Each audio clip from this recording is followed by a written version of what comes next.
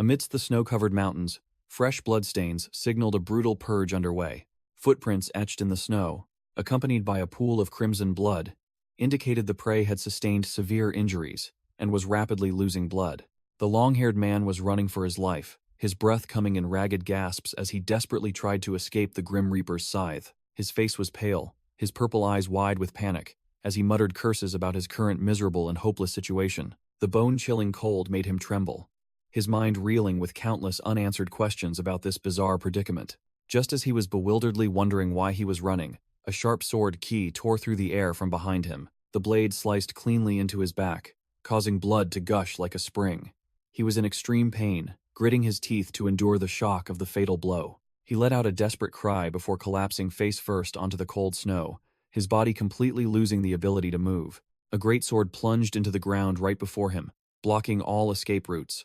He could only groan and desperately drag his broken body. His pursuer uttered a venomous taunt, calling him a troublesome waste and saying he should have died from the start to save everyone the trouble. The killer approached with a savage smile, mockingly calling the pathetic prey before him young master Jun. Jun gasped in despair, cold sweat beading on his skin as his mind replayed that damned mistake. He bitterly realized that if he hadn't gotten involved in that bizarre bet, he wouldn't have transmigrated into a game character like this. Memories resurfaced. The clatter of keyboard keys and a mysterious challenge message appearing on a blue screen. An account named Godly Taesong made a tempting offer, promising the winner any wish they desired. The gamer propped his chin, a haughty smirk on his face, disdainfully dismissing the offer from some clueless newbie in the VIP waiting room. He confidently boasted about having just easily cleared Jun's character storyline, as if it were child's play. Suddenly, the player list vanished completely, leaving him alone, staring at the empty, perplexing screen. The image of Jun, clad in white, appeared prominently on the interface of the game Path of Heroes. The game world unfolded brutally, with a giant snake monster roaring amidst a storm of monsters pouring through a spatial gate. The game launched spectacularly, with images of a female mage unleashing dazzling spells, promising fiery combat that captivated all eyes. The developers boasted about a detailed open world with 5 unique characters and countless mysteries awaiting players to discover. The reality, however, was a painful deception, as characters died like flies, resulting in a grand total of 0 players clearing the game in its first year. He collapsed in despair before the pathetic leaderboard, as the game's difficulty reached a forbidden level with an average clear rate of only 0.1%. The achievement board clearly showed a terrifying disparity. The main character Han Changwoo was spammed to death, while the trash character, Jun, had only one single player clear his route. He propped his chin and let out a haughty sigh, proudly confirming that he was the only madman to accomplish that impossible feat with that garbage character. A notification appeared on the screen about a secret waiting room exclusively for masters who had cleared hero mode, with extremely strict entry requirements. He looked around in confusion, seeing the chat room as empty as a deserted temple, wondering if the game had crashed or if the others had formed a new group and abandoned him. A dry notification chime rang out, signaling the appearance of a name reeking of danger. XX Godly Taesong XX. He realized the room owner had just arrived, while the other casually chatted a blunt question, wondering why there was still one person left who hadn't been kicked out. The room owner, Taesong XX, ignored all surrounding questions, focusing only on saying what he wanted, making him feel that this person was truly arrogant and unpleasant. A fictional-sounding bet appeared on the screen, promising the winner any wish, making him gape in surprise. The clatter of the keyboard echoed as he mockingly asked if he could wish to become a handsome millionaire, though he remained half skeptical. When he asked about the penalty for failure, the room owner replied bluntly that he hadn't thought about it, making the suspiciousness of the matter skyrocket. The other suddenly asked for confirmation if he had truly cleared the game, and of course, he immediately typed an affirmation to show off. His hand paused on the keyboard as he realized he was craving to show off his achievements, a classic case of top server player syndrome. The small fry in the chat channel clamored mockingly that no madman would clear every nook and cranny, especially with the trash character Jun. Although reason told him this bet reeked of a scam, his curiosity and competitive spirit began to burn fiercely. He clicked his tongue and accepted to try his luck, as there was nothing to lose anyway, his finger typing to confirm participation in the game with a confident smile. The room owner praised him as the most outstanding among the players, while he smirked smugly, waiting to see what the next challenge would be. The computer screen suddenly distorted violently, with a bizarre purple energy flow, leaving him dumbfounded. A pounding dizziness overwhelmed him, making him clutch his head and groan, cold sweat breaking out as he felt his body losing control. A fateful notification appeared, declaring that this was no longer a game, but would become a cruel reality for him. His vision darkened, his hand helplessly sliding across the desk as his consciousness was forcibly disconnected. He completely collapsed onto the keyboard with a thud, officially losing consciousness before the mysterious power. The screen left a final, chilling message confirming that he himself had chosen this outcome. Amidst the howling snowstorm, Jun's sharp purple eyes suddenly snapped open, filled with extreme horror. A figure slowly rose amidst the white snow, with countless questions dancing in his mind. Jun touched his unfamiliar face, cold sweat trickling down as he realized he was in a completely different body. Standing alone amidst the cold forest, he looked around in confusion, wondering what the hell was happening to him. Jun froze, his face blank, feeling each icy snowflake fall onto his cheek. He raised a trembling hand to gently stroke it, bewilderedly wondering where this long hair had come from. Jun frantically grabbed a lock of his jet-black hair, unable to believe he now possessed such an ancient-style appearance. His sharp purple eyes darted to the side, full of vigilance, as he heard a strange sound amidst the snowy forest. A man, leading a group of disciples, strode imposingly forward, blocking Jun's escape route amidst the white landscape. The man smiled amiably in greeting, calling him young master in a chillingly familiar tone. Jun broke out in a cold sweat, muttering the name Shin Woo-hyun and wondering if this was a nightmare. Shin Woo-hyun confirmed his identity as master with a perpetual smile, while Jun was still reeling from the shock of seeing a game NPC appear right before him. The master's eyes darkened dangerously, accompanied by the sharp sound of a sword being drawn, as he reminded Jun about today's training session. Jun froze, realizing the dialogue was identical to the game, while Shin Woo-hyun began to offer apologies reeking of death. Shin Woo-hyun flashed a twisted smile, declaring that today's training would be many times harder than expected. His eyes gleaming fiercely, he coldly announced that the first young master wanted Jun dead, then unleashed a swift wind slash, forcing his prey to struggle to dodge the attack. Fresh blood splattered as the sword tore through his clothes, leaving a long wound on Jun's weak body. Jun clutched his bleeding wound, gritting his teeth and groaning in pain from the recent fatal slash. Shin Woo-hyun looked surprised to see that this waste could twist his body to dodge a sword-chi strike aimed directly at his heart. He sneered that even if he was the disgrace of the Sword Saint family, the blood flowing through Jun's veins still allowed him to cling to his pathetic life a little longer. The hypocritical master stepped forward, promising to send his disciple off as gently as possible, to honor their old ties. Jun broke out in a cold sweat, realizing this wasn't a game or a dream, but a cruel reality he was trapped in. He cast aside all unnecessary questions, acutely aware that a single misstep would send him straight to the Yellow Springs before those indifferent disciples. Jun took a deep breath to steady his breathing, forcing himself to calm down and find a way to survive in the jaws of death. The bone-piercing pain from his blood-soaked arm shot straight to his brain, signaling that this body was seriously injured. Not a joke. He frantically looked around amidst the blinding snowstorm, realizing this was no peaceful dream, but the harsh reality he was trapped in. His purple pupils constricted in horror as he realized the virtual game on the screen had now become his own real life.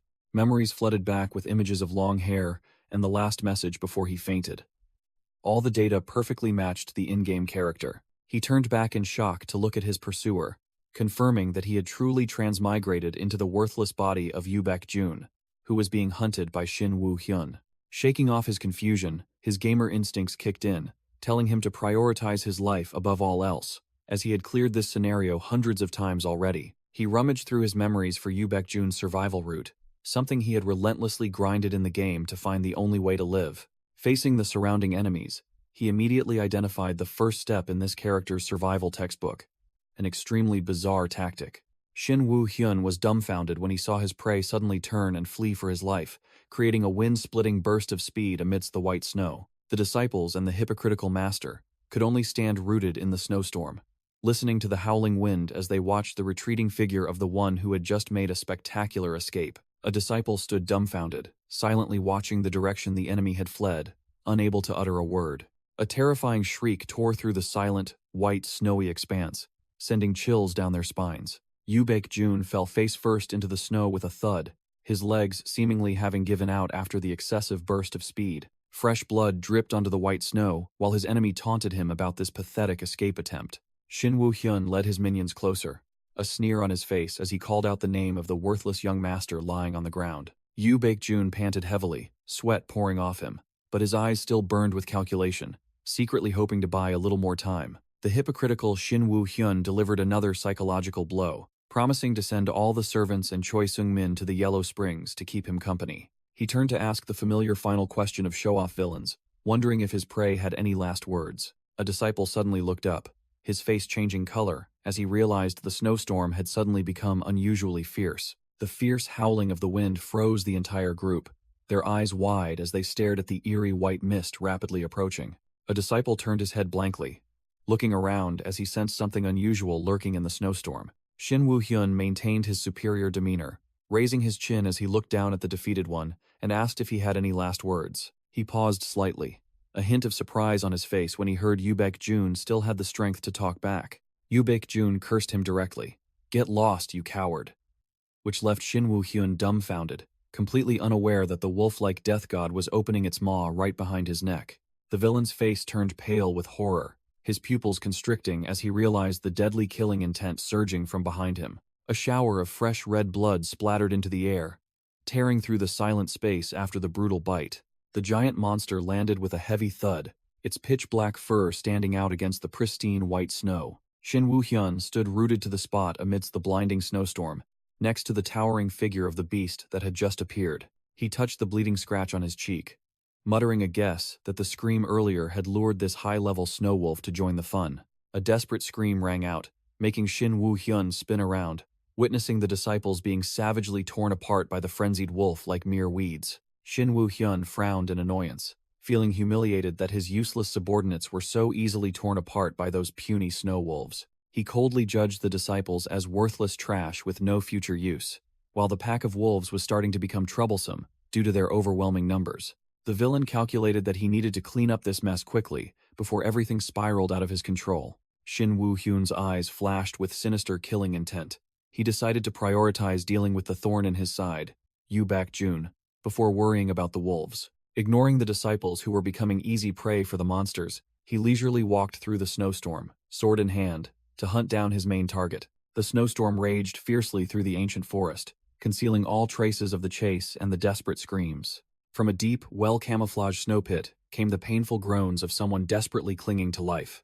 Yoo Baek-jun sat, slumped at the base of a tree, clutching the bleeding wound on his abdomen, his breath coming in heavy gasps from exhaustion and the bone-chilling cold. His hands trembling from pain, he cursed and wondered if he had mixed the medicine incorrectly, as the pain relentlessly tormented his body. The familiar ding sound rang out, and the system panel announced that he had successfully crafted the nameless ointment, which provided powerful wound recovery and extremely potent cold resistance. Yoo Baek-jun's eyes flashed with hope as a brilliant golden light effect signaled that the medicinal power of the newly crafted ointment was activating. The deep gash on his thigh hissed and quickly closed up, thanks to the potent healing ability of the nameless ointment. He let out a sigh of relief, muttering to himself in praise for having mixed it perfectly, down to the last millimeter, to save his pathetic life. Leaning his head against the tree trunk, he reminded himself never to mistake this character's route, the cursed route he had spent over 2 years grinding to clear.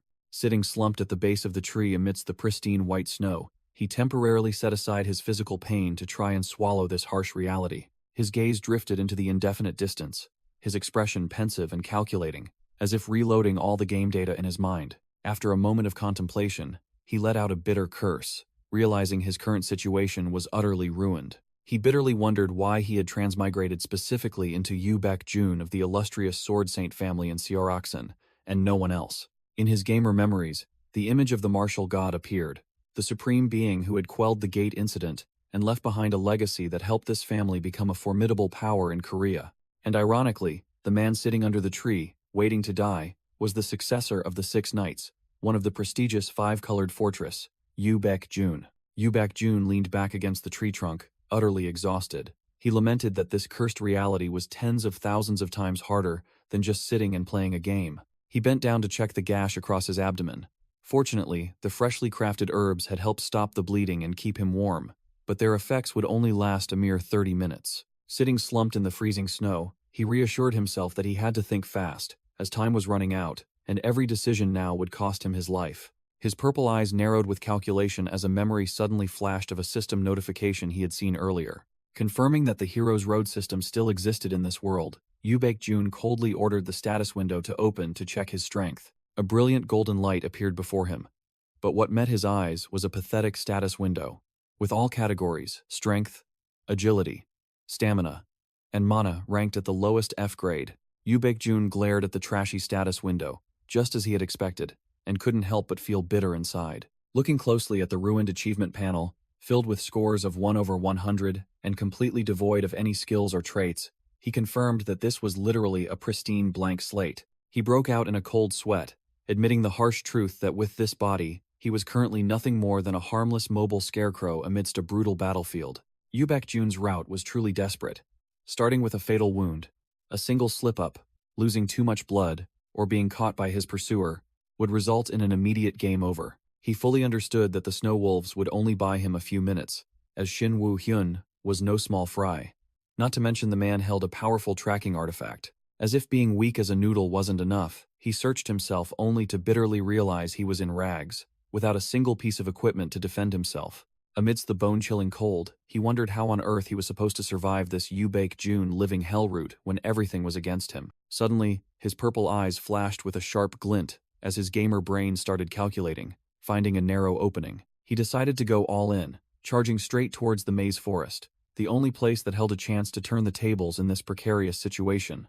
Meanwhile, the corpses of the poor snow wolves lay scattered across the white snow, blood flowing like rivers, signaling that death was drawing near. The disciples stood surrounding the bloody battlefield, their morale high after swiftly clearing out the obstructing monsters.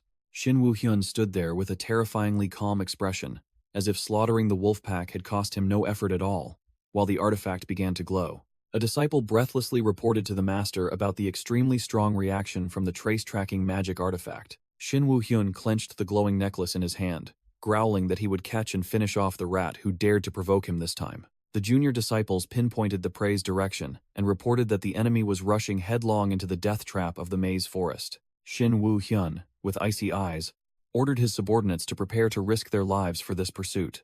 He turned and walked away, muttering in his mind about his insane ambition to be recognized and usurp Tairang's position. Rushing footsteps crushed the white snow as the fugitive ran for his life, fleeing from death's scythe. Jun panted like an ox.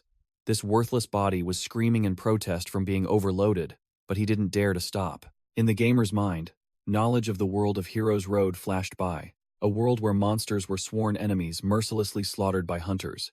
Although monsters ranged from easy-to-deal-with creeps to tough bosses, he still ran headlong to find a way to survive. Jun hastily hid behind a large tree, remembering the forbidden place that all hunters avoided like the plague. A chilling wave of killing intent swept across the snow, accompanied by a terrifying hiss that seemed to freeze the surrounding space. Right behind him, the giant white snake monster with glowing blue eyes appeared, welcoming him to the hell of Seoraksan. Jun pressed himself against the large tree with a tense expression, realizing that this world was as cruel as a living hell. He cautiously peeked out to see if the enemy had disappeared. In this treacherous forest, where monsters hunted by instinct, this harsh Seoraksan snowy mountain terrain was clearly no playground for a feeble good-for-nothing like Jun to stroll around without protection. The crunching footsteps on the white snow raised the question of why a helpless person like him would venture to this door of death. It all stemmed from the instructor, Jyn So Yun, who had raised him since childhood but was an old fox wanting to support someone else as the successor. Taking advantage of his elder brother's absence, this traitor received a secret order to neatly dispose of the thorn in his side. Him, in the shadows. Jyn So Yun had dragged him up to this cold Seoraksan plateau with the sole purpose of sending him to meet his ancestors and be rid of him. Jun panted like a plowing ox, recalling the game's basic strategy. Players had to survive this snowy stage and then drag themselves back to the family clan. But he suddenly slammed to a halt, stomping his foot firmly onto the snow with a decisive thud instead of continuing to flee. His eyes sharpened as he declared he had found his target. Towering before him was an ancient runic stele, holding an unrevealed secret at the center of the maze forest. The stone stele bore an ancient curse, warning that anyone lacking the skill and ruthlessness should get lost before losing their life. Jyn So Yun led the disciples, standing before the stele, silently observing the terrain as if preparing for a boss raid. The female disciple started to get cold feet, sweat pouring down as she imagined the entire team being swallowed by this maze forest if they made the wrong move. Shin Woo-hyun brushed aside his junior's fears, asserting that young Master Yu Tairang's artifact provided protection, so they could proceed to check the area. But his cunning mind started calculating, sensing something unusual in the prey's actions. He doubted whether the good-for-nothing Yu Baek-jun had the guts to play such a risky game with a wolf pack. In his mind, an image of the enemy, completely changed, appeared. As if controlled by a different player, the entire group stood frozen in the snowy weather, their breaths forming white mist as they awaited the next attack order. Shin Woo-hyun suddenly signaled to move, his eyes sharp as razors. He had caught the signal. Examining the fresh footprints on the snow, he sneered, asserting that the prey was injured and certainly hadn't crawled far. The snowy wind howled through the deadly forest, signaling that a bloody hunt was about to begin. Shin Woo-hyun raised his fist, signaling an emergency stop, making the female disciple behind him break sharply, her face drained of color. He pointed his sword forward, firmly asserting the prey's direction for his inexperienced juniors to follow. Receiving the order, the entire group immediately accelerated, their rapid footsteps tearing through the pristine white snow in pursuit of the target. The female disciple ran, cold sweat pouring down, her intuition telling her something was terribly wrong with this route, but she didn't dare to speak up. Unable to hold back any longer, she questioned Shin Woo-hyun, saying that the group seemed to have been running around aimlessly for a while now. Shin Woo-hyun turned back with eyes sharp as razors, growling a reminder for her to recall what kind of cursed place this map was, daring to suggest going straight. The girl, still bewildered, hadn't processed the information, and was about to ask for clarification when something unexpected happened. An accidental step kicked a strange black object buried under a thick layer of snow, emitting a dry thud. The female disciple looked down, utterly stunned to realize that what she had just kicked was neither a rock nor a branch. The female disciple froze in the snowy weather, her horrified gaze fixed on the obstacle that had almost made her stumble face first. Her face turned ashen, drained of all color, as she realized that what she had just kicked was not an inanimate rock, but a sign of death. Before her was a stiff corpse in a kneeling posture, vivid proof of the deadly trap called the breath of the maze. Shin Woo-hyun calmly explained that the unfortunate victim must have run around in despair 1,000 times before finally collapsing from exhaustion. A blackened hand reached up from the snowy hell, a stark warning that if they weren't careful, they too would join the ranks of these soulless corpses. Thud.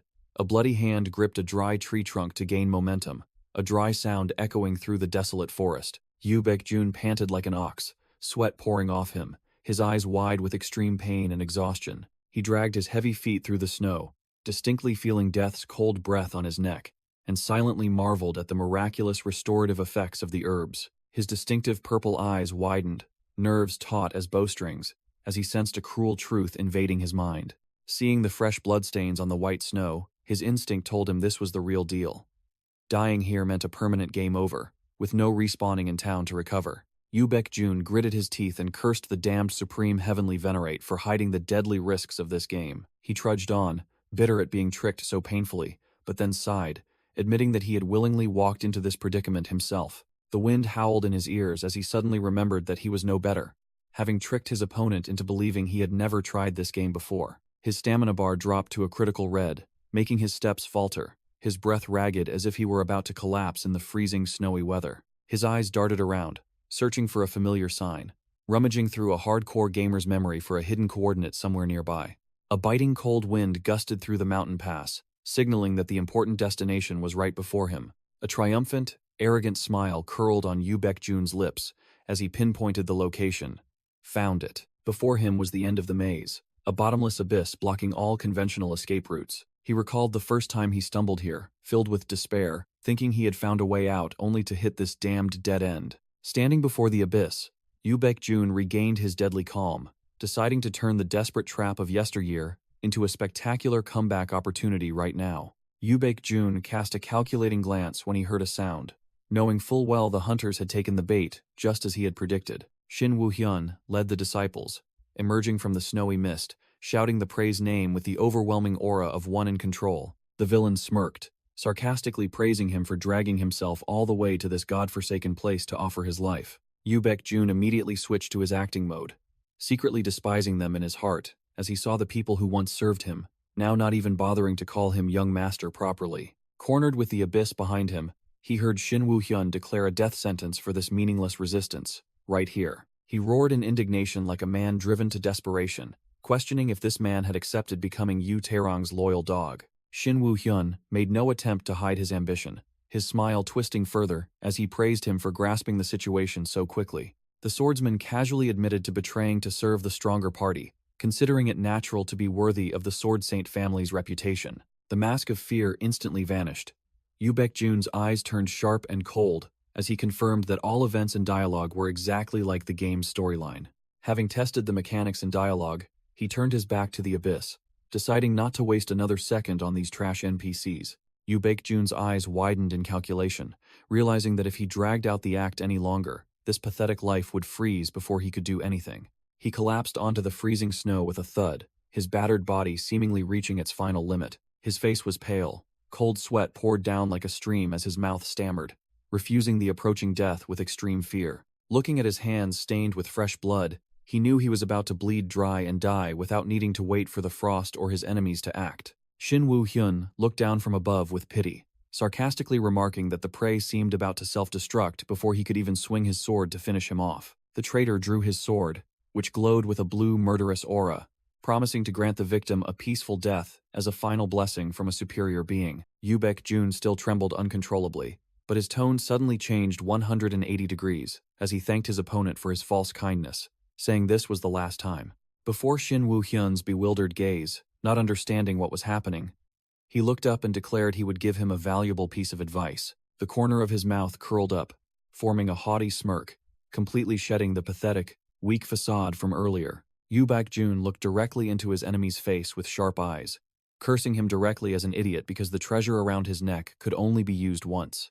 Just as a disciple shouted a warning, Yu Baekjun swiftly unleashed a dazzling purple feint, blocking the vision of the entire pursuit party. Taking advantage of the chaotic moment, he dashed straight towards the edge of the abyss and threw himself into the swirling white mist without hesitation. Yu Baekjun slid down the sheer cliff face, breathing a sigh of relief because this desperate leap had temporarily saved him from the Reaper's scythe. Shin Woo-hyun and the disciples rushed to the edge of the abyss, but only saw a white void filled with snow and cold wind. The dense snowstorm below had completely swallowed the fugitive's figure, leaving a deadly silence to envelop the space. The bottomless abyss was like a monster's giant maw, swallowing the small figure free-falling into the depths without end.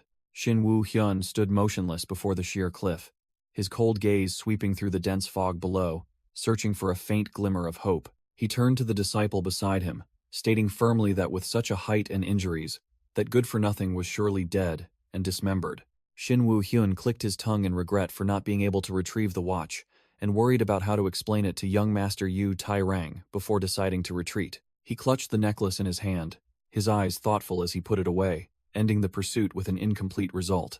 Shin Woo-hyun stared at the emblem in his hand, the surrounding space suddenly becoming suspiciously quiet. He stood motionless in the snowy weather, causing the disciples behind him to look at each other in confusion, not understanding what their leader was planning next. Shin Woo-hyun panicked as he tried to channel mana to activate the item, but it was useless, a faint purple energy flickering mockingly. He began to doubt life itself, cold sweat pouring down as he realized Yu Baekjun's warning about this useless item might be true. A giant purple-skinned snow ogre suddenly appeared in the mist, baring its fangs in a grotesque grin as it caught the scent of delicious human blood. Shin Woo-hyun and the female disciple flinched and turned around, their faces showing extreme vigilance at the murderous aura that had just surged from behind. An entire squad of ferocious monsters loomed out of the snowstorm with menacing growls, blocking all escape routes for the pursuit party. Shin Woo-hyun's face turned pale, sweat pouring down as he realized he was holding a useless item amidst a pack of bloodthirsty monsters.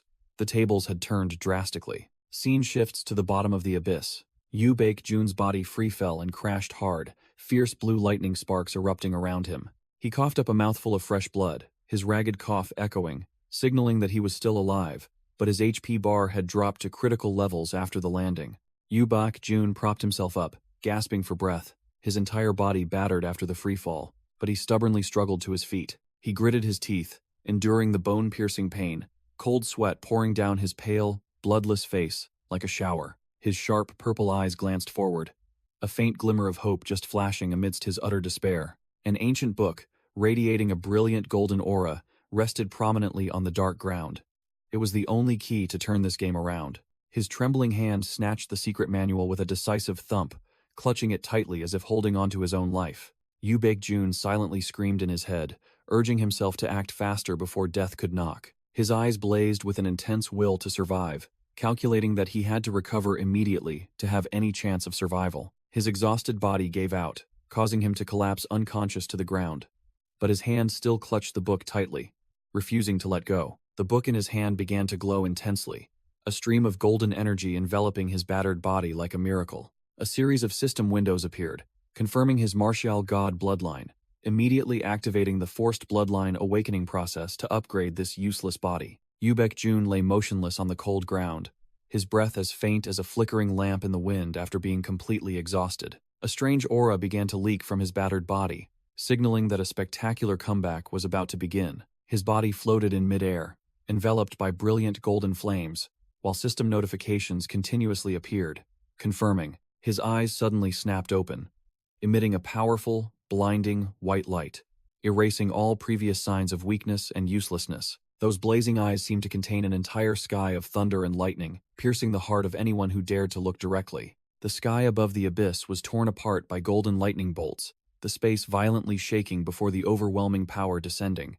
A voice echoing from the past rose amidst the pristine white snow forest, speaking to the fortunate junior who had opened this secret manual. The aged but majestic face of the martial god appeared in memory, his eyes heavy with unspoken thoughts. He sat in meditation in a wooden room, his solitary back waiting for some unknown descendant to inherit his great legacy. A torrent of golden energy surged like a storm, proving that this predecessor's time had run out, and power had to be transferred immediately. The ancient secret manual floated in midair, radiating a brilliant golden aura as a testament to the author's final heartfelt efforts. Each line of text appeared, affirming the predecessor's iron will, accepting to sacrifice his very life to record a new foundation of martial arts for this world. The ethereal figure of the martial god gradually faded into nothingness, leaving behind a final dying wish, hoping this power would be used for righteous purposes. Yu Baekjun looked up with a confident smile, his mouth replying to the ancestral master's vow, but his eyes gleamed with the cunning of a gamer.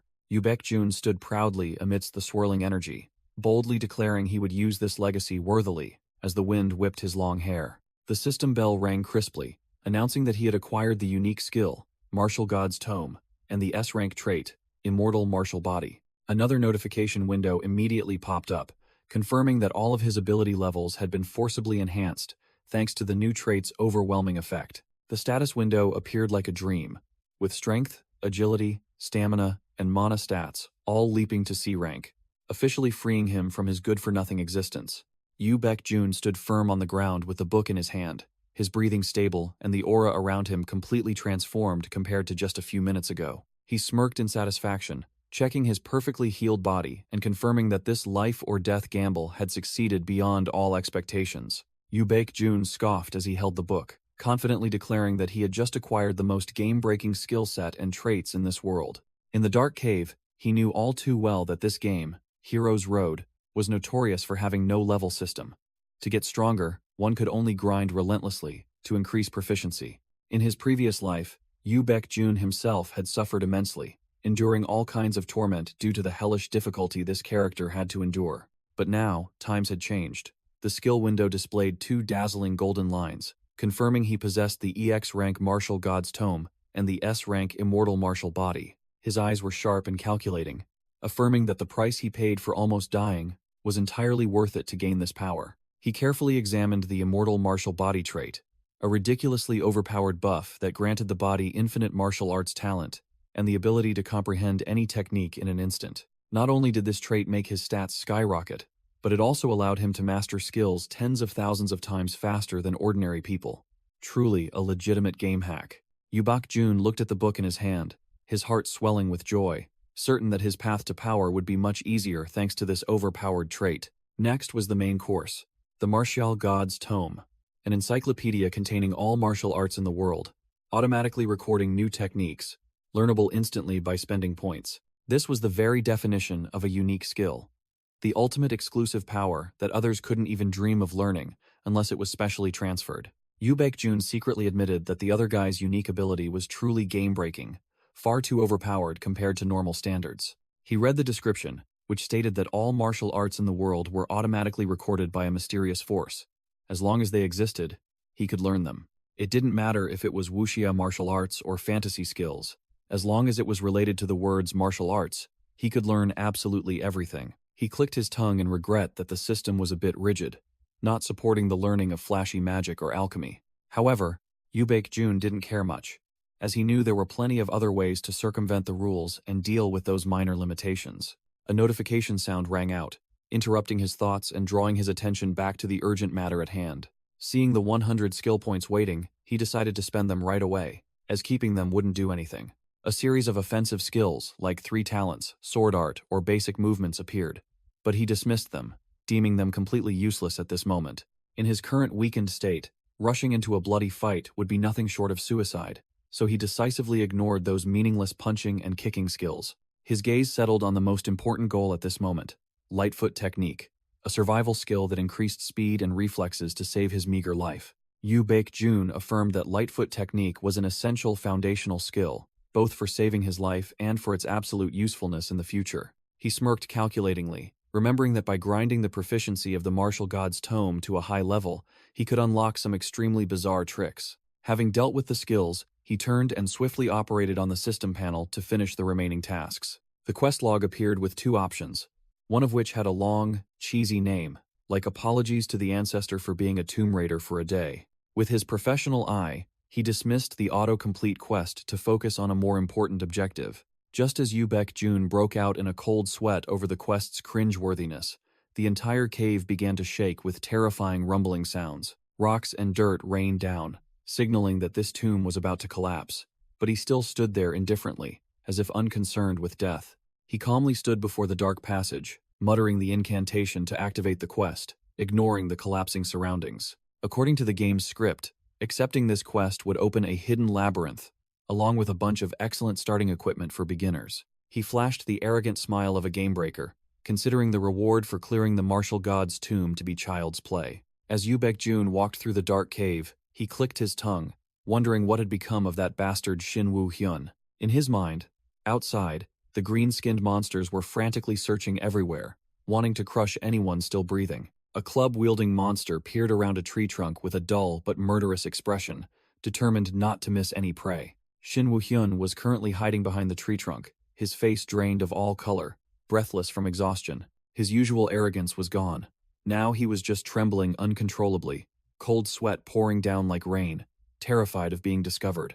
Before he could recover, a strange sound rang out right beside him, startling him, his eyes wide with terror. The giant white snake suddenly lunged out, striking repeatedly, scaring the pampered young master out of his wits. His scream caught in his throat. The snowy wind howled through the bare branches, erasing all traces of the brutal chase that had just unfolded in his mind. Back to reality. Jun casually picked up some rare ginseng roots and coolly declared that, even if that guy escaped, he'd be lost in the labyrinth by now. He sat cross-legged, counting the 3 spoils of war he had just harvested with a nonchalant expression, as if he had gathered enough gear to get ready to play the game. He reviewed the pile of rare herbs he had just acquired, including sungrass and fire spirit grass, lying scattered on the ground. Jun flashed a triumphant smile, confirming that he had completely plundered everything, leaving nothing of value behind. The final objective appeared before him. He just needed to open this old wooden chest to consider the quest completed. His hand decisively flipped open the chest lid with a dry, promising click. Dazzling golden light emanated from within, revealing a glowing ginseng root and a brocade pouch that clearly contained a treasure. The system chimed crisply, signaling that he had successfully looted the 1,000-year snow, ginseng, and the treasure keeper's storage bag. Notifications popped up rapidly, confirming the hidden quest completed, awarding 500 points, the black soul item, and initiating the process of teleporting him back to the surface. A stream of teleportation light enveloped Jun's body, slowly carrying him out of the dungeon that was beginning to close. His face showed the extreme satisfaction of a gamer who had just plundered an entire treasure hoard without breaking a sweat. Amidst the rumbling as the dungeon sealed itself, he still managed to muse about this cheesy yet distinctly martial god-esque ancient tomb motif beneath the abyss. He stepped out of the dust cloud, muttering complaints about the overly cumbersome jungle labyrinth they had set up to hide the treasure. Jun smirked slyly, triumphantly declaring that his life would finally flourish after enduring so much hardship. He turned and walked away proudly in his new outfit, while muttering thanks to the sponsor for this delicious meal. The system displayed information about the A-rank Black Soul item, a fancy handcrafted cloak with overwhelming defense and environmental adaptation abilities. The entire space shook violently with flashing blue lights, signaling that the teleportation process was complete. The scene shifted to a tranquil night in the mountains, with snowy winds howling through the trees. Before him was the front gate guard post of the Sword Saint family, standing majestically amidst the pure white snow. Inside the guard tower, the gatekeeper was glued to a handheld game console, casually replying when he heard his comrade call him for noodles. On the screen, the game character was in intense combat with a sickly green pixel monster. Suddenly, the screen displayed a huge game over, startling the gatekeeper, who let out a bewildered cry. The gatekeeper, engrossed in his game, was startled, his eyes wide and mouth agape as he looked through the bars at the looming figure. He was about to scream about a monster, but then choked up, realizing those glowing eyes filled with killing intent belonged to young master Jun.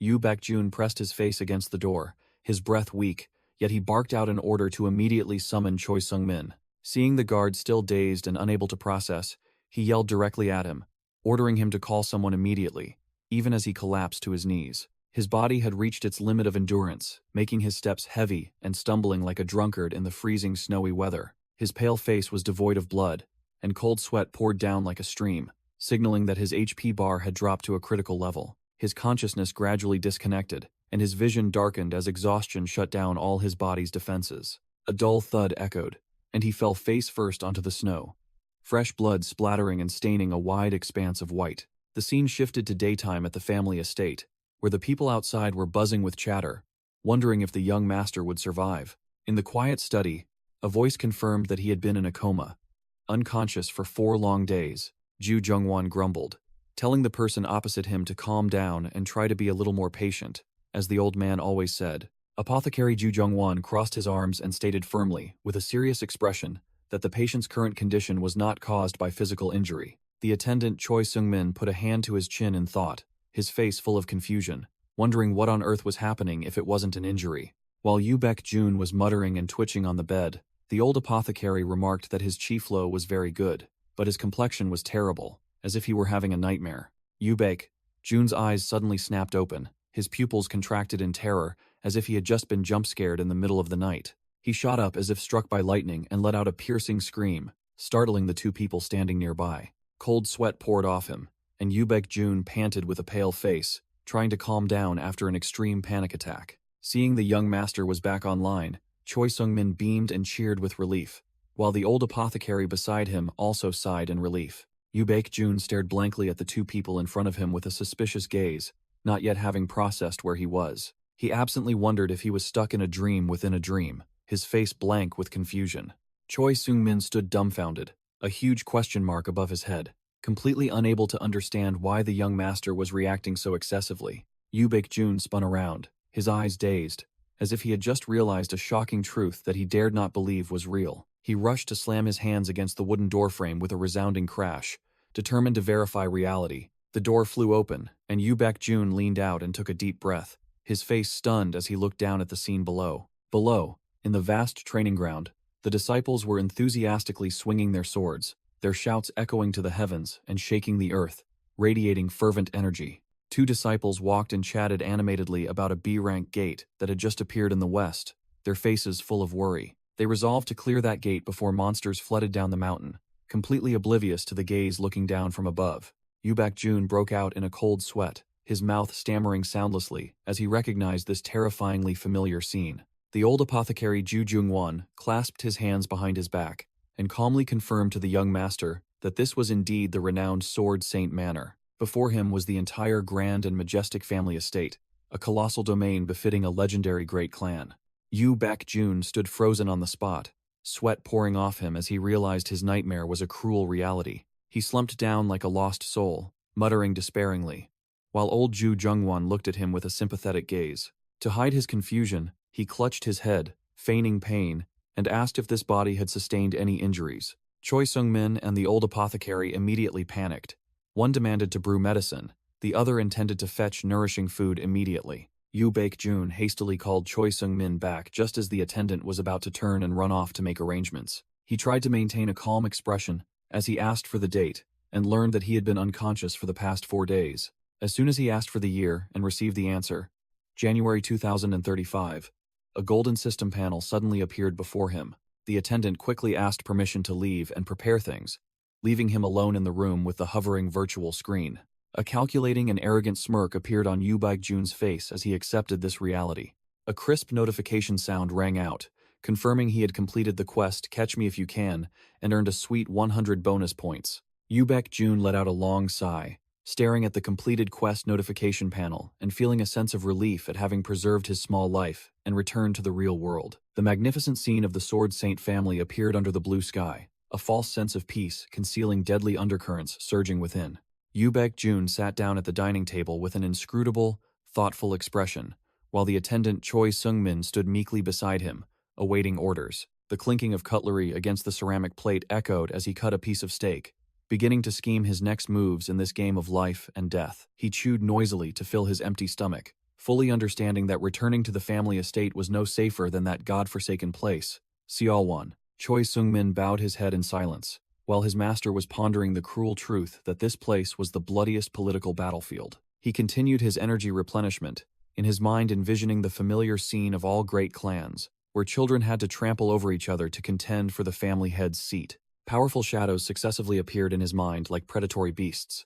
Yu Tairang, Yu Jung-yun, Yu Kang-ho, and Yu Min, with gleaming eyes full of ambition. And finally, him, Yoo Baek-jun, the youngest brother, sitting and eating ravenously with a ridiculously harmless expression among the hungry wolves. The fresh red juice flowing from the rare meat reminded him of 3 unfortunate siblings who had been mercilessly purged by the monster Yu Tairang in the Succession War. Yu Tairang sat there like an uncrowned king. The entire family implicitly understood he was guaranteed the next family head's seat, and no one dared to utter a word. Yoo Baek-jun cut the meat while listing the defeated. From the old fox Yu Kang-ho to the eldest sister Yu Jung-yun, all had long since relinquished power. The knife blade scraping hard against the plate was like the nagging question in his head. Why did those 3 still have to die when the situation had already been completely decided? Bloody memories flooded back, replaying the scene of the beloved eldest brother mercilessly slaughtering his own kin without hesitation to clear his path. A cruel smile revealed the dictator's ambition.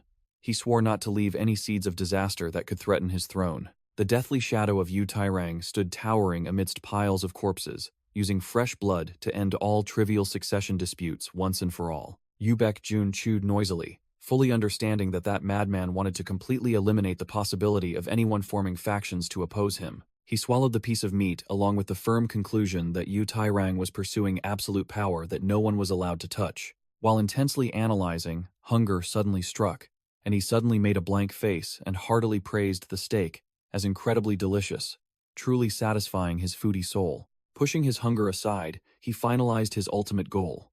The main antagonist in this scenario was the eldest brother, Yu Tairang. Yoo Baek-jun wiped his mouth and checked the time, realizing today was the 15th of January 2035, and there were only 2 years left until the old man would hand over power to Yu Tairang. His eyes turned cold as he calculated that if he didn't deal with that crazy older brother before the deadline, his small life would definitely be extinguished. He stood up abruptly, startling the attendant, affirming in his mind that once Yu Tairang seized family power, he would become an untouchable final boss. Handing the pile of dishes to Choi Seung-min, he remembered the valuable information that the antagonist was busy grinding levels on Seorak Mountain and would return in exactly 2 months. Yoo Baek-jun grabbed his bag and walked out, ignoring the attendant's pleas, determined to grind this map to oblivion to increase his strength before the main boss returned. His bare feet pounded on the wooden floor, affirming the cruel truth of this family. Only those with the biggest fists had the right to speak. He walked with full confidence, simply thinking that if he became overwhelmingly powerful, the people in this family would have to bow down and acknowledge him. Fortunately, right within the Sword Saint family's compound, there was a perfect location for him to begin his game-hacking plan. Yoo Baek-jun stood tall before the pharmacy door, mentally preparing to gather resources and buff this frail body of his. The pharmacy sign appeared before his eyes, marking the first farming spot where he would concoct medicines to turn the tide. Yoo Baek-jun looked up with sharp eyes, mentally listing the great teachers, or more accurately, the gold mines he would exploit for resources. He decisively pushed open the wooden door, determining that his ultimate goal right now was to grind furiously to buff this weak body. The steady rustle of a pestle grinding herbs echoed, signaling that this was the production site for the necessary doping agents for his transformation plan. Ju Jungwon was engrossed in preparing medicine when he was startled by a strange sound coming from the entrance. The old pharmacist spun around with a bewildered expression, uttering a sound full of doubt upon discovering the uninvited guest. Yu Baek-jun gripped the cloth pouch at his hip, preparing to unleash his fake lines to legitimize his intrusion and scavenging. He walked over and calmly explained that since no one answered his calls, he had to take the liberty of going up to the second floor to find someone. Flashing a textbook-friendly smile, Yu Baek-jun gently asked permission to look around and scout for treasures. Ju Jungwon froze for a few seconds, his eyes wide as he questioned why a young master would be interested in snooping around this medicine room. Yu Baek-jun concluded by saying he wanted to understand his own illness, but in reality, his eyes were scanning like radar, searching for good items to loot. Ju Jungwon stopped grinding herbs, looking up at the intruder with a face full of huge question marks. This old man was no pushover. He was a veteran pharmacist who had served since the previous family head's time, possessing a rare and hard-to-find set of top-tier healing skills. Regardless of the world's power struggles, he only buried himself in researching herbs, a true crafting enthusiast who cared nothing for worldly affairs or fame and fortune. Back then, he also had the heart to pass on his life's accumulated secrets to the family members as a way to show absolute loyalty. But the descendants were all muscle-brained fools who disdained medicine, thinking money could buy anything, leaving him desperate as he couldn't find a true disciple. While the old man was regretting the past, Yu Baek-jun, standing behind him, had already begun plotting to snatch the divine medicine to hack his growth level. The pouch at his hip glowed brightly, signaling that the item that would help him break through his power limits was now within reach. Ju Jungwon returned to his work, explaining that he was taking longer than expected because he was busy concocting a new medicine formula. The old pharmacist apologized regretfully for his slow pace due to old age, while Yu Baek-jun switched to A-list actor mode, forcing a fake smile to hide his ambition. Suddenly, Ju Jungwon's eyes sharpened like knives, and he sneered, probing whether this kid truly wanted to learn medicine or was just trying to fool an old expert. Yu Baek-jun flashed a trustworthy, professional smile, confidently asserting that he was extremely interested in these herbs. The straightforward answer made Ju Jungwon halt, his hand movements stopping completely, utterly surprised by the young master's sudden serious attitude. He seized the opportunity to boast that he had been diligently studying through books all this time, then sniffed the air like a true connoisseur. Just by smelling the faint aroma, Yu Baek-jun confidently rattled off the names of 2 ingredients, calming herb and dream flower, leaving his opponent stunned. Seeing the old man grinding herbs, he immediately declared their uses for headaches and sedation with perfect accuracy, subtly implying his desire to become an introductory disciple right then and there. Ju Jungwon's jaw dropped in astonishment because the kid had guessed correctly just by smelling, while he secretly thought this knowledge-displaying quest was too easy for a gamer. To legitimize the treasure trove of knowledge in his head, he fabricated a story about having tasted all sorts of plants until he knew their flavors by heart, like a reborn divine farmer. While the old man was still pondering a strange scent, he immediately concluded it was shriek leaf, a dangerous poison that ordinary people would flee from at the mere mention of its name. Having his professional secret exposed, Ju Jungwon broke out in a cold sweat, his voice trembling as he quickly confirmed it and tried to explain why he put poison in the medicine. Without needing his explanation, he revealed the hidden knowledge that this poison, when heated by fire, would transform into a powerful divine medicine that greatly boosted vitality, leaving the old man stunned, as if he had just found the truth. Ju Jungwon looked at Yu Baek-jun as if he were a living saint, regretting that such innate medical talent was born into a den of martial arts fanatics. In the old man's eyes, the useless kid now shone with the dazzling aura of a world-saving genius, suppressed by life's currents. He lowered his head and sighed deeply, filled with immense regret that such a good seed bore the surname of the bloodthirsty sword saint family, instead of being a healer. Returning to reality, Ju Jungwon inquired if Choi Seung-min had told him about being attacked by monsters during his stroll to confirm the information. Yu Baek-jun stroked his chin, calculating, and confirmed the good deal as the old man was completely unaware of Shin Wo-hyun's assassination attempt. He began to put on a deeply contemplative act, boasting that only after that near-death experience did he realize how crucial medical arts were in critical situations. Seeing his prey listening intently, he added a final remark that he deeply regretted not having received formal training, which made the old man freeze instantly. The fish had taken the bait.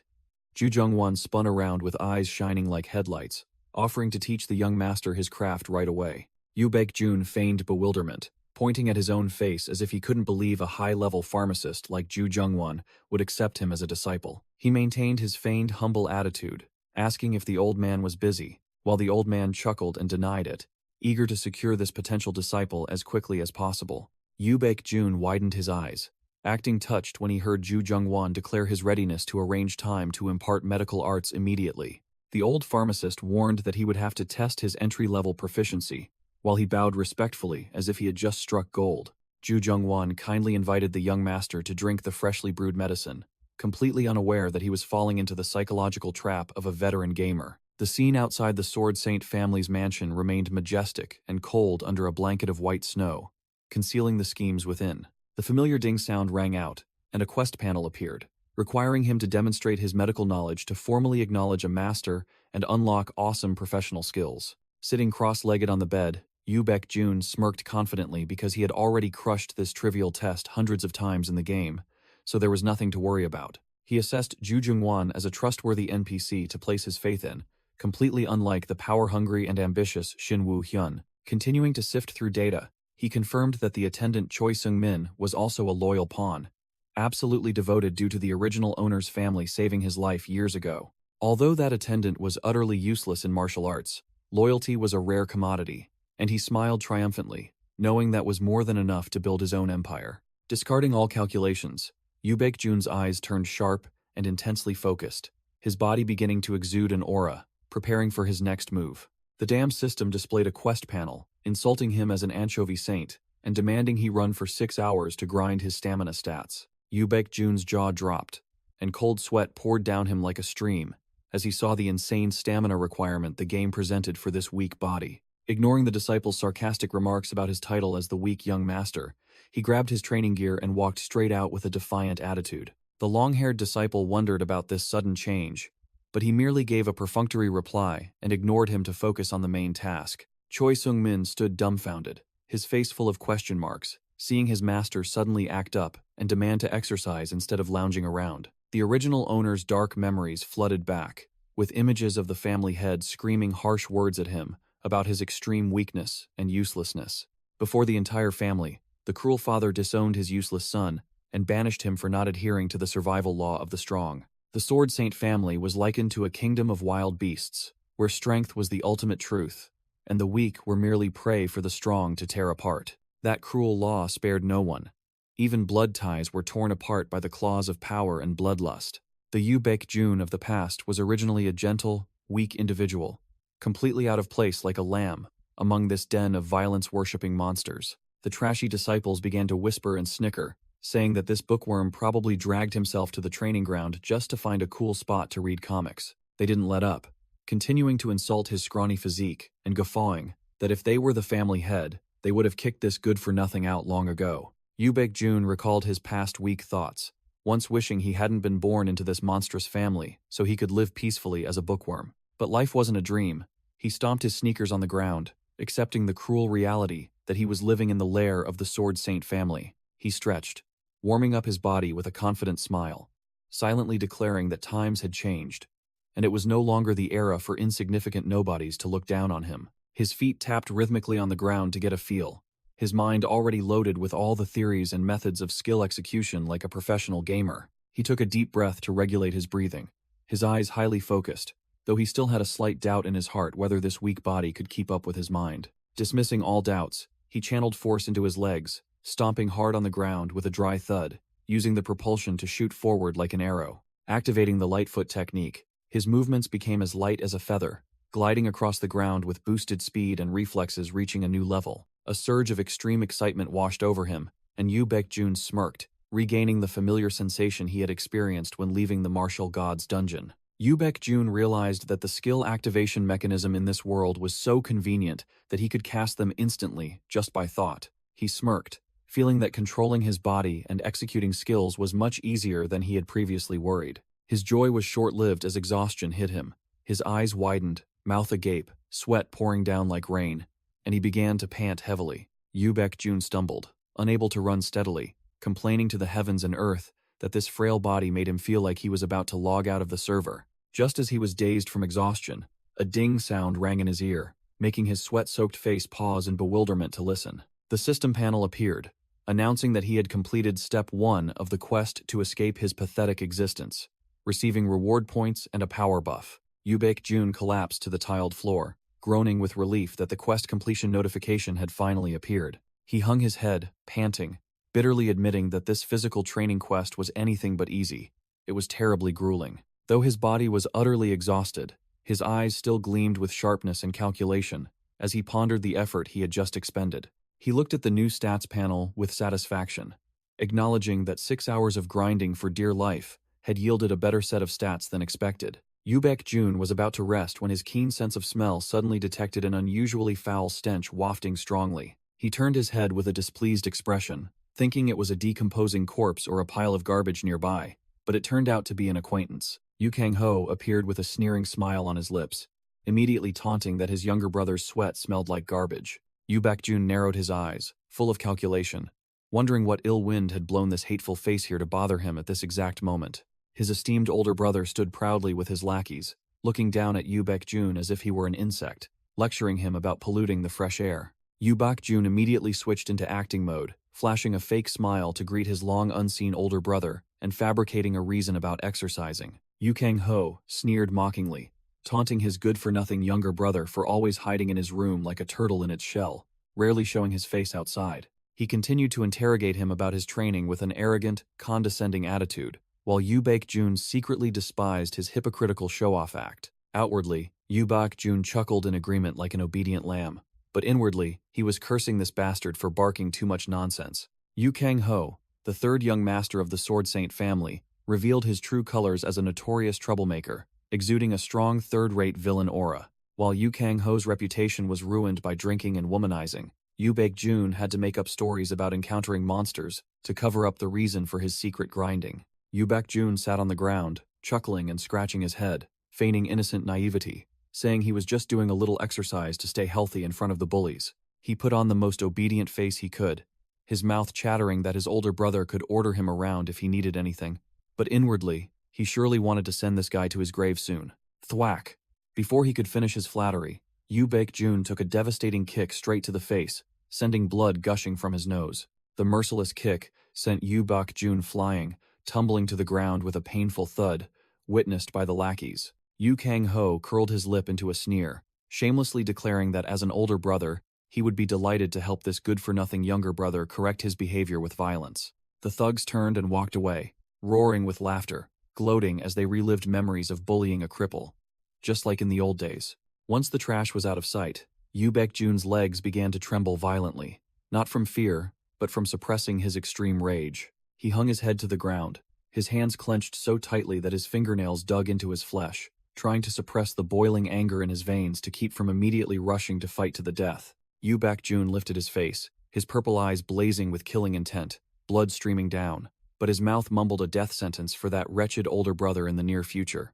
Jun knelt on the ground, letting out a long breath, trying to suppress the rage that wanted to immediately rush forward and punch his older brother's face in. He wiped the streak of blood from his mouth with his hand, his eyes sharp behind his fingers, telling himself that the time to go all out against his enemy was not yet ripe. Jun stood up, staring intently at the quest panel, determining his ultimate goal was to grind frantically to increase his strength. The system displayed the quest first step to escaping his worthless existence, Part 2, requiring him to train his strength for 3 hours to earn 50 points and bonus stats. Jun stood alone in the courtyard, muttering his acceptance of the fate of endless grinding and preparing to begin the grueling session to enhance his physique. The Sword Saint family's estate was submerged in cold white snow, the starting point of a silent transformation journey for one considered a good-for-nothing. The skill book in the system space glowed brightly, emitting a golden energy stream, signaling that the moment to spend money on upgrades had arrived. Jun sat cross-legged, stroking his chin thoughtfully like a professional gamer analyzing the meta as he browsed the skill shop. He examined the skill Power Strike, priced at 100 points, a move that channeled mana into a fist or weapon to unleash a full-force attack. Finally, he considered 2 cheap items at 50 points each. The 3 talents Sword Art and the 3 talents Fist Art. Utterly basic D-rank skills for beginners. Jun sat on his bed, tallying his spoils, satisfied with 500 points from the Martial God's Tomb and 100 points from the escaping his worthless existence quest he had just completed. He curled his lip confidently, finalizing his plan to gather enough resources tomorrow to unlock the overpowered skills he was aiming for. In his mind, the powerful image of ranked hunter Yoon Chung-ha appeared, demonstrating the A-rank skill called Attribute Manifestation. The skill information panel warned that while this technique was powerful, it consumed mana like water, and was not something to mindlessly spam. Yoo Baek-jun glanced at the bookshelf, confident that the 1,000-year snow ginseng would be his mobile mana potion, allowing him to cast this extravagant technique. Back in reality, he compared the high-tier items with the 3 talents fist art and 3 talents heart art, clicking his tongue in disdain and calling them trash.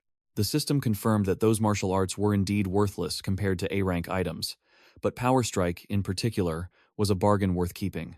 Holding the third-rate secret manual in his hand, he admitted that even if he ground it to max level, it would still be useless, but he had his own reasons for learning them right now. His purple eyes flashed with calculation, and he sneered dangerously as he revealed his true purpose was to prepare for the upcoming event. The scene shifted to a physical training session, where Yoo Baek-jun ran so frantically he foamed at the mouth, while the disciples watched him like a strange creature. Yoo Baek-jun held a sprig of baraji grass in his hand, calmly explaining its deadly paralyzing toxicity like a true professor. He turned the problem on its head, asserting that if carefully boiled and dried, this poison would become a top-grade tonic. Concluding with a confident smile, he revealed the energy-restoring properties of this grass, leaving his listeners dumbfounded. Ju Jungwon froze completely, his aged eyes gleaming with admiration for the profound knowledge of the young master. In the old apothecary's eyes, Yoo Baek-jun's image at this moment shone brightly, like a master of medicine bestowing knowledge. He plunged into a series of frantic grinding days, answering questions for points, buying the attribute manifestation skill, and doing pull-ups for dear life to escape his worthless existence. The system notification rang out like a heavenly melody, confirming that he had successfully unlocked the B-rank herbal crafting skill. Yoo Baek-jun flashed a triumphant, arrogant smile, his purple eyes gleaming with satisfaction as he looked at the fancy skill panel he had just acquired. Ju Jungwon praised him profusely, affirming that the young master was now an excellent apothecary whose talent far surpassed that of ordinary quacks. The conversation suddenly quieted as Yoo Baek-jun turned to look at the old apothecary with a profound gaze, seemingly plotting his next move. Yoo Baek-jun glanced at the skill panel that had just appeared, scoffing as he confirmed that this game interface was exclusive to him, completely invisible to outsiders. He immediately put on an act, flattering and misleading that all the profound knowledge he had just displayed was thanks to apothecary Ju Jungwon's teachings. Taking advantage of the NPC's delight at the praise, he immediately asked the old man for help in crafting a special elixir. The old apothecary, still unaware of the gravity of the situation, excitedly asked what the young master intended to do with all that knowledge. Suddenly, his eyes widened, pupils contracting as if he had seen a ghost, witnessing what Yoo Baek-jun had just pulled from his pouch. A supreme-grade 1,000-year snow ginseng appeared, radiating a dazzling aura that blinded onlookers with its extreme rarity. Not stopping there, he continued to display a series of other high-quality ingredients like sungrass and fire ginseng, leaving the old man completely stunned. Ju Jungwon broke out in a cold sweat, his voice trembling as he improvised a reason for the young master being relentlessly hunted by monsters to the brink of death, his possession of these treasures. Yoo Baek-jun scratched his head and gave a wry smile, going with the flow and accepting that reason to legitimize the origin of the incredible items without having to explain anything. The old apothecary nodded profusely, understanding his secrecy, completely manipulated by the cunning gamer's perfect act. The 1,000-year snow ginseng on the table emitted an extremely potent cold energy, clearly a rare and hard-to-find supreme-grade item in the world. Ju Jungwon curiously asked about the type of medicine he intended to craft, and Yoo Baek-jun immediately requested an elixir that would maximally stimulate yang energy. Hearing about using yang energy to suppress the yin energy of the snow ginseng, the old apothecary broke out in a cold sweat, frantically asking if this madman was toying with his own life. Yoo Baek-jun flashed a confident, challenging smile, firmly declaring that he would swallow the entire 1,000-year ginseng. The old man suddenly realized that the young master had been training like a madman for days, preparing his body to absorb this formidable item. His suspicion vanished, replaced by eyes burning with determination, and Ju Jungwon nodded sharply, agreeing to start crafting the medicine immediately. As night fell, the system continuously announced that the herbal crafting skill had been activated with powerful assistance from the high-level NPC. A crisp ding sound rang out, announcing the successful crafting of an A-grade extreme yang pill, with a description that made one's blood surge just by reading it. The golden elixir radiated intense heat, its surging internal yang energy clearly visible, as if it wanted to incinerate everything. Yu Baek-jun sat cross-legged, meditating calmly, with two supreme items, one hot and one cold, before him, ready for the most insane power-up ever. Yu Baek-jun sat cross-legged on the table, confessing to the old apothecary that he never expected the trash he picked up from the martial god's tomb to be so useful. The two supreme items, one hot and one cold, lay on the table, radiating a dazzling aura, instantly conveying a sense of immense wealth and overwhelming power. Ju Jungwon sternly warned that he would stand guard and call for help immediately if anything went wrong, while the young master nodded sharply, indicating he understood. Facing a life-or-death moment, Yu Baek-jun swallowed hard, cold sweat beginning to trickle down his cheeks from the extreme tension. He decisively reached out and snatched the extreme yang pill, which was radiating intense heat on its wrapper. Without a second's hesitation, he shoved the pill directly into his throat and chewed it to a crisp with a defiant crunch. A surge of wildfire energy violently erupted from his body, as if wanting to incinerate the surrounding space into dust.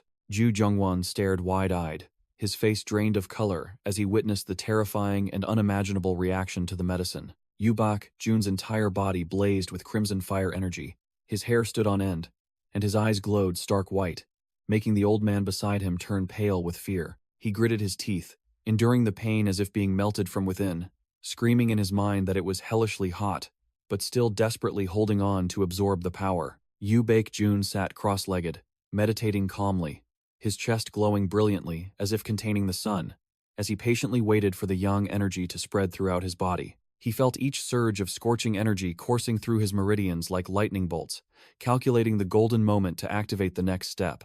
Pop!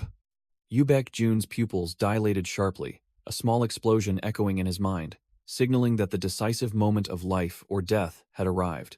Immediately, he snatched the cold-natured ginseng from the table and shoved it directly into his mouth, chewing it ravenously to activate the yin-yang balancing mechanism. He swallowed the medicinal ingredient with a grim expression, sweat pouring off him as his body officially became a battlefield for the two opposing energies. Boom!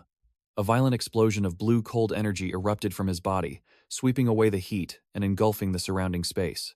Yu Baek-jun cursed under his breath as he felt the yin energy freezing his meridians. He gritted his teeth and strained, concentrating intensely to control this wild surge of power. Ju Jungwon, standing nearby, shrieked, the old man terrified out of his wits, seeing the young master's condition change so drastically beyond expectation. Yu Baek-jun's entire body floated in midair, his hair standing on end, amidst a powerful azure aura, leaving the small apothecary to only gaze up in horror. Ju Jungwon was in extreme panic, shouting that things were not good, and about to rush off to call for help immediately, thinking the young master was about to log out of the server. Thud! Yu Baek-jun landed decisively on the floor, his hands gripping his knees to maintain balance after his impromptu flight. Ju Jungwon stood frozen, staring at the lingering, icy cold energy still emanating from the young master. He couldn't believe his eyes at the sight he had just witnessed. Yu Baek-jun sat cross-legged neatly, his hair standing on end like a super saiyan as he channeled his energy, making the apothecary exclaim in doubt that this was a type of cultivation technique. The old man squinted, assessing the technique, realizing it was too crude and unrefined, completely unworthy of the prestigious Sword Saint clan's martial arts level. He was performing the Three Origins art, a low-level, trashy skill, yet it was the golden key for novices to safely learn how to control the flow of energy. Whoosh! The chaotic energy in the room began to settle, and the whistling sounds gradually vanished into thin air, restoring tranquility. Yu Baek-jun floated in the middle of the room like a deity, his body having completely mastered the wild surge of power and brought it under control. He gently opened his mouth and exhaled a breath of turbid qi, expelling all remaining impurities from his body to purify himself. Ju Jungwon stood rooted to the spot, cold sweat pouring down him, unable to believe that the useless young master had accomplished such an extraordinary feat right before his eyes. With his vital energy flowing smoothly, Yu Baek-jun smirked in satisfaction, his desperate gamble having succeeded perfectly. Apothecary Ju Jungwon stood dumbfounded, his eyes wide and mouth agape, unable to believe that the sickly good-for-nothing could swallow an entire 1,000-year ginseng and perform martial arts right before his eyes. Yu Baek-jun closed his eyes, regulating his breath, as the domineering aura around him gradually receded, marking the perfect conclusion of his body's limit-breaking process. His eyes snapped open, gleaming with the cold, sharp, powerful blue light of a predator awakening from a long slumber. The night wind howled in gusts, blowing away the dark clouds that obscured the full moon, as if signaling the birth of a true monster within this clan. Jun strode confidently across the courtyard with supreme self-assurance, his body light and agile, completely unlike his former useless facade. To Ju Jungwon's questioning about how he learned such a profound technique, he maintained a cold, mysterious expression. He scratched his head and gave a wry smile, pulling off the trick of the century with an innocent, guiltless expression, claiming he had merely picked it up by watching others. A cunning smirk flickered across his face when he saw that the old man seemed to have completely bought into that ridiculous reason. Although outwardly calm, Jun was sweating profusely on the inside, telling himself that this excuse was a bit too much, and fearing the NPCs would overestimate his current strength. He stretched and walked away, satisfied that his divine acting had fooled everyone and prepared for his next schemes. Jun stood tall in the middle of the courtyard, muttering to summon his status window to check the results of his recent act. The status window appeared like a dream, with all physical stats at C, while mana had leaped 2 ranks to B, along with a host of cool buffs from the pile of medicine he had just consumed. He grinned triumphantly, seeing his abundant mana exceed expectations, not to mention the bonus effect of super-fast stamina recovery. If he had grown stronger, he had to test it immediately while it was hot. He clenched his fist, feeling the power surging through every muscle fiber. Streams of blue energy began to leak through his fingers, enveloping his fist like a compressed energy gauntlet. This was attribute manifestation, a renowned skill that allowed the user to condense mana into weapon forms or armor layers around their body. This skill originally belonged to Yun Song-ha, a monster in the game who possessed a dragon's heart, granting her the ability to produce infinite mana like a money-printing machine. Jun's eyes were wide with intense focus, trying to force the chaotic mana flow within his body to obey his will and replicate that formidable ultimate technique. He poured all his strength into his right arm and delivered a thunderous punch onto the cold stone ground to release his excitement. The ground cracked open under the terrifying destructive power. Ice and debris scattered everywhere, accompanied by an explosive sound that shook a corner of the training ground. Jun put all his might into punching the ground, triggering an explosion of ice energy that shook a corner of the training ground. The ground couldn't withstand the force and shattered, sending countless sharp ice shards flying everywhere, creating a visually stunning scene of destruction. His eyes wide with surprise, he secretly confirmed that the actual power of the punch perfectly matched what he had calculated. Looking at his fist, which was still radiating cold energy, he nodded in acknowledgement that an A-rank skill truly was top tier. Its destructive power was overwhelmingly formidable. His joy was short-lived as the side effects kicked in. His face turned pale, sweat poured down him like rain, and he had to gasp for breath. Jun knelt down onto the cold, icy ground, his body trembling because of the insane rate at which this skill burned through his mana. He bent over to calm himself, remembering that attribute manifestation was originally created to vent Yun Song-ha's overflowing mana, so it was natural for it to consume a lot of energy. It was only thanks to the medicinal power of the 1,000-year snow ginseng that he could even use it. Normally, he'd instantly run out of power. Looking up at the silent night sky, he muttered Yun Song-ha's name with a thoughtful expression. He stood up, crossed his arms, analyzing the plot situation, guessing that the monster with the dragon's heart was probably in America by now. Jun wore a calculating smile, concluding that his future encounter with that item would definitely be extremely interesting. As dawn broke, the Sword Saint family's estate appeared majestic after the night's rain, signaling a day that would be far from peaceful. The attendant, Choi Sung-min, brought in breakfast while sighing and complaining that the young master had been waking up too early lately, costing him his precious sleep-in. Noticing the unusual atmosphere in the house, Jun adjusted his attire and casually asked if anything unusual was happening in the family this morning. Choi Sung-min blankly explained that since it was Sunday, all family members would gather to watch the regular training session. Jun looked in the mirror, admiring his cool new black robes, then flatly declared that he would participate, despite having avoided it since childhood. Choi Sung-min, who was clearing the table, jumped in surprise, eyes wide and mouth agape, shrieking in disbelief at such an outrageous decision. Jun shot a sharp glance and retorted, "As a member of the family, attending training is natural, so what's there to be shocked about?" The attendant was sweating profusely, stammering as he recalled the glorious past when the young master had once disparaged it and enraged the family head.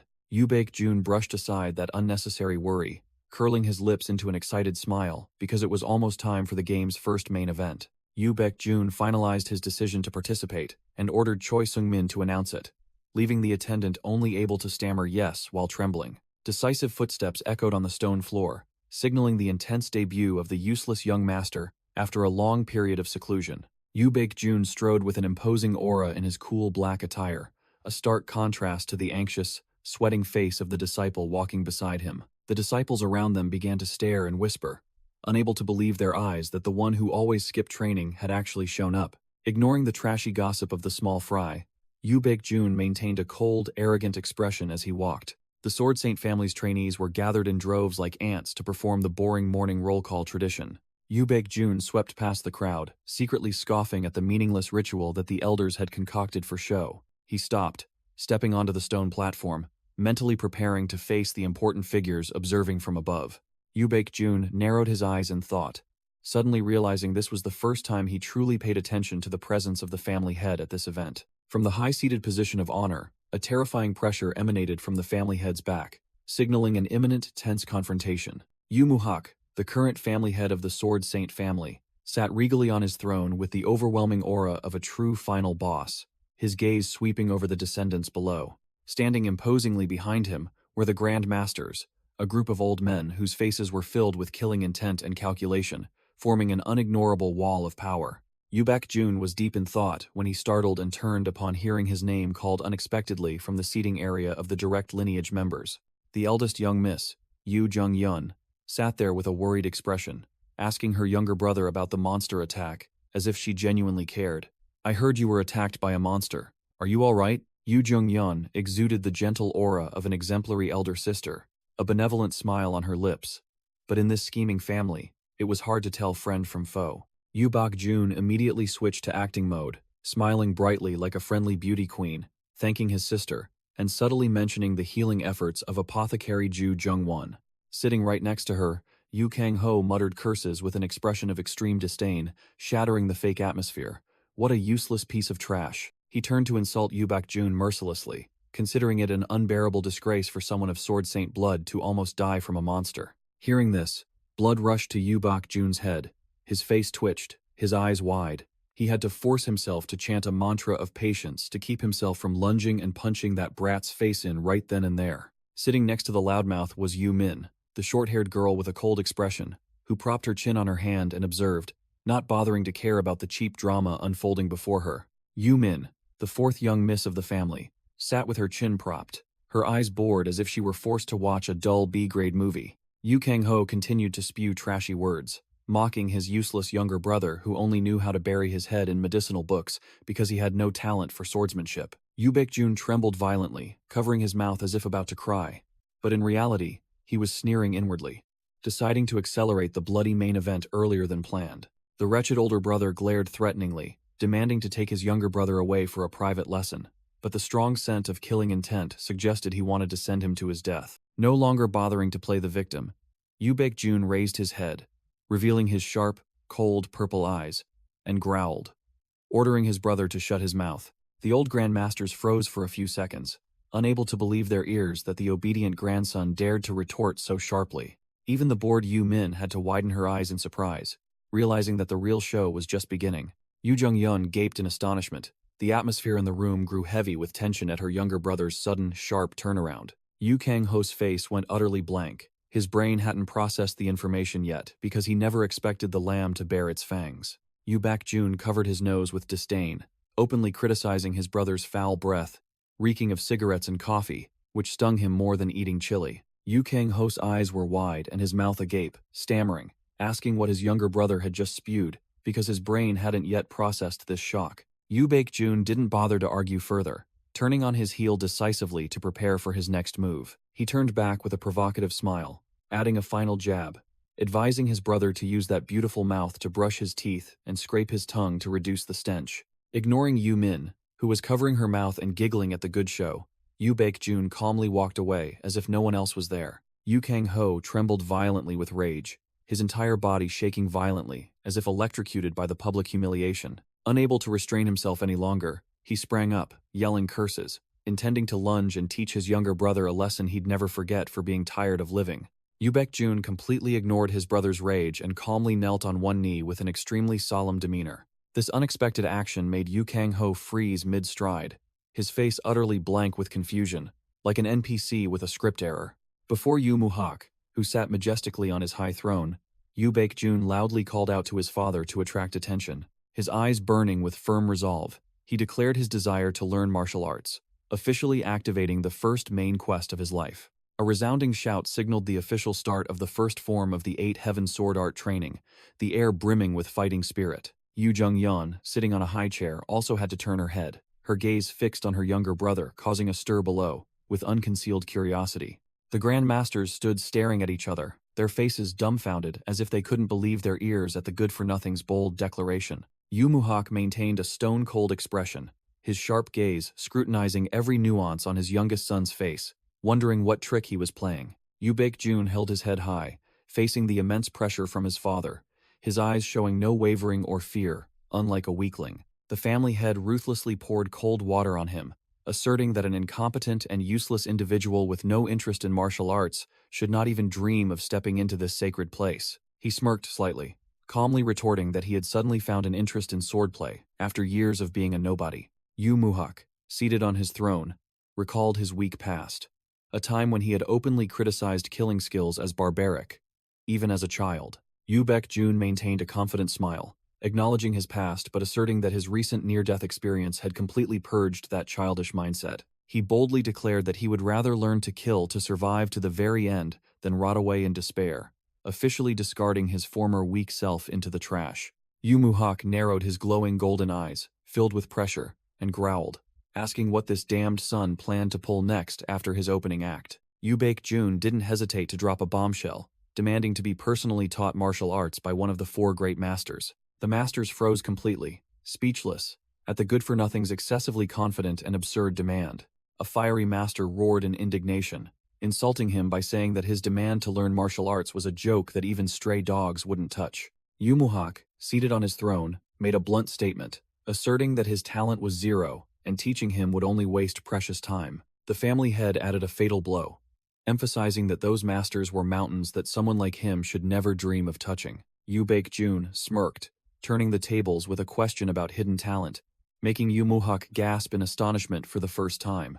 He sneered triumphantly, knowing that all the contemptuous dialogue from these NPCs was exactly as he had predicted long ago. Yu Baekjun boldly declared that he would prove himself worthy, accepting any wager to become a disciple and learn martial arts. Yumin glanced over with curiosity, questioning what her older brother intended to use to prove that illusory talent right here. Yu Baekjun bowed with a calculating look, officially activating the first main event with the mindset of someone holding the entire script in his hands. He loudly declared that he would challenge and defeat Yu Kang-ho right here in this training ground in exactly 1 week, leaving everyone stunned. Yu Kang-ho froze completely, his face dumbfounded, as if he couldn't believe what his ears had just heard from the good-for-nothing's mouth. Yumin burst into laughter as if watching a comedy, but then suddenly fell silent and observed with a meaningful gaze at this unusual seriousness. The third young master was furious, his face turning purple as he roared, questioning if his younger brother, who had never learned martial arts, was making a fool of him. Yu Baekjun completely ignored his fuming older brother, turning directly to question the family head about the final decision for this wager. Yu Muhak's lips curled into a cold, decisive acceptance of his son's audacity. The family head, seated on his high throne with an overwhelming aura, allowed him to try but warned that this was his last chance in life. Yu Muhak's glowing golden eyes pierced deep into his opponent's heart, threatening to strip him of his bloodline status and expel him from the clan if he failed. Yu Baekjun stood tall, facing the immense pressure, calmly reminding his father to be prepared for that outcome. Yu Baekjun smirked meaningfully, bowing his head and accepting the life-or-death wager with the family head as light as a feather. Yes, father. He immediately moved to a secluded training ground deep within the clan to begin his super-speed leveling. Standing before the empty training ground, Yu Baekjun took a deep breath, his eyes scanning the terrain with a rare seriousness. He set a time limit for this impossible mission, exactly 1 week to achieve his goal. Placing his hand on the stone pedestal, a blue aura emanated as he calculated the lucrative reward of learning martial arts from one of the 4 great masters if he defeated Yu Kang-ho. With a gamer's brain full of tricks, he saw this life-or-death match simply as an in-game event to acquire free skills.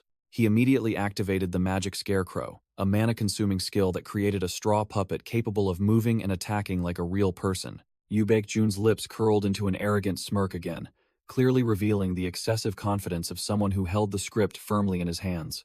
he boldly declared with a challenging expression, treating his opponent like a fish on a chopping block. "You Kang Ho, you're dead for sure."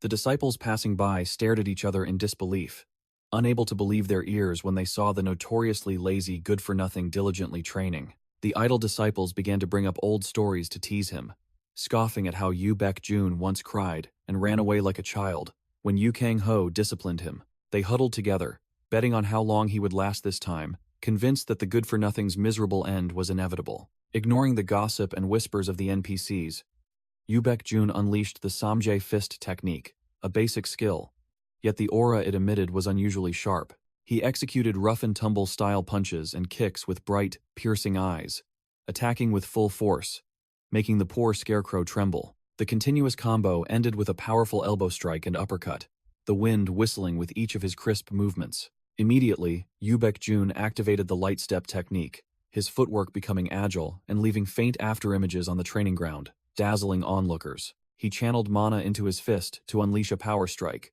transforming his hand into a bluish explosive mass, ready to crush the target. The impact exploded with a loud bang. The scarecrow was blown away while Yu Baek-jun glided past like a gust of wind, completely overwhelming the target with superior power. A female disciple observing from above was suddenly startled, her gaze fixed on the figure, moving at terrifying speed below. She stood frozen, speechless, her face clearly showing her astonishment as she realized that the person they had scorned had now transformed into a true monster.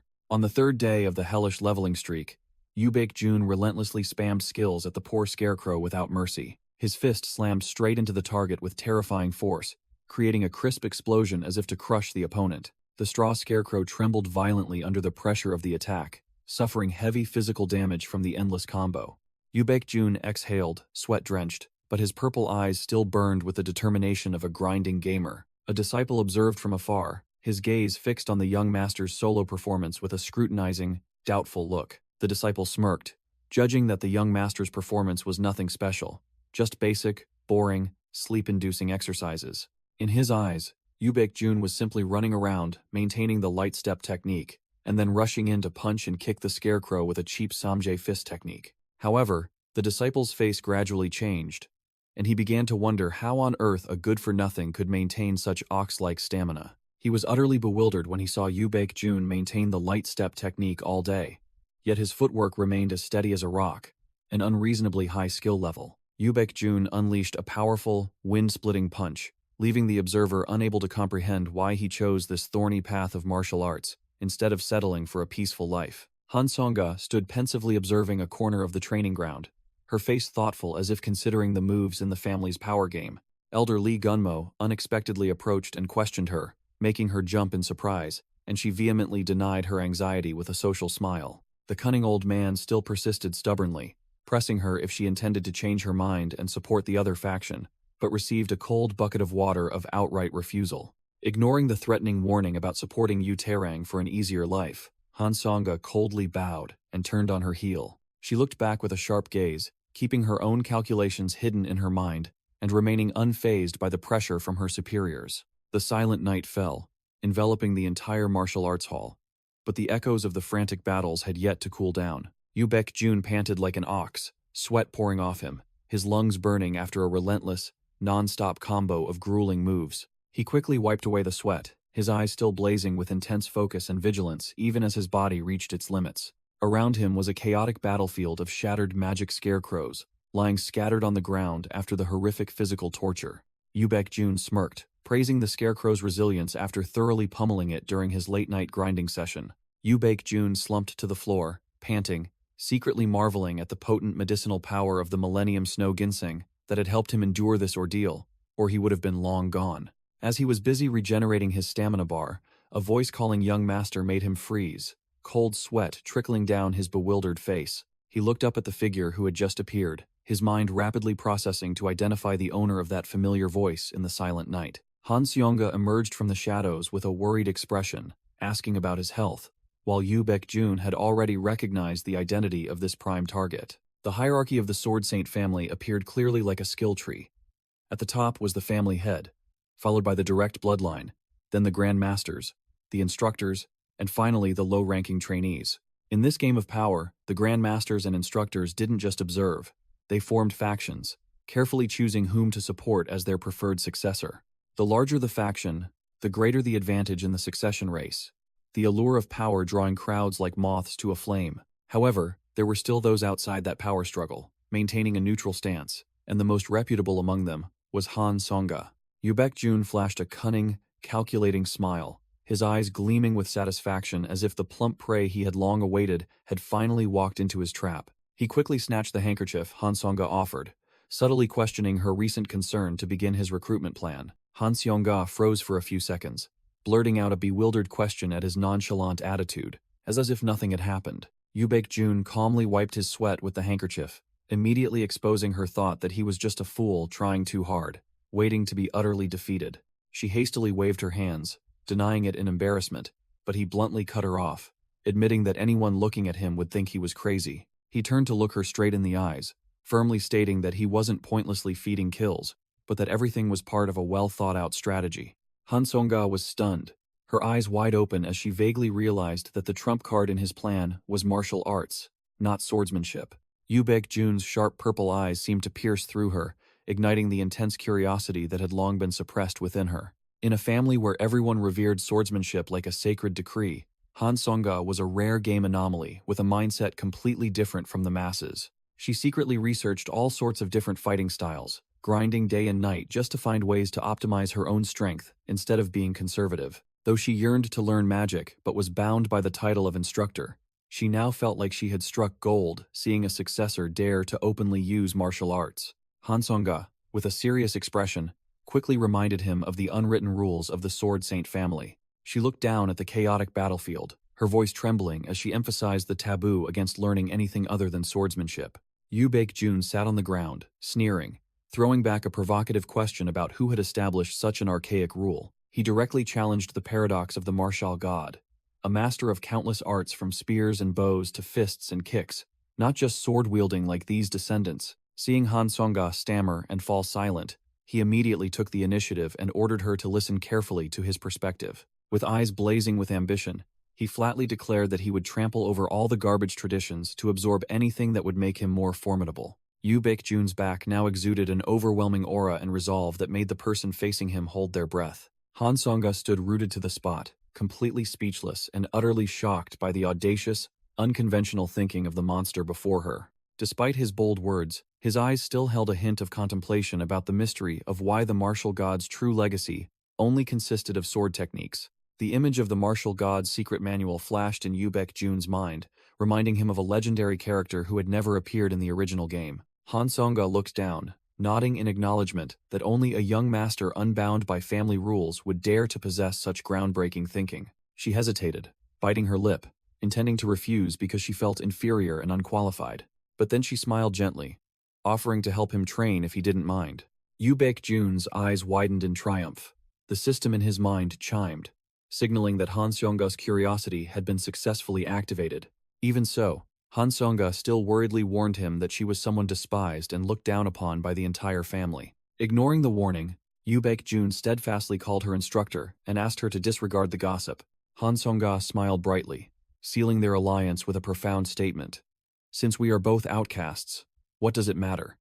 Jun turned away to hide his satisfied smile, secretly appreciating his new instructor's willingness to play along, unlike the conservative NPC masters who always found excuses to shirk. Han Songa stood tall, asserting her position, proving that she ignored the world's gossip, not because she was isolated, but because she simply didn't care about that trash. Jun looked at his new instructor's back, secretly admiring the unwavering resolve of a true master amidst life's myriad changes. He smirked triumphantly, knowing full well he had just landed a great deal by recruiting a powerful and compatible instructor. Jun seized the opportunity, his eyes gleaming as he declared himself ready to begin training at any time to level up his skills. He was mentally planning to build Han Songa into an overpowered magic swordsman when she abruptly cut off his thoughts with a sharp command. Han Songa's face darkened, radiating an overwhelming killing intent that forced Jun to sit still, forbidding any movement. He was about to open his mouth and make an excuse about it being dark to bail on training and rest, but his instructor cut him off, scolding him directly as a weakling daring to find excuses to skip practice. Han Songa leaned close to his face, her eyes like daggers, questioning what he intended to use to defeat Yu Kang Ho with such a half-hearted attitude. making him break out in a cold sweat from fear. Under the clear moonlight, Jun realized he had made a grave mistake. Unaware that Han Songa would transform into a demon whenever she activated training mode. Han Songa warmed up amidst the quiet mountain villa, preparing for the training session, while Jun stood ready to endure. She put on a serious face and began the theoretical lecture with the intense focus of a professional instructor. Han Songa spoke endlessly about the sky-shattering sword art, a signature, high-grade technique left behind by the martial god that everyone had to learn. She stood behind Jun, announcing that she would transmit guiding mana, and asked him to focus on sensing the flow. The moment Han Songa's hand touched his back, a powerful surge of azure mana immediately erupted, accompanied by a whooshing sound. The instant the connection was made, Han Songa flinched, her eyes widening as she detected an unusual signal. She was utterly shocked when her scan revealed a colossal energy reservoir, deciphering why he could continuously spam lightness skill without running out of power. Han Songa broke out in a cold sweat, unable to believe that such an overwhelming body structure belonged to a newly initiated newbie. Sensing the perfectly balanced flow of vital energy, she was stunned, likening it to a masterpiece gifted by the heavens. Han Songa leaned in close to observe, her sharp gaze as if she had just grasped the truth about how this monster's power operated. Jun smiled confidently, telling her to go ahead and start, while Han Songa was still tense and sweating profusely. She placed her hand on his shoulder, channeling her energy, silently assessing that controlling cultivation techniques was never an easy feat. A surging stream of azure energy flowed into the body of the young master, who was rumored to be an outsider estranged from the family's martial arts. Han Songa began to question life itself as she realized the absurd disparity between his innate talent and his actual combat proficiency. Her face completely changed color, her mind reeling with a myriad of questions about the monster standing before her. Memories flooded back, showing the disciples mocking those who flattered and sided with the heir, Yu Tairang. They believed those people were merely a bunch of cheap powermongers who had forgotten the true essence of martial arts. Yet, the level Jun had just displayed through his regulated breathing shattered all those trashy prejudices. He turned back to look at her with profound, unfathomable eyes, then asked how the instructor evaluated this performance. Han Songa was completely dazed, sweating profusely, as if she had just bathed, then tremblingly uttered an admission of absolute perfection.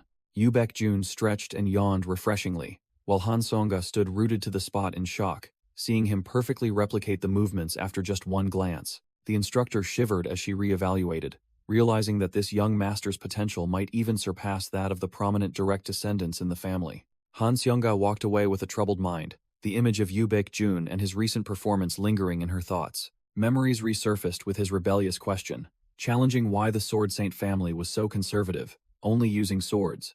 When the martial god was proficient in all types of weapons, he had arrogantly declared that he would learn everything, using any means necessary, regardless of the rules, as long as that trash helped him grow stronger. Han Songa felt a glimmer of hope.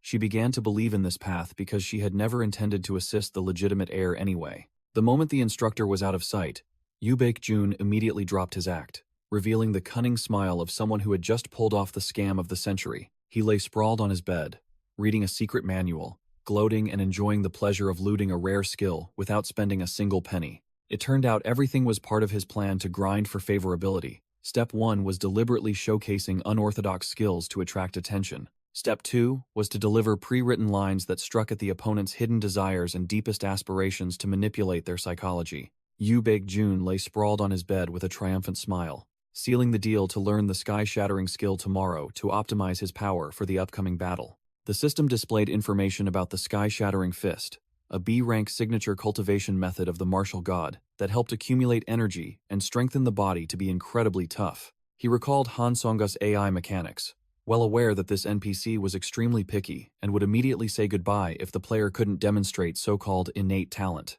Jun lay with his hands behind his head, feeling utterly self-satisfied as he declared himself the center of the universe, feeling full just by looking at how skilled he was. He couldn't help but burst into wild laughter, the maniacal cackle of a veteran gamer who held all variables in his hands and was preparing for the performance of a lifetime. Time flew by like a dog running in the fields, the scene shifting to one day before the fated practice match at the Sword Saint family.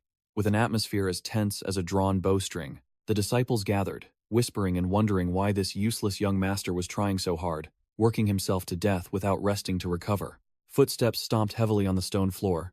Han Songa shouted, correcting his terribly wrong lightness skill posture and forcing him to exert even more strength to increase his speed. Yu Baek-jun ran for his life, eyes wide and mouth agape, beside the instructor in her cool training attire, sweating profusely, which made the gatekeeper behind them freeze in utter shock. 3 disciples could only stare blankly as he swept past like a gust of wind, forced to admit his insane grinding endurance, though their hearts were still full of doubt.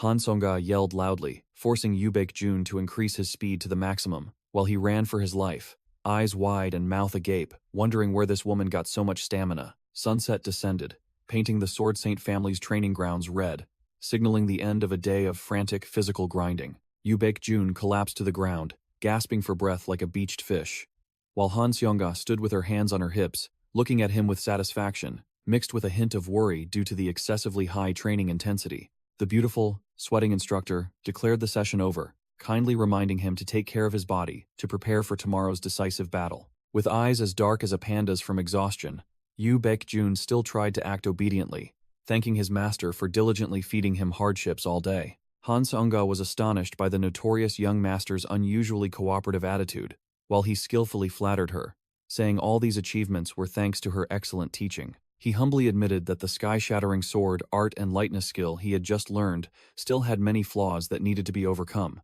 putting on the facade of a diligent and promising student. Looking at him sitting on the ground, idly playing a flute, Han Seong-ga couldn't believe her ears when she heard a monstrous genius complaining about weaknesses. She was so stunned she froze when she realized he had perfectly executed Flash Step, an advanced skill she had only briefly demonstrated once. Han Seong-ga was utterly bewildered as she recalled the family head's declaration that he was a useless good-for-nothing, while in reality, he had just created a terrifying shockwave that cracked the training ground. The eavesdropping disciples suddenly flinched when they saw a burly, towering man stride into the training ground with an aggressive aura, as if he wanted to flatten everything. Yu Kang-ho appeared with a menacing, murderous expression, growling his sworn enemy's name in a cold, threatening tone. He roared a furious curse, his eyes bulging and bloodshot, as if he wanted to devour his opponent alive immediately. Han Song-ga spun around in astonishment, realizing that the person who had just arrived to cause trouble was none other than the family's infamous third young master, known for his mischief. The rapid footsteps halted, signaling an imminent fiery clash right in the middle of the training ground. As the troublemaker had approached his target, the instructor immediately stood in front of her favorite student to protect him, while Yu Kang-ho glared, warning her not to meddle in others' affairs. Before Han Song-ga could understand what was happening, the young master's insolent and arrogant attitude left her dumbfounded and speechless. Ignoring the instructor's intervention, Yu Kang-ho swept past her like a whirlwind, charging straight towards his target at dizzying speed. This madman, without a word, immediately threw a powerful hook punch at Yu Baek-jun, who was sitting on the ground exhausted, causing Han Song-ga to panic intensely. His rough hand tightly grabbed Yu Baek-jun's collar, violently lifting the exhausted person up with extreme aggression, but the victim's eyes remained cold. Yu Kang-ho roared into his opponent's face, his eyes bulging, questioning whether his useless younger brother considered him a joke. Yu Baek-jun casually spat to the side with a loud thwip, putting on an innocent face and pretending not to understand what was happening. Despite being grabbed by the collar and lifted, he calmly wiped his mouth while his enraged older brother pressed him, asking why he hadn't reported to their father about canceling the match. Yu Baek-jun's purple eyes flashed with disdain. He retorted, asking why he should cancel the match when he held absolute victory firmly in his grasp.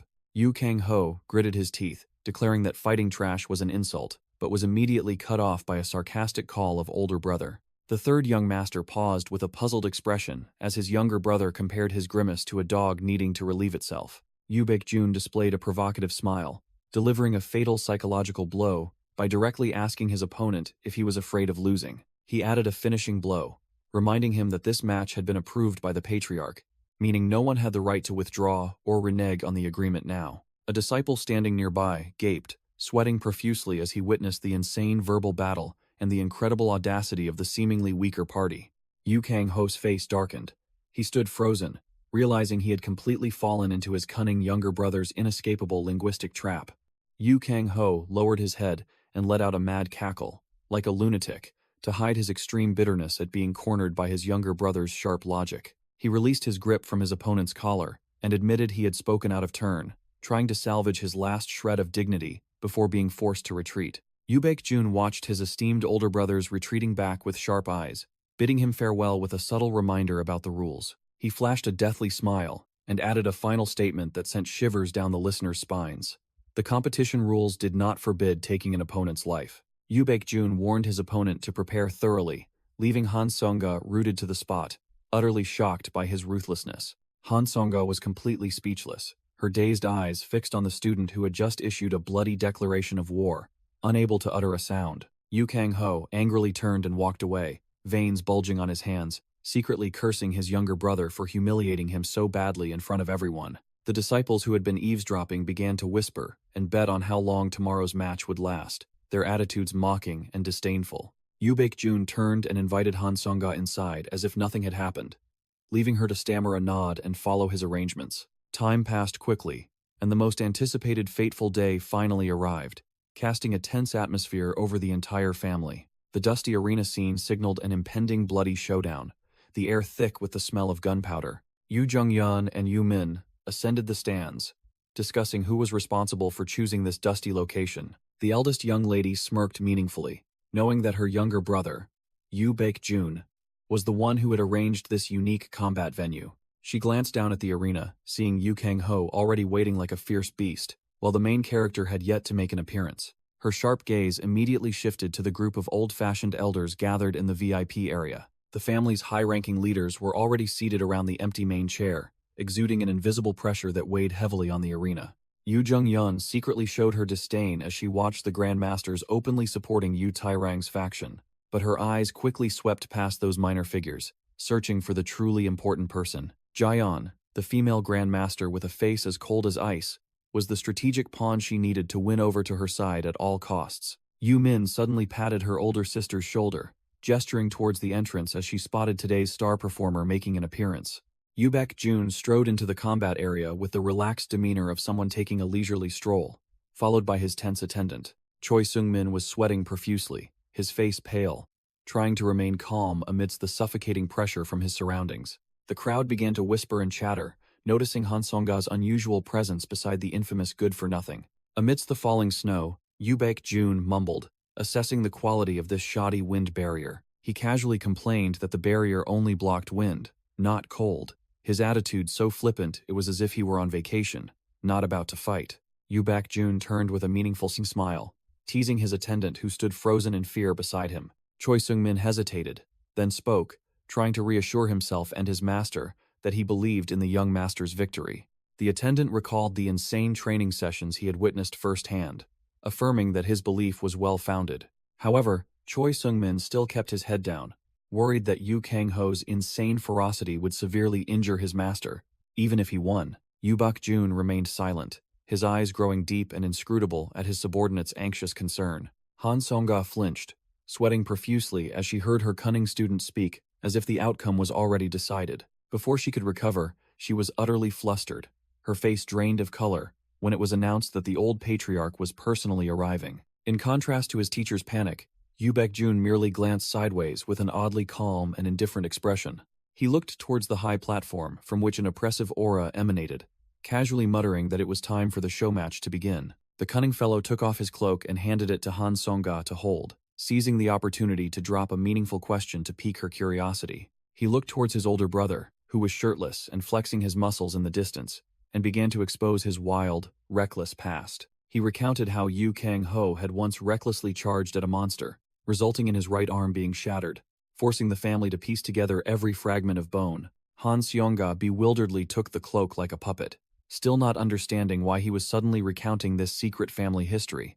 While he was speaking volubly, the familiar announcement sound rang out, making Yoo Baek-jun pause, his eyes flashing with extreme interest. The system window appeared with an incredibly intense quest: teach the bully a lesson he'll never forget, and become the family's mad dog to claim all the rewards. Yoo Baek-jun formed a calculating smirk, pleased that the system had already prepared a feast for him.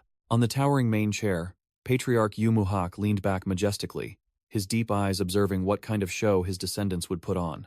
The short-haired referee stepped onto the balcony, preparing to signal the start of the dramatic family battle. He quickly performed the bowing ritual, and the surrounding atmosphere began to grow stifling and tense. The referee loudly declared the practice match officially open and pressed to know if both sides were ready for a bloody fight. Yoo Baek-jun tightened his gloves, his purple eyes flashing with a sharp gaze, completely calm and confident under pressure. Yu Kang-ho trudged forward like a wild beast, dragging his wooden sword across the floor, his face dark with towering rage. Both stood facing each other in the vast training ground, one as still as water, the other as furious as fire, creating a stark contrast. Yu Baek-jun smiled with satisfaction, seeing his opponent in his prime state to serve as a punching bag, implicitly confirming his readiness to receive the attacks. Yu Kang-ho gnashed his teeth, his eyes bloodshot, with the sole intention of immediately killing this arrogant younger brother. Yu Kang-ho growled, declaring he would beat his opponent to death right there, then urged the match to begin. As soon as the referee shouted, "Start," the ground trembled from the murderous charge.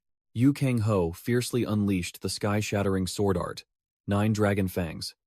But due to his immature skill, he could only muster a weak 5 dragon fangs.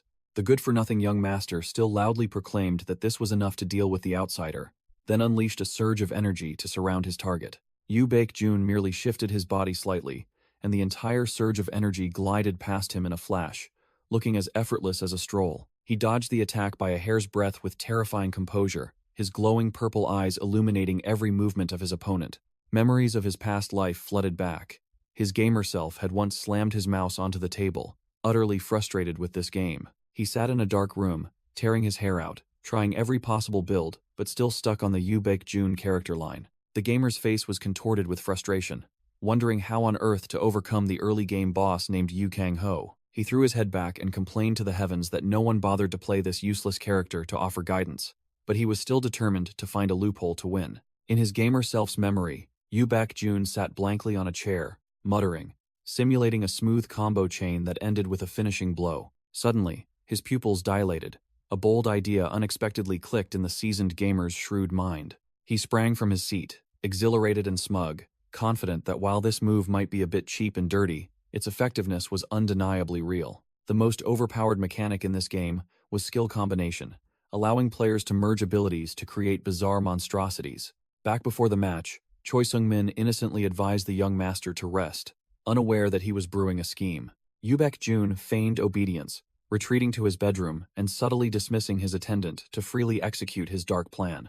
As soon as the door closed, a dazzling golden light erupted from the system grimoire he summoned. He flashed a calculating smile, beginning to rummage through his skill inventory to find the perfect combo to send Yu Kang-ho to his demise. His finger swiftly scrolled through the newly acquired skill list, immediately settling on troublesome moves like ground sweep kick and joint breaker. The system window displayed the description for ground sweep kick, a petty skill specifically designed to kick dust into an opponent's eyes, causing extreme vision loss. Yu Kang-ho scoffed disdainfully, dismissing the sand-throwing move as a trash skill unworthy of his attention. The smile on his lips vanished as he felt an unusually chilling killing intent surge right beside him. Yu Baek-jun activated Attribute Manifestation, summoning a colossal, sharp block of ice from thin air. The ice block immediately exploded, forming a storm of razor-sharp fragments that fiercely bombarded the target. Yu Kang-ho cursed, hastily using his scabbard to block the unexpected attack in a struggling posture. Before he could recover, he took a devastating kick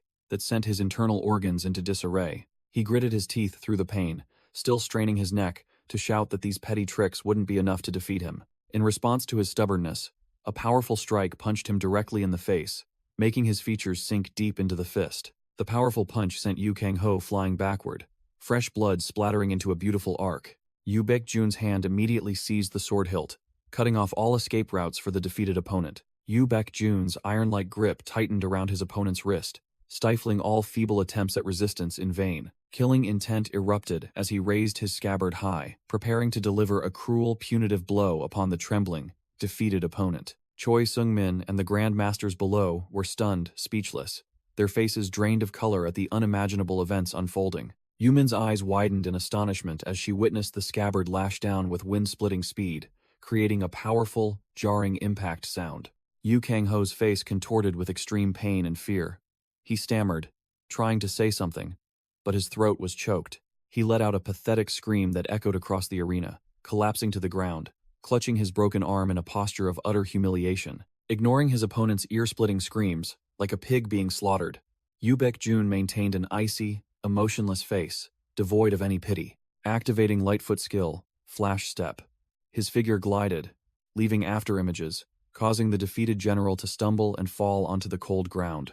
Yu Baek-jun approached, his purple eyes piercing deep into his opponent's soul with contempt. "You look pathetic, brother." Seeing his enemy staggering, unable to stand steadily, he added a fatal remark.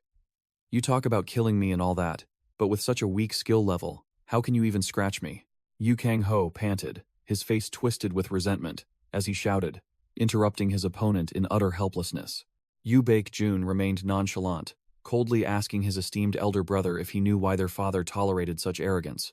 His purple eyes gleamed with deadly sharpness as he added, asserting that it was because their father believed Yu Kang-ho had talent. At this, Yu Kang-ho was stunned, breaking out in a cold sweat, while Yu Baek-jun continued his psychological torture by mocking that talent, which was only good enough for a thug. With a contemptuous smirk typical of a pro gamer, Yu Baek-jun openly ridiculed his opponent's amateurish skill level, calling it laughable that it was considered talent. Struck where it hurt most, Yu Kang-ho roared furiously, swinging his sword and unleashing the Mooncleaver skill directly at his tormentor. The sword strike, imbued with blue energy, tore through the air, hurtling at terrifying speed to cleave his opponent into 100 pieces. Instead of dodging, Yu Baek-jun calmly stood his ground, clenching his fist and channeling energy, preparing to block the attack head-on like a premium tank. Seeing his opponent intend to block a sword skill with bare hands, Yu Kang-ho laughed wildly and smugly, thinking his younger brother was foolish to the point of being tired of living due to excessive arrogance.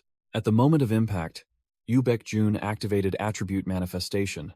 His energy-clad fist slammed directly into the sword blade, halting the attack just in the nick of time. Yu Baek-jun stood firm like a mountain, exuding an oppressive aura as he easily neutralized the aftershocks from the recent attack, causing the surrounding ground to crack. Yu Kang-ho's eyes bulged, sweat pouring down him as he realized that absurd power was chi, something he couldn't believe a supposed good-for-nothing possessed. Fourth, young lady Yu Min, who always maintained a cold demeanor, couldn't hide her extreme astonishment at witnessing this unbelievable comeback. Looking at his opponent's arrogant back amidst the dust, Yu Kang-ho tremblingly blurted out a bewildered question about how he knew how to use chi. Yu Baek-jun shot into the air, coldly declaring the Sword Saint family's cruel rule. Only the fittest had the right to exist. He hovered high above like a judging deity, asserting the truth that the strong would devour all, while Yu Kang-ho could only look up in helpless insignificance. Yu Baek-jun's fist glowed with fiery red energy as he activated the attribute manifestation and powerful strike combo to deliver the finishing blow. An earth-shattering explosion resounded as the punch landed, crushing the ground and creating a blinding dust cloud right where Yu Kang-ho stood. His attendant, Choi Seung-min, hastily covered his face, lamenting that he saw nothing but the thick dust cloud created by the terrifying impact. As the dust storm gradually settled, a lone figure stood tall amidst the desolate ruins of the training ground, making everyone hold their breath, awaiting the outcome. The familiar ding of the system window rang out crisply, signaling the time to reap the rewards after the intense beatdown. The family's Mad Dog quest notification appeared, confirming excellent completion, exactly as Yu Baek-jun had scripted. He calmly received 300 bonus points and increased his mastery of the Martial God's grimoire, even as the dust from the terrifying impact had yet to settle. Yu Baek-jun stood tall like a war god, looking down at his younger brother, Yu Kang-ho, who lay flattened on the ground, utterly devoid of any power to resist. He flashed an arrogant, ambitious smile, declaring that he would strip the defeated opponent of everything: his mansion, wealth, and status. Yu Baek-jun clenched his fist, gesturing towards the stands, asserting the cruel truth that everything naturally belonged to the victor. A gasp of utter disbelief escaped, unable to trust one's ears at this incredibly insane upset. Lee Gunmo and Jaeon broke out in a cold sweat, realizing he had imbued his chi with attributes and mastered it in just a short week. The red-haired elder hastily clarified that Han Songa had only taught him the basics, not any profound secret techniques. The other grandmasters also gaped in astonishment, unable to believe that such overwhelming power was entirely self-taught by the supposed good-for-nothing.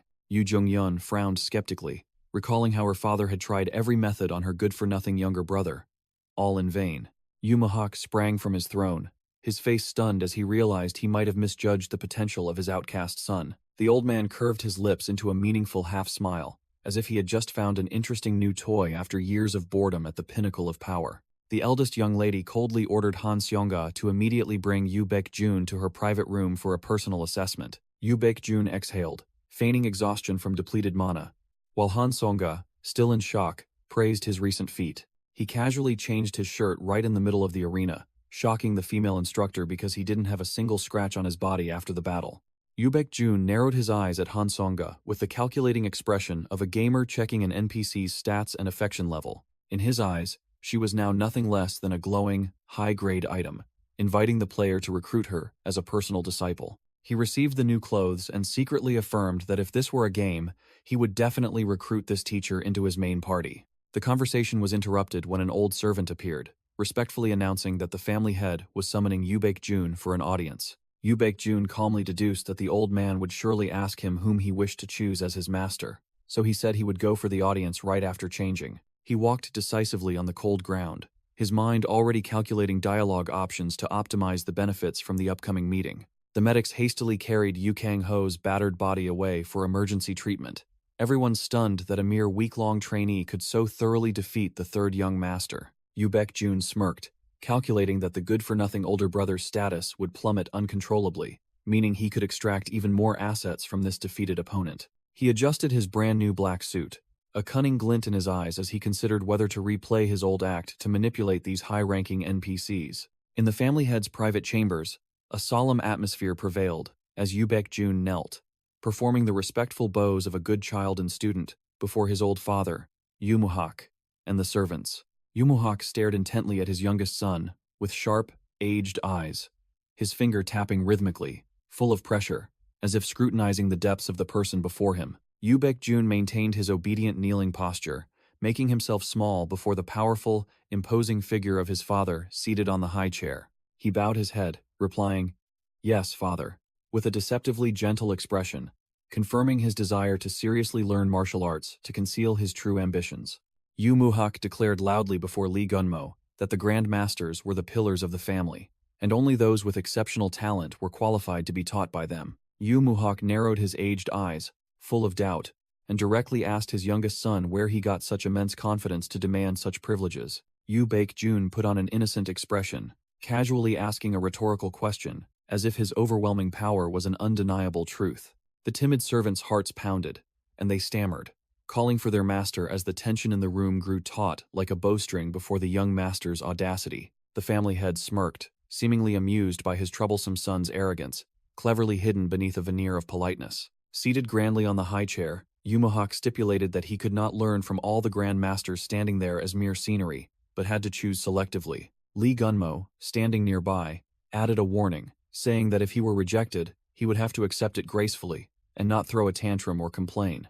Baek-jun knelt on the floor, obediently agreeing aloud, but in his mind, he was rapidly calculating the flaws in this family's so-called fair rules. He glanced at Lee Gunmo and the bald old man beside him, his gamer's processor beginning to filter the list, knowing full well these elders had already chosen sides for other heirs. Baek-jun immediately discarded the useless options that would reject him, aiming straight for the single target to trigger the lucrative hidden event whose storyline he knew by heart. With a textbook-perfect radiant smile, he settled on Grandmaster Jaeon's name, surprising everyone with this audacious move. Grand Elder Jaeon froze for a few seconds, her sharp gaze piercing the one who dared to call her name amidst the tense deliberation. Lee Gunmo turned to question his colleague with a challenging expression, wanting to see how she would handle this hot potato under the family's pressure. She remained absolutely silent, her face impassive, revealing no emotions, which only made the shrewd elders around her more impatient. A bald Grand Elder sighed heavily, delivering a blunt statement as if the game had already decided the arrogant young master's losing outcome. Although everyone buzzed about Jaeon never having taken a true disciple, Baek-jun remained calmly kneeling amidst the storm of public opinion, like a gamer confident in his walkthrough. The bystanders eagerly jumped to conclusions, assuming he was ignorant of this Grand Elder's difficult unspoken rules because he had been confined to his room. Ignoring the chatter, Jaeon unexpectedly spoke, interrupting the crowd's thoughts with a serious request for a direct test. She walked powerfully towards Baek-jun, her overwhelming aura making the surrounding space seem to sag, awaiting her judgment. The Grand Elder's hand rested lightly on his shoulder, a gentle touch that carried the immense weight of judgment from a superior. A surge of blue aura enveloped both of them. Jaeon directly infused mana into his body to examine his constitution, while Baek-jun fully understood this was an aptitude test. The moment she infused mana for the test, Jaeon flinched as if touching high voltage, her eyes wide open, having discovered something unbelievable. The Grand Elder broke out in a sweat, stammering, unable to speak from shock, while Baek-jun wore the cunning smile of a gamer who knew he possessed a VIP Pro account.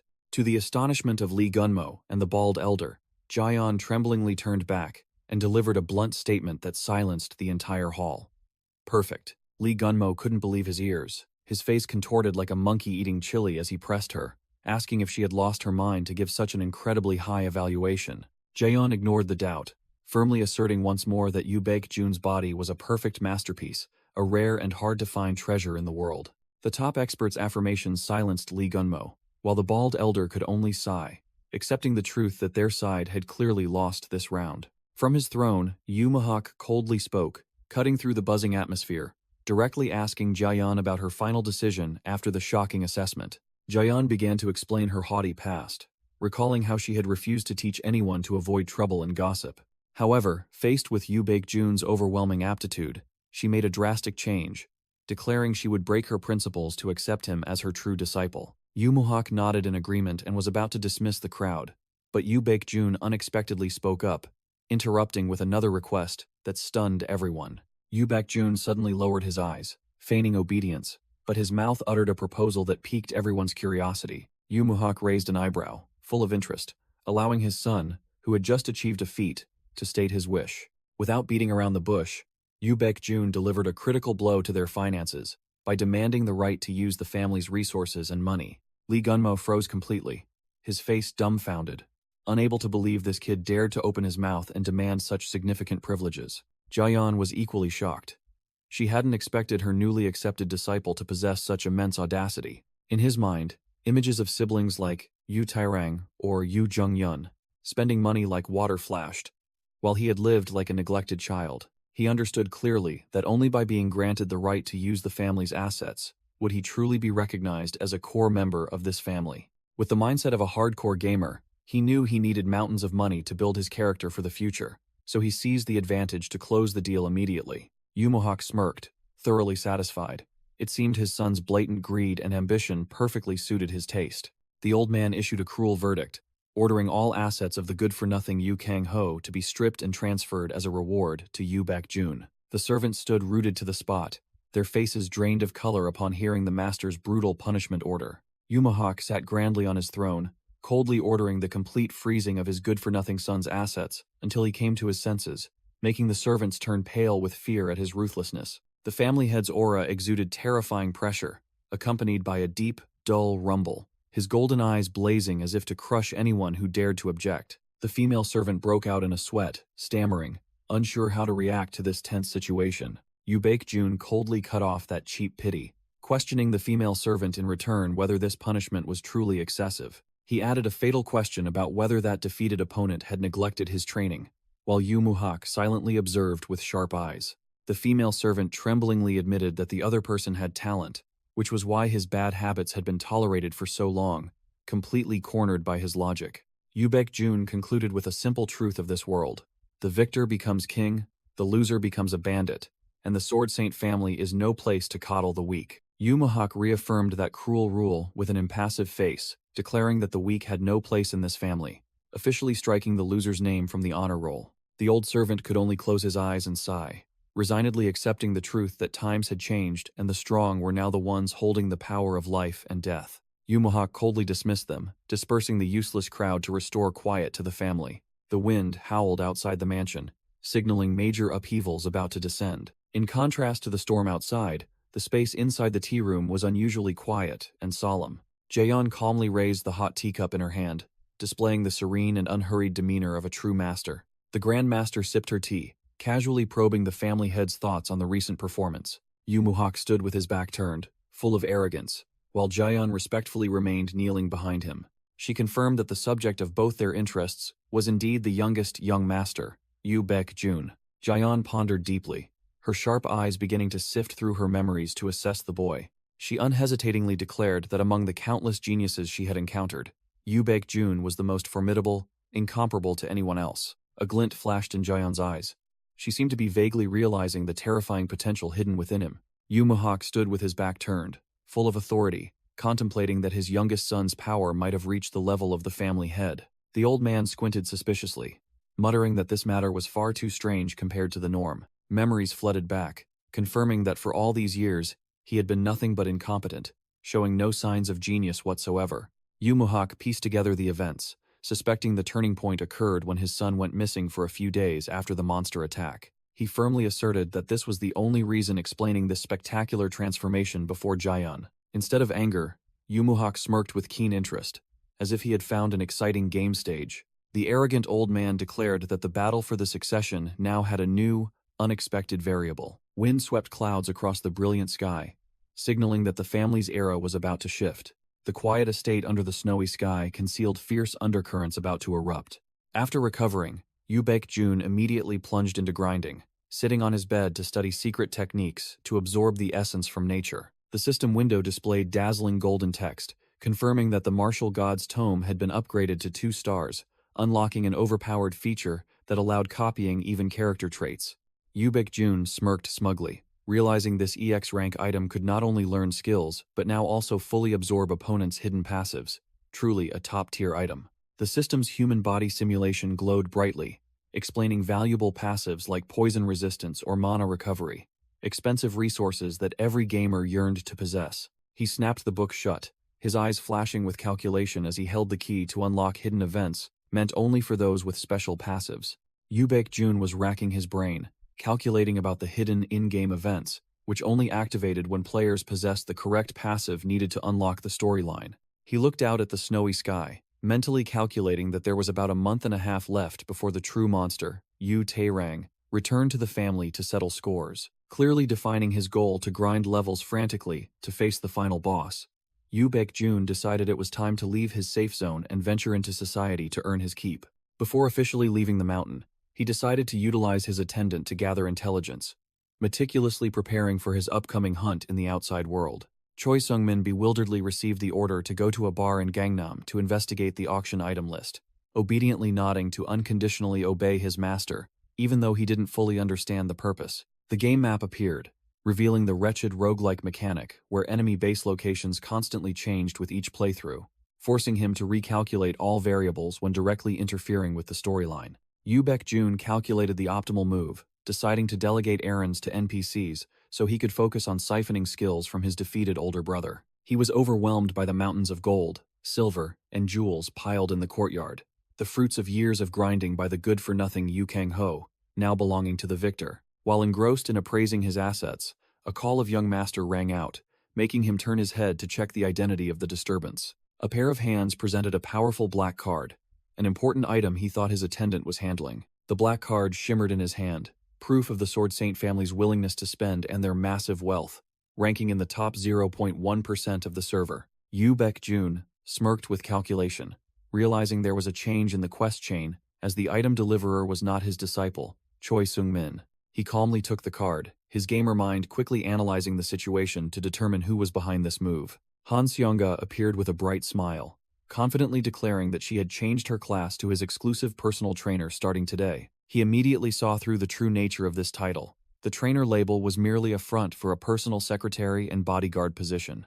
Jun stood facing his new teacher, silently accepting the recruitment of a versatile party member to aid in his upcoming grinding efforts. Jun smirked with calculation, realizing Han Seonga's true value as a high-level guide NPC, whom he absolutely could not let slip from his party. He smiled and sealed the deal immediately, jackpot echoing in his mind, his attitude as joyful as if he had just opened a golden chest and acquired a free, high-quality recruit. A cold wind swept through the ancient pavilion, signaling that the peaceful period for him to focus on the grinding phase had begun. Jun sat alone in his study, meticulously turning each old page to research the most optimal character build for the current stage. With the goal of learning at least one new trait to aid his long-term training, he flipped through books rapidly until he found what he needed. The system window appeared, introducing the C-rank trait, the Satiated One, a passive buff that made the body tougher and dramatically increased stamina recovery speed, as if being recharged. Though pain to spend 300 points on an expensive C-rank skill, even more costly than an active skill, Jun was forced to pay because the buff from the 1,000-year-old ginseng had worn off. He recalled himself training until he was spitting blood, well aware that without supportive doping, this mortal body would soon collapse under the intensity of hardcore grinding. After equipping the recovery passive to ensure stamina, Jun's eyes lit up again as he moved on to his next goal, hunting for an offensive skill. He vigorously punched the air in front of the disciples, comparing the effectiveness of arduous manual grinding versus consuming skill books to instantly become a master. The skill book appeared like a divine item, containing knowledge that allowed gamers to bypass the grueling grinding phase and instantly possess power. Piles of low-rank trash skill books fell scattered, highlighting the harsh truth that high-quality, premium items were always rare and hard to find, with extremely low drop rates. Jun strode down the hallway, analyzing that the usual way to grow stronger was through grinding, while skill books were merely rare luck that ordinary people could hardly attain. His eyes were sharp and full of calculation, confident that with the martial god's tome in hand, he could hack the game and turn those rare opportunities into infinite resources at any time. His footsteps struck the floor with powerful force, asserting that his position as the Sword Saint family heir was the most solid springboard to access high-level training resources. He stopped abruptly before the archway, realizing that the golden moment to unleash his power and utilize all the privileges of his young master status had arrived. Jun observed the disciples training in the distance, clearly determining that his current status was a huge advantage for him to outperform everyone on this server. Grandmaster Jyn appeared with a professional, polite smile, eagerly inviting young master Jun into the lion's den with an attitude full of respect. The quiet scene inside the light-filled room created a solemn atmosphere, completely contrasting with the pragmatic calculations in the gamer's head. Jyn sat calmly at the tea table, appearing hospitable as she inquired about his tea preferences, but her demeanor still exuded the scrutiny of a seasoned master. Jun held the teacup in his hand, uttering a bland pleasantry, but his eyes remained cold and inscrutable. Jyn was satisfied with his cooperative attitude. She immediately got to the main point, imparting martial arts to this rising young master. As a master, she looked him straight in the eye and posed the core question of what he wished to learn, so she could plan her instruction accordingly. Jun paused for a beat, raising the teacup to his face as if to buy time and heighten the drama for his upcoming answer. He uttered two short words, powerful enough to shock the entire quiet tea room. Fist arts. Jyn froze mid-motion, her eyes wide with astonishment, her hand holding the teacup stiffening at the request that completely deviated from her expectations. She couldn't believe her ears, her face showing extreme bewilderment, and had to ask again to make sure the boy wasn't insane. Jun calmly sipped his tea, reaffirming his decision to completely go against the usual game meta without any hesitation. While this entire family revered the sky-shattering sword art, an overpowered signature skill that allowed its users to instantly ascend, Jyn looked at him as if he were an alien, gently reminding him that this was the Sword Saint family, not some random boxing dojo. Jun calmly retorted with a rhetorical question full of arrogance, asserting his unshakable position here and that he knew exactly what he was doing. Jyn froze completely, her face clearly showing bewilderment as she hadn't yet processed the challenging answer from this young man. He calmly explained, while enjoying his tea, that he wasn't disparaging sword arts, but that fist arts were merely a warm-up for a series of overwhelming skill combos later on. Jun smiled ambitiously, declaring his desire to master all forms of martial arts to reach the omnipotent realm, master all classes, like the martial god of old. He firmly asserted that he would learn and fully utilize anything that increased his power stats, determined to build his character in the most formidable way possible. Jyn was speechless, her eyes wide as she stared at the one uttering such crazy yet convincing words. Jun laid his cards on the table, directly addressing her expertise by mentioning that she had dedicated her life to researching the martial god's martial legacy. His eyes gleamed with calculation as he directly asked if there were any valuable items in that treasure trove of knowledge for him to loot and upgrade himself. The tea room fell silent as the Grand Master considered the bold and utterly pragmatic request of the new disciple. Jyn smirked meaningfully, her eyes flashing with extreme interest, as she realized she had just stumbled upon a potential monster perfectly suited for her research. Jun chuckled inwardly, having cornered his opponent. He knew exactly what secret she held, which was why he had approached her proactively. Jyn nodded in agreement, her sharp eyes acknowledging that this young man had researched the information far too thoroughly. She revealed that, after years of grinding across the world and scouring all historical records, she had only found a single set of the martial god's fist arts. Jun listened intently as the Grand Master warned him about a critical game bug. This secret manual was merely a patchwork, partially restored item. Jyn sat calmly opposite him, succinctly confirming that the item he wished to loot was, in fact, nothing more than trash. She looked him straight in the eye, emphasizing each word that it was an incomplete set of fist arts, lacking crucial parts and extremely risky. The Grand Master advised him to follow the current meta. If he wanted to be strong, He should just learn the breaking heaven sword art, instead of heading into a dead end.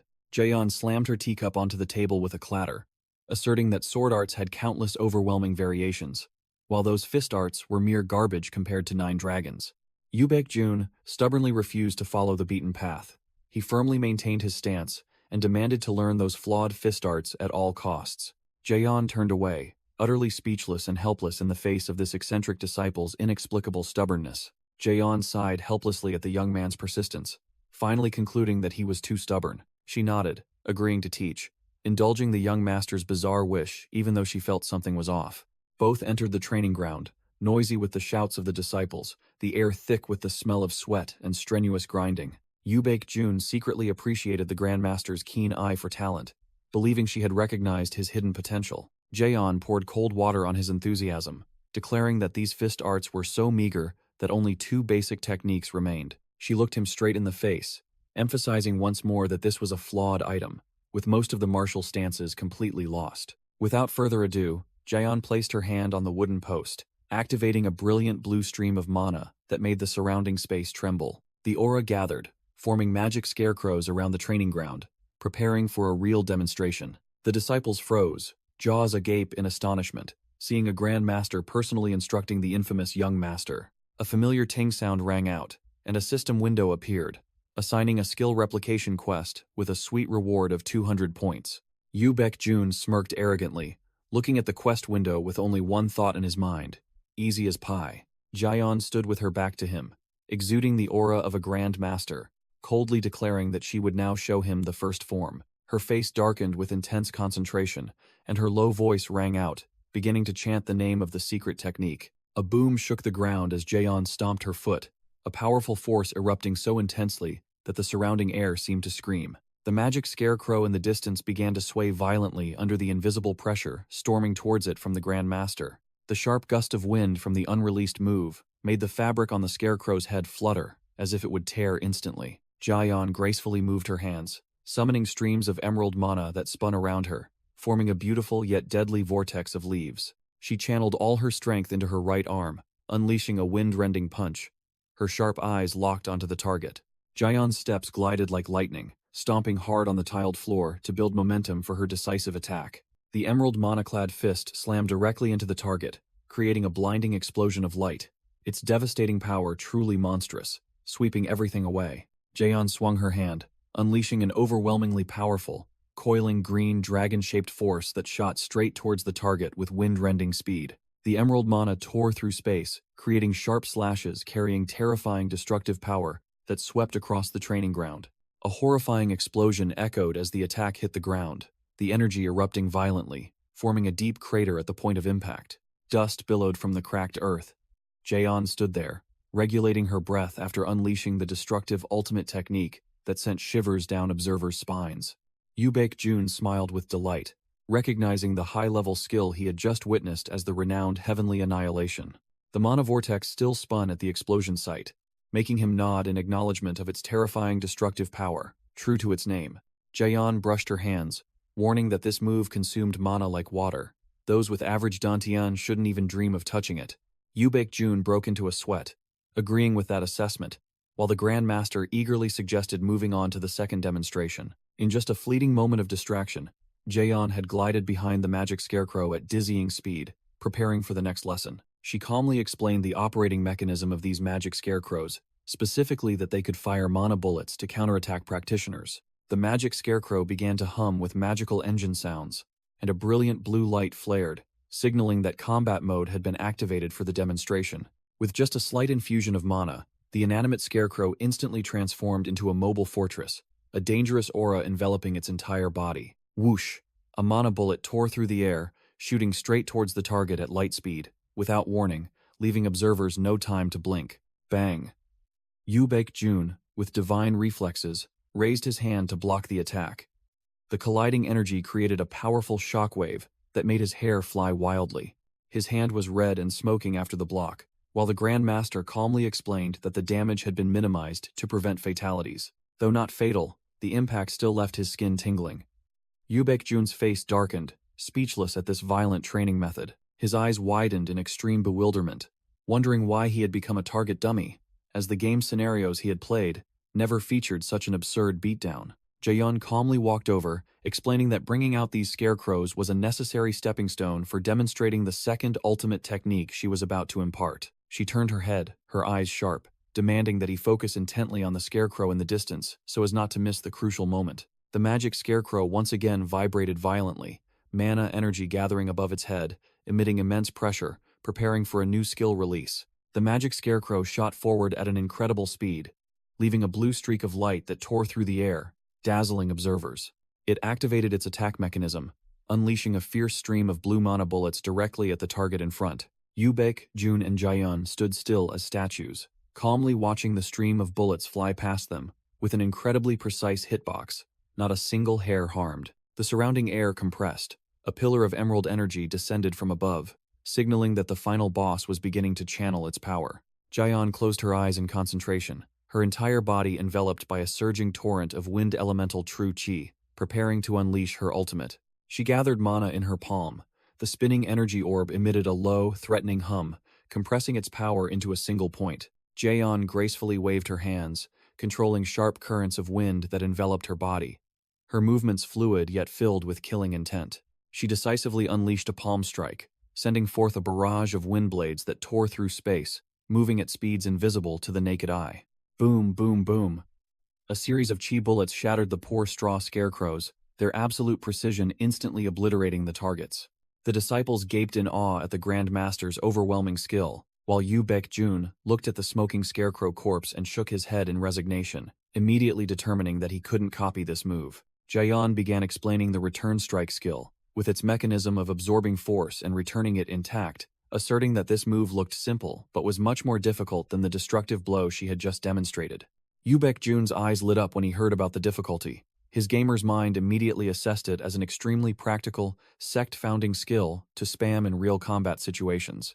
He admitted he had never used this move in actual combat, but asserted that it was a hard counter to mages, making Jaehyun nod in agreement with his sharp observation. The battle-hungry young man immediately demanded to test it, leaving the Grandmaster stunned, unable to comprehend where this kid got the confidence to ask to learn the most difficult move first. Jaehyun's face went blank, beads of sweat starting to roll down her forehead at the unbelievable arrogance and haste of her newly accepted disciple. The disciples stood far away, whispering amongst themselves, unable to understand why a good-for-nothing like Yu Baek-jun was allowed to stand beside the family's great master to discuss martial arts. One of them sneered upon hearing the rumor that he had defeated Yu Kang-ho, dismissing it as mere gossip, believing there was no way that weakling could have accomplished such an impossible feat. The brown-haired disciple still maintained a seeing-is-believing attitude, but his mocking smile vanished when he noticed strange activity from the Grand Master's training ground. Jaehyun gestured to prepare the training target, and the atmosphere on the field grew tense, making the spectators curious about the upcoming demonstration. Yu Baek-jun adamantly insisted on learning the second move first, then fluidly mimicked the movements with his hands, stunning everyone as he intended to copy a high-level skill after just one glance. Jaehyun cast a meaningful glance, waiting to see if this arrogant kid had real power or was just an empty barrel making a lot of noise. The disciples chattered noisily, still holding their narrow-minded view of the former good-for-nothing and convinced he would fail miserably. Yu Baek-jun stood tall with an impassive face, declaring he was ready to break all conventional rules. Jaehyun began her introductory lecture on game mechanics, asserting that to acquire skills, one must either grind diligently or consume skill books. The Grand Master emphasized the grueling process of arduous training, something any true martial artist must endure to achieve power. He activated his protagonist aura, sneering at that textbook theory, because he possessed a far more overwhelming unique path. A stream of blue energy tore through the air at terrifying speed, heading straight for the poor scarecrow, standing as a target. The sharp attack glided across the ground, demonstrating the distinct mindset of one who wielded extraordinary power. The violent aura ripped through the training ground, leaving behind residual energy trails that sent shivers down the spectators' spines. Yu Baek-jun erupted with imposing aura, his eyes sharp, proudly declaring he possessed the martial immortal body, the ultimate cheat code that allowed him to bypass all grinding processes. The disciples froze, their eyes wide and mouths agape, as they witnessed Yu Baek-jun's utterly devastating move. Yu Baek-jun unleashed a scorching display of fire, leaping to perform a spinning kick, imbued with furious fire energy to block the attack. A stream of fiery energy enveloped his body, creating a vortex of heat that incinerated everything around him. He landed in a super cool pose, flames still dancing around him as if provoking his opponent, completely controlling the situation. Jyon broke out in a cold sweat, her face drained of color as she realized he had just used Return Strike to absorb the mana orb and immediately send it back. Jyn sneered arrogantly, tightly compressing the fiery energy mass he had just extorted from the scarecrow in his hand. Without a single wasted movement, he swung his arm and slammed the fire orb into the ground, activating a wide-area destructive counterattack. The flames erupted fiercely, transforming into a colossal fire beast that lunged and devoured the target in an instant.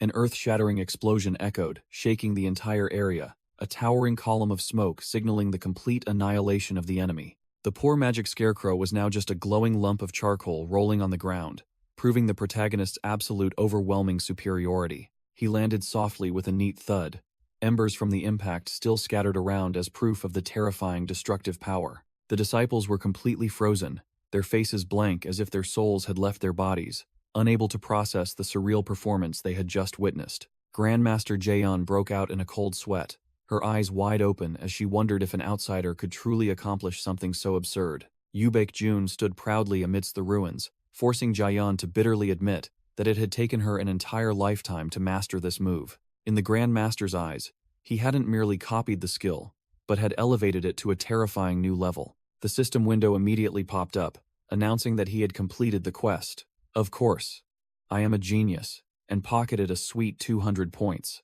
Jyon stepped forward, showering him with praise.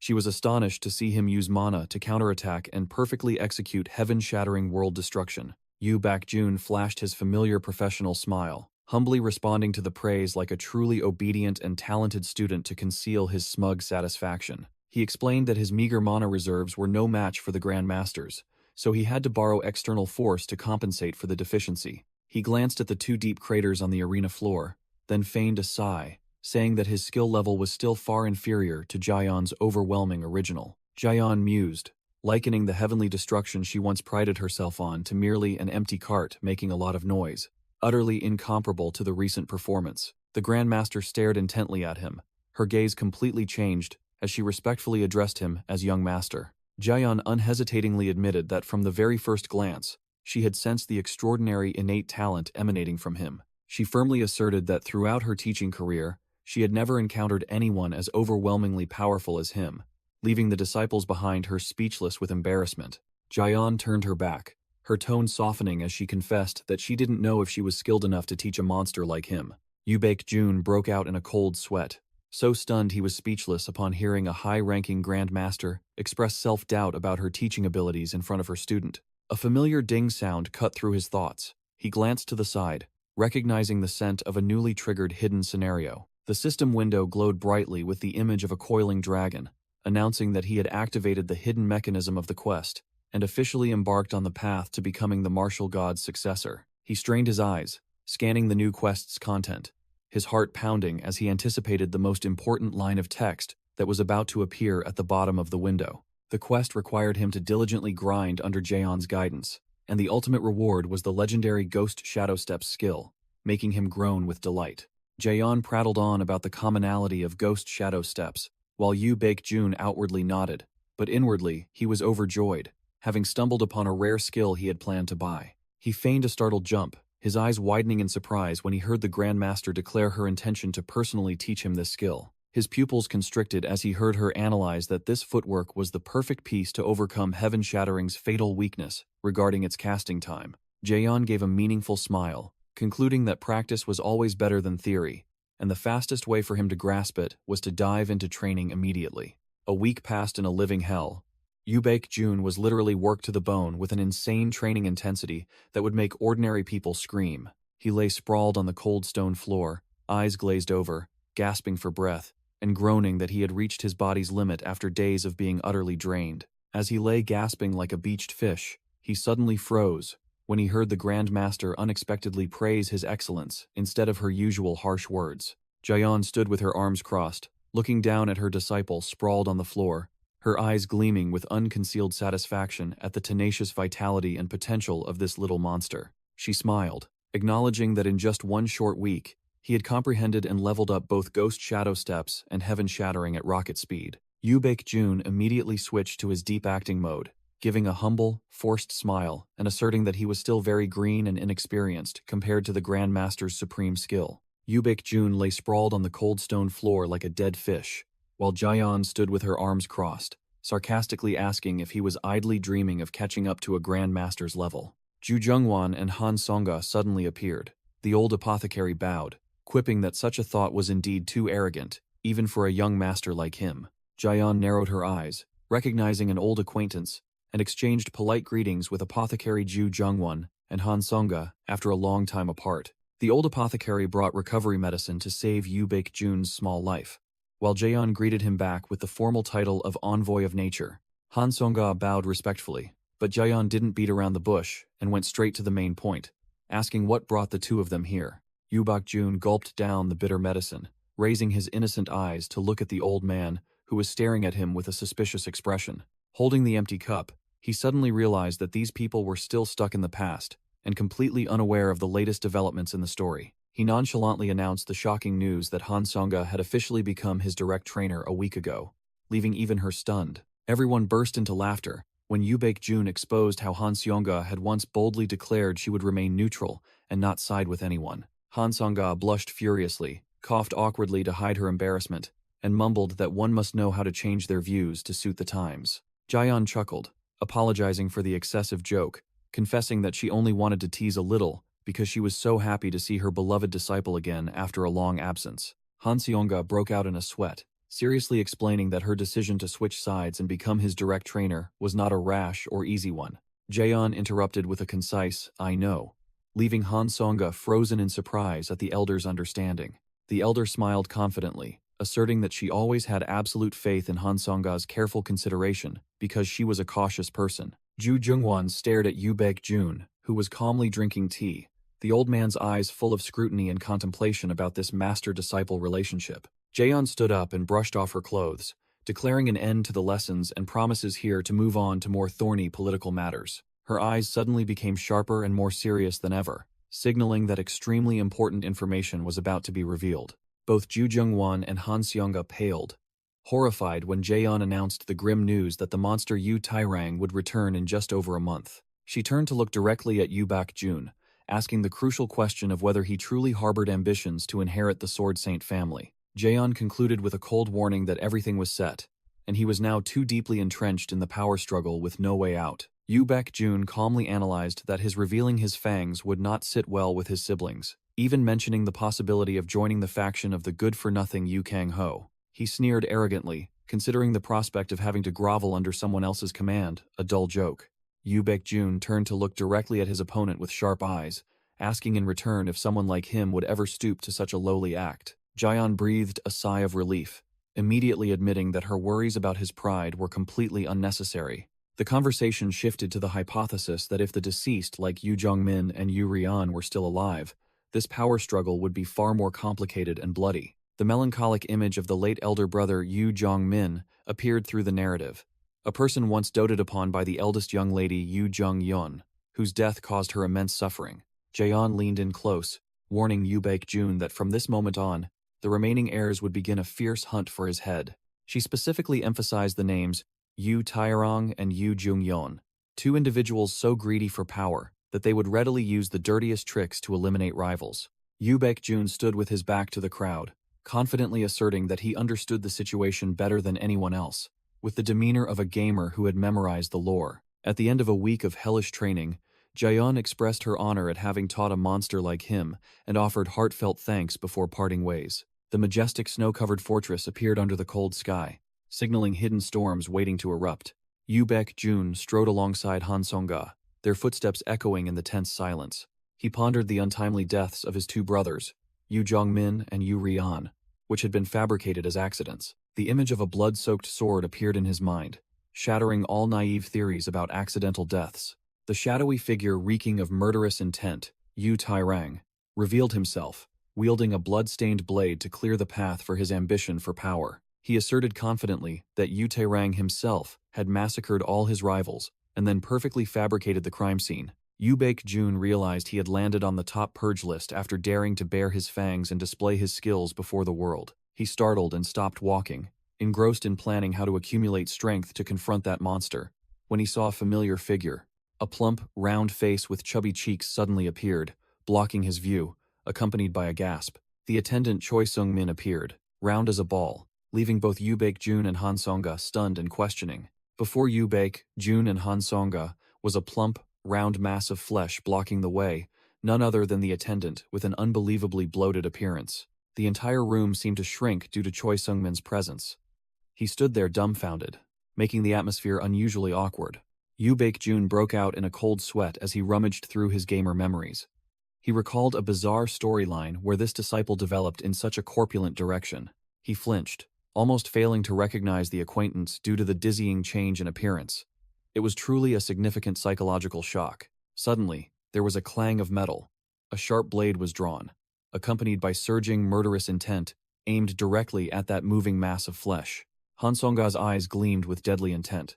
She brandished her sword and declared she would send this unfamiliar intruder to meet his ancestors for daring to trespass into the family estate.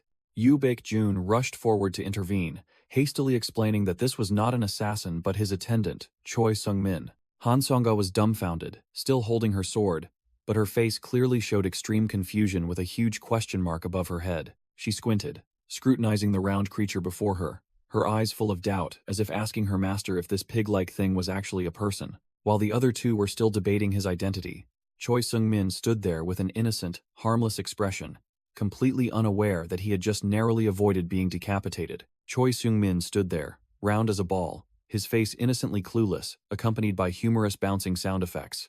Han Song-ga gasped in astonishment, breaking out in a cold sweat, while Yoo Baek-jun helplessly rubbed his forehead, unable to believe his disciple had transformed so grotesquely. The Sword Saint family estate appeared radiant and peaceful under the sunset, signaling the imminent start of a sugar-laden tea party.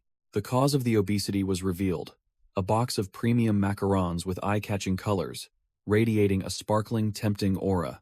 Han Song-ga took a bite, and was immediately overwhelmed by the exquisite flavor, her eyes widening in astonishment as she uttered words of praise. While the female swordswoman wondered about the secret behind the rich flavor, Yoo Baek-jun nodded, concluding that he understood why the attendant had gained weight so rapidly, in just 1 week. Choi Sung-min stammered an explanation, while Yoo Baek-jun seized the opportunity to tease Han Song-ga about tasting this aristocratic pastry for the first time in her life. It turned out this plump fellow had been raised in the family since childhood.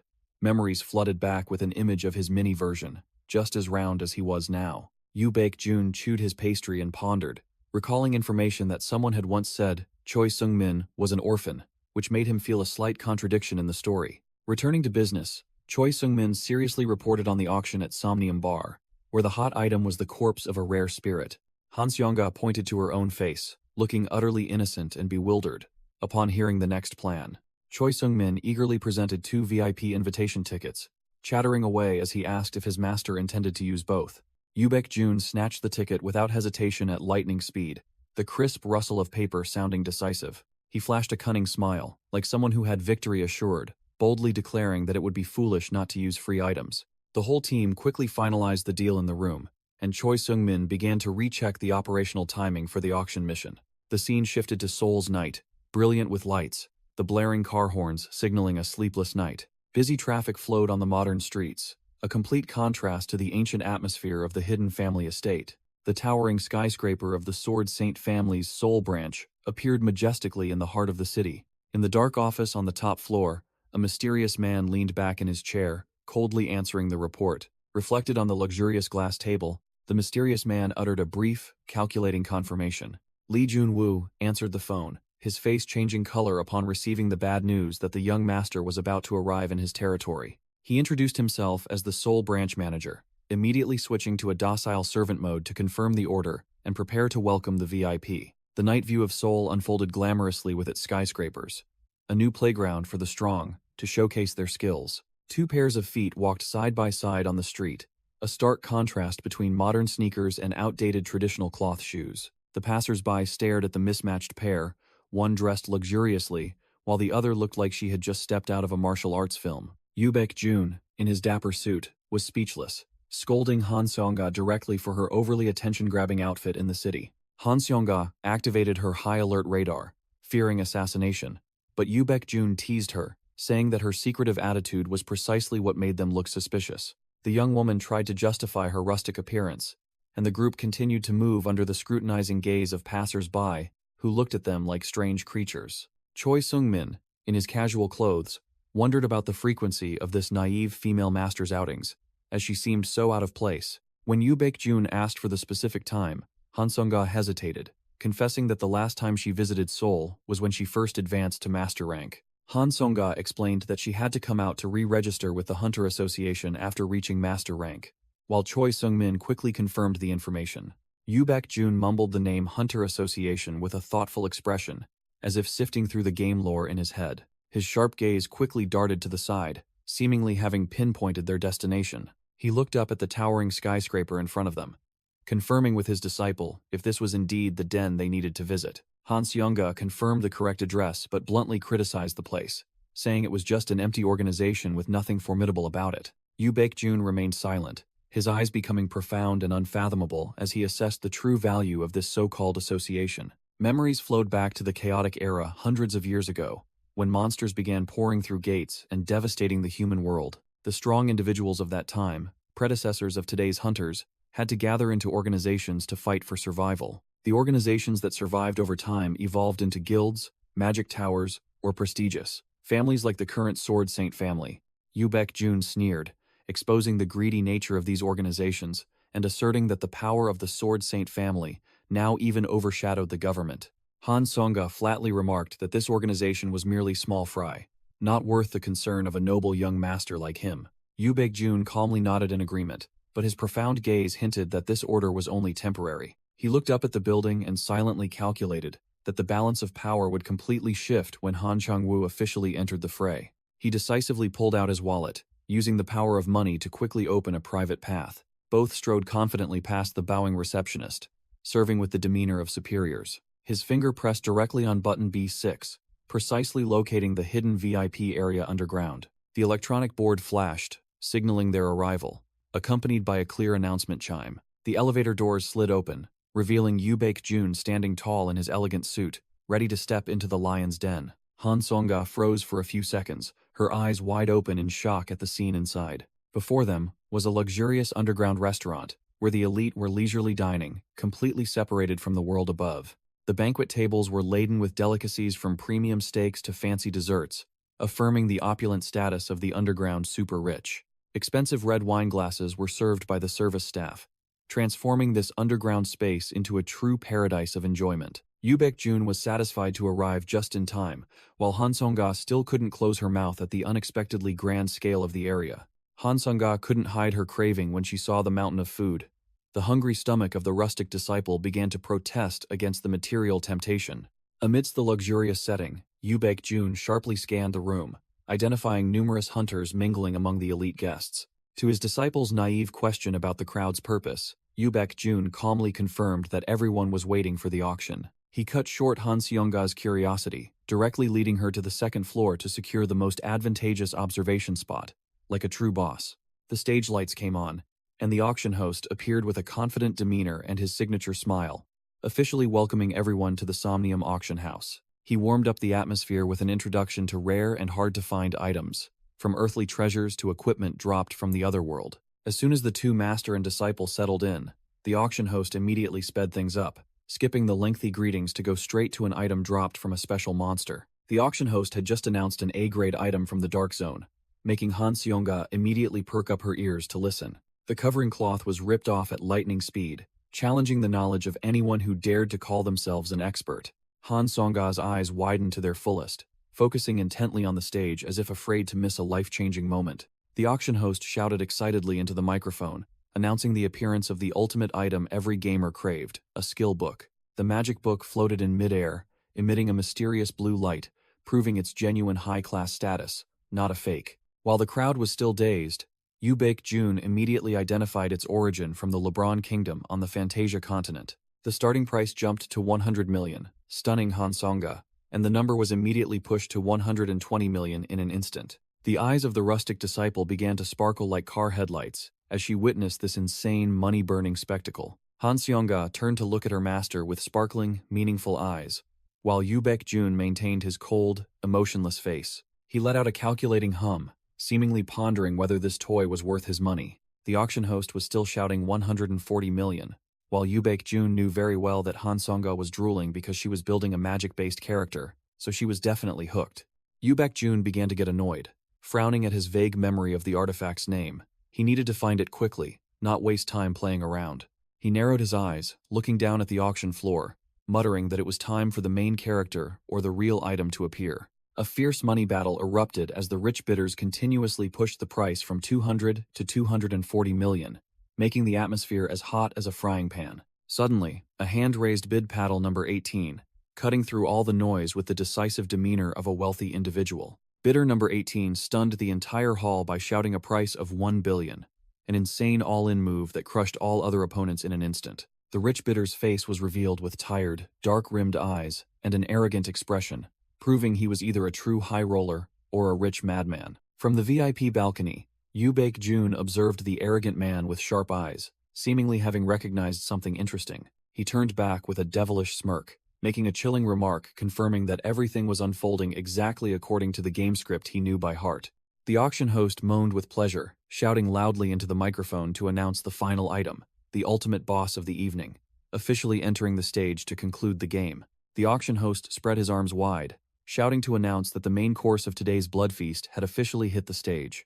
He rattled on about Siaraxen Mountain, teeming with monsters, and promised a lord's soul lying beneath the mysterious red cloth. The red cloth was ripped away, revealing the intact corpse of a giant snow tiger, making the entire hall hold its breath. Even in death, the beast's glowing yellow eyes still emitted killing intent and terrifying mana, as if it were about to pounce on its prey.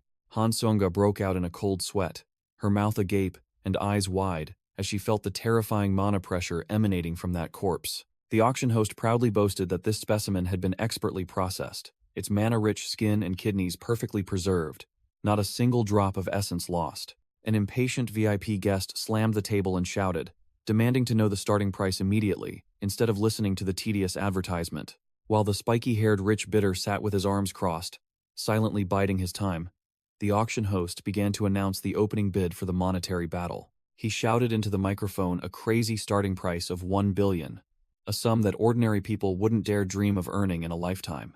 The entire hall immediately erupted into chaos as the rich bidders vied with each other, raising the price from 1.5 billion to 2 billion in just a few short seconds. Jun sat in the VIP section, coldly observing the crowd, frantically driving the price sky high like moths to a flame. He turned to confirm that the main target was the snow tiger's corpse, his sharp eyes like a scanner appraising every fiber of the prey. In his mind, he quickly analyzed valuable parts like the skin and heart, affirming that he would fully utilize everything dropped by this boss. Without hesitation, Jun decisively raised paddle number 207, officially joining the high society's money-burning game. While the small fry only dared to inch up the price, he directly shouted 6 billion, making the rich bidder below gape in horror. The entire hall below fell silent, all eyes fixed on the upper floor to see which madman had just thrown money out the window. Choi Seung-min stood frozen in place, his face bewildered as if his soul had left him, unable to believe the enormous sum that had just reached his ears.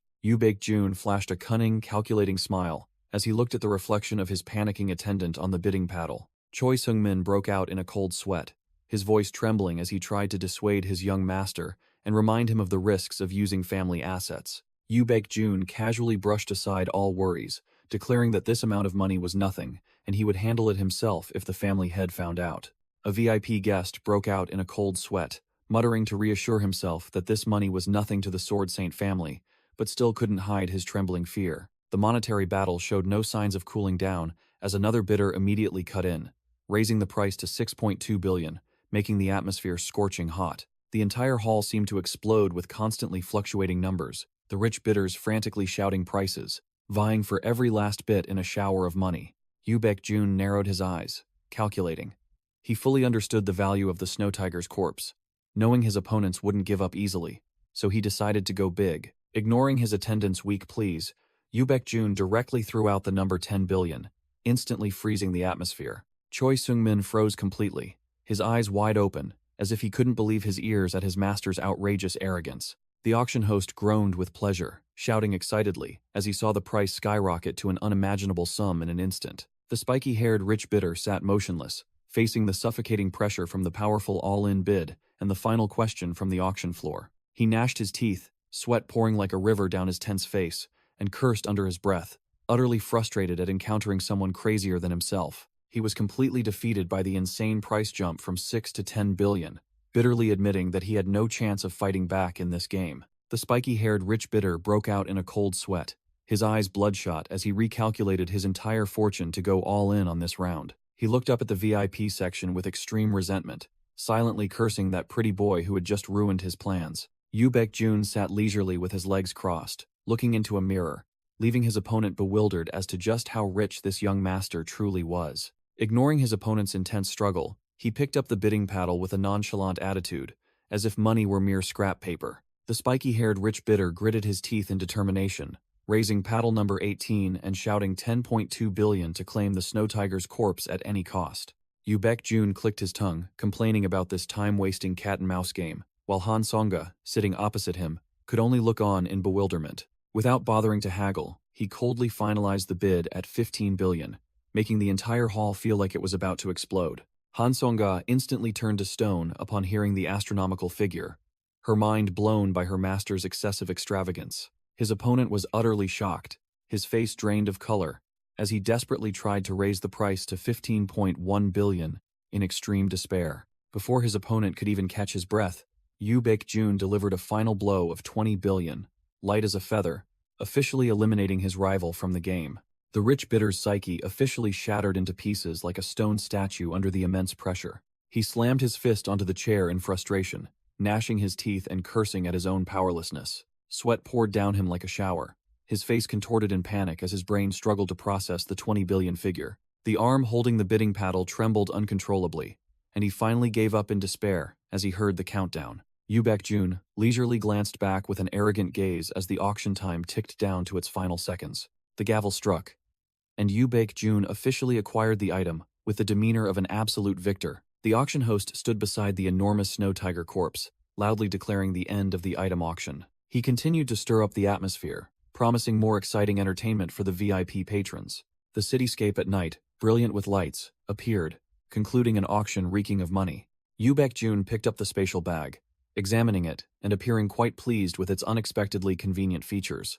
Jun leisurely explained the mechanism of the spatial bag containing the enormous tiger corpse, leaving Han Songa wide-eyed and dumbfounded as she listened. He suddenly called out to Han Songa, breaking the silent atmosphere on their way back. Han Songa looked bewildered, her face full of question marks as she heard him mention the unfamiliar name, Stargle. He then shifted to ask about the Magic Tower, a formidable name that anyone in their circles would surely know. An image of the Supreme Mage organization appeared, full of authority, asserting its unrivaled position, no less than that of the Sword Saint family.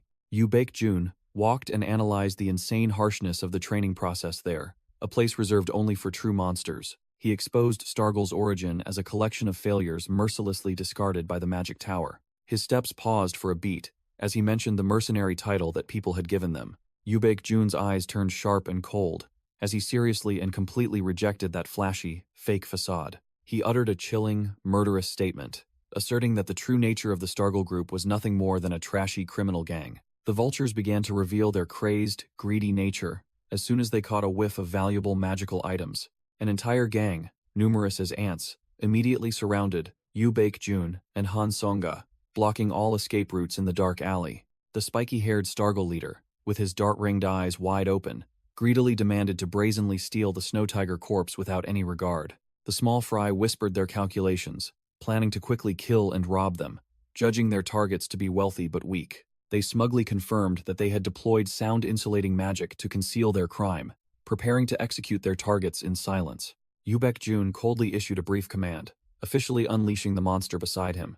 Han Songa's demeanor instantly changed, her face darkening with murderous intent when she saw her master being disrespected by those trash. The leader shivered with a cold dread, utterly bewildered by the sudden surge of materialized killing intent emanating from the girl. He hastily shouted an attack command, and all his subordinates simultaneously activated glowing magic circles to unleash concentrated damage. Countless pillars of magical energy crashed down thunderously, as if to crush the master and disciple in an instant, commencing the battle. Han Songa looked up in a daze as Jun's sturdy back suddenly blocked her view. He lightly waved his hand, conjuring a verdant mana wall to block the sneak attack.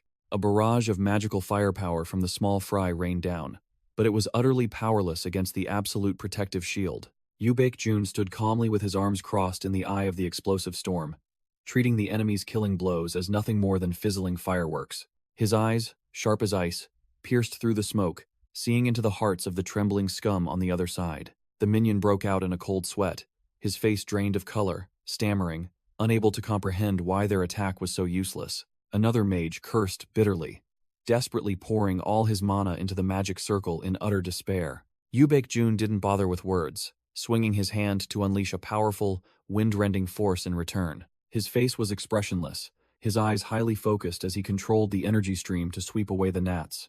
A terrifying explosion echoed, shaking the entire area, and Han Seonga stood stunned, witnessing her disciple's overwhelming power. The minion's face was drained of color, sweat pouring down him as he stammered, wondering where his attack had vanished. Yu Baekjun gave his opponents no time to breathe, gliding forward like a ghost with speed that the naked eye couldn't follow. A bone-chilling, ice-clad punch was unleashed, its impact creating the crisp sound of shattering ice and breaking bones. He charged left and right through the encirclement, each strike sending a piece of small fry flying into the air, ice energy swirling thickly. Yu Baekjun activated an area of effect skill, transforming the ground into a colossal ice sheet, freezing and flinging the surrounding scum into the air. The thug panicked completely, screaming desperately as he realized his legs were frozen solid to the ground by the chilling energy. The Stargle leader broke out in a cold sweat, shouting in anger and confusion as he saw his subordinate fall too quickly. His face changed color, his pupils contracting as his survival instinct screamed that something was terribly wrong. He stood frozen, watching his subordinates turn into ice statues, witnessing such a bizarre skill for the first time in his life. The Stargle leader broke out in a cold sweat, stammering as he called for reinforcements from their hideout in utter panic. A subordinate yelled in frustration, cursing his boss directly for the idiotic order to make contact in the heat of the moment. He shouted his comrade's name, then frantically charged forward, towards where Yu Baekjun was leisurely walking like a god of death. Han Seonga stood silently in her white martial uniform, witnessing the chaotic scene and her disciple's overwhelming power. Yu Baekjun turned back with an innocent expression, asking his master for permission to take care of the high-ranking commander. Han Seonga nodded sharply, calmly agreeing as if it were obvious given his skill level. She let out a soft, powerful "f",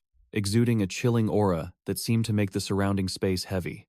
Han Seonga looked up at the building, secretly astonished that she herself had only recently mastered this skill. Her eyes shone with admiration mixed with shock, unable to believe this monstrous disciple had used it so proficiently. Yu Baekjun tightened his grip on his sword hilt, offering a gunpowder-laced compliment about the enemy's geniuses for not knowing their place. He stood proudly, drawing his sword, not forgetting to mock the name of some insignificant organization called Stargle, which Head never heard of in the game script. The minion panicked completely when he realized his legs were frozen solid, screaming desperately for his comrades to save him from impending death. The remaining Stargle members desperately unleashed a massive inferno, hoping to melt the spreading, deadly ice. The blazing fireball hurtled forward with destructive speed, carrying the last, faint hope of the small fry. Swish! A sharp sword strike tore through space, cleaving the fire magic in two as easily as slicing a soft cake in midair. Yu Baekjun stood tall amidst the dissipating flames, his sword casually resting on his shoulder with the arrogant demeanor of a true destroyer. The thugs gaped, their eyes wide and brains stalled, as they watched their proud magic effortlessly neutralized. The Stargle leader broke out in a cold sweat, his face drained of color, as he recognized the legendary sword art that had just been unleashed before his eyes. Yu Baekjun stood tall like a god of death before the defeated opponent, who could only utter a few dying words in utter astonishment. Another subordinate stood frozen, his face drained of color, as he witnessed his comrade being wiped out amidst the sound of flesh tearing through the air. Yu Baekjun's voice turned icy as he began his lecture on world order for these clueless fools. He erupted with an overwhelming aura, his eyes blazing, sternly declaring that messing with the Sword Saint family was the most foolish mistake of their lives. The cold moonlight from above silently witnessed the one-sided massacre, accentuating the lonely and terrifying aura of the strong. The sound of frantic footsteps pounded on the ground. The cowardly Stargle leader was running for his life, fleeing from the god of death. The Stargle leader's face was contorted, sweat pouring down him, his breath ragged from the terror gripping his mind. He was so panicked that he even abandoned his precious magic book to save his life, scrambling headlong towards the building like a sewer rat. Yu Baekjun leisurely bent down to loot the fallen magic book, calmly watching his prey desperately try to burrow into its hideout. Jun stood tall before the target building, still holding the magic book he had just extorted from the defeated foe. He narrowed his eyes, assessing the enemy's hideout, his cold demeanor confirming this was the end for these little rats. In his mind, a series of algorithms analyzed the map. He fully understood that these criminals' constant location changes wouldn't fool a professional. Standing in the wide courtyard, Jun exuded the aura of a kingpin, casually holding the book as he surveyed the situation. He tilted his head, issuing a short but weighty command into the silent void. "Show yourselves." Immediately, space rippled, and Lee Jun-woo, along with his guard squad, emerged from stealth, kneeling in unison, awaiting orders. Lee Jun-woo, the head of the Seoul branch, respectfully bowed and reported, maintaining absolute professionalism under the young master's pressure. Jun didn't even look directly, merely gesturing towards the building with his chin and coldly asking for confirmation if the prey had run inside. The subordinate quickly confirmed there were no civilians inside, implicitly understanding that his master was about to level the place. Jun's eyes were sharp as razors, as he pronounced a death sentence for all enemies except the Stargle leader. "Kill them all." Cries of obedience echoed through the space as the subordinates immediately carried out the order, leaving Jun standing proudly amidst the surging aura. He stood silently in the courtyard, his eyes indifferently watching the shaking building, awaiting the massacre to begin. Jun glanced, his tone full of hidden meaning as he noticed the subordinate's swift appearance. Outsiders would think, "I just summoned you here." He turned his back, revealing that he had been followed ever since he set foot in Seoul, while the building's glass windows began to crack under an invisible pressure. He recalled Lee Jun-woo and the guards secretly tailing him, realizing that the Sword Saint family had secretly ordered his escort, not just Han Songa's. The entire building shook violently, glass shattering like rain as he nodded in acknowledgement. Indeed, this is the sole privilege of extreme difficulty. Jun stood bathed in the glittering rain of glass, with the calm and composed demeanor of one who wields ultimate power. He flashed a satisfied and arrogant smile, reveling in the feeling of absolute dominance that his family's status brought. Overwhelming power. The scene of the massacre reeked of blood. The Stargle leader leaned against the wall, gasping amidst the corpses of his useless Stargle members. He coughed violently, fresh blood gushing from his mouth and splattering onto the cold floor. The leader's eyes widened in horror, cold sweat pouring down him like rain, as he stammered, asking the identity of the one who had just annihilated his gang. "Who are you?" He screamed in despair and indignation, blood smeared across his face. "What kind of monsters are you to attack me?" Lee Jun-woo stood there with a cold, emotionless face, silently looking down at the defeated man as if he were a pile of trash. The leader glanced suspiciously when he saw Lee Jun-woo indifferently refusing to answer, pressing, "What else do you want?" Jun stepped out with a regal aura, his subordinates behind him loudly declaring their identity, making the space feel as if it would explode. "We are the Sword Saint clan." The Stargle leader was stunned, staring wide-eyed at the people before him, his brain seemingly unable to process the information he had just heard. He suddenly burst into raucous laughter, his face contorted with mockery, as if he had just heard the funniest joke of the century. "Pfft, ha ha ha," he sneered, mocking them for putting on an act. "What kind of trick is this? The Sword Saint clan? Why would you recluses from Mount Seoraksan show your faces here?" A horrifying impact sent fresh blood splattering, wiping away the arrogant smile of the one who had just spoken so boldly. A broken tooth flew out of his mouth, clattering onto the cold ground, signaling that the leader's front teeth were officially gone. The Stargle leader clutched his stomach, writhing and screaming in extreme pain as fresh blood uncontrollably gushed from his mouth. Lee Jun-woo grabbed his head tightly and yanked him up without mercy, ignoring the pathetic man who was coughing violently and covered in blood.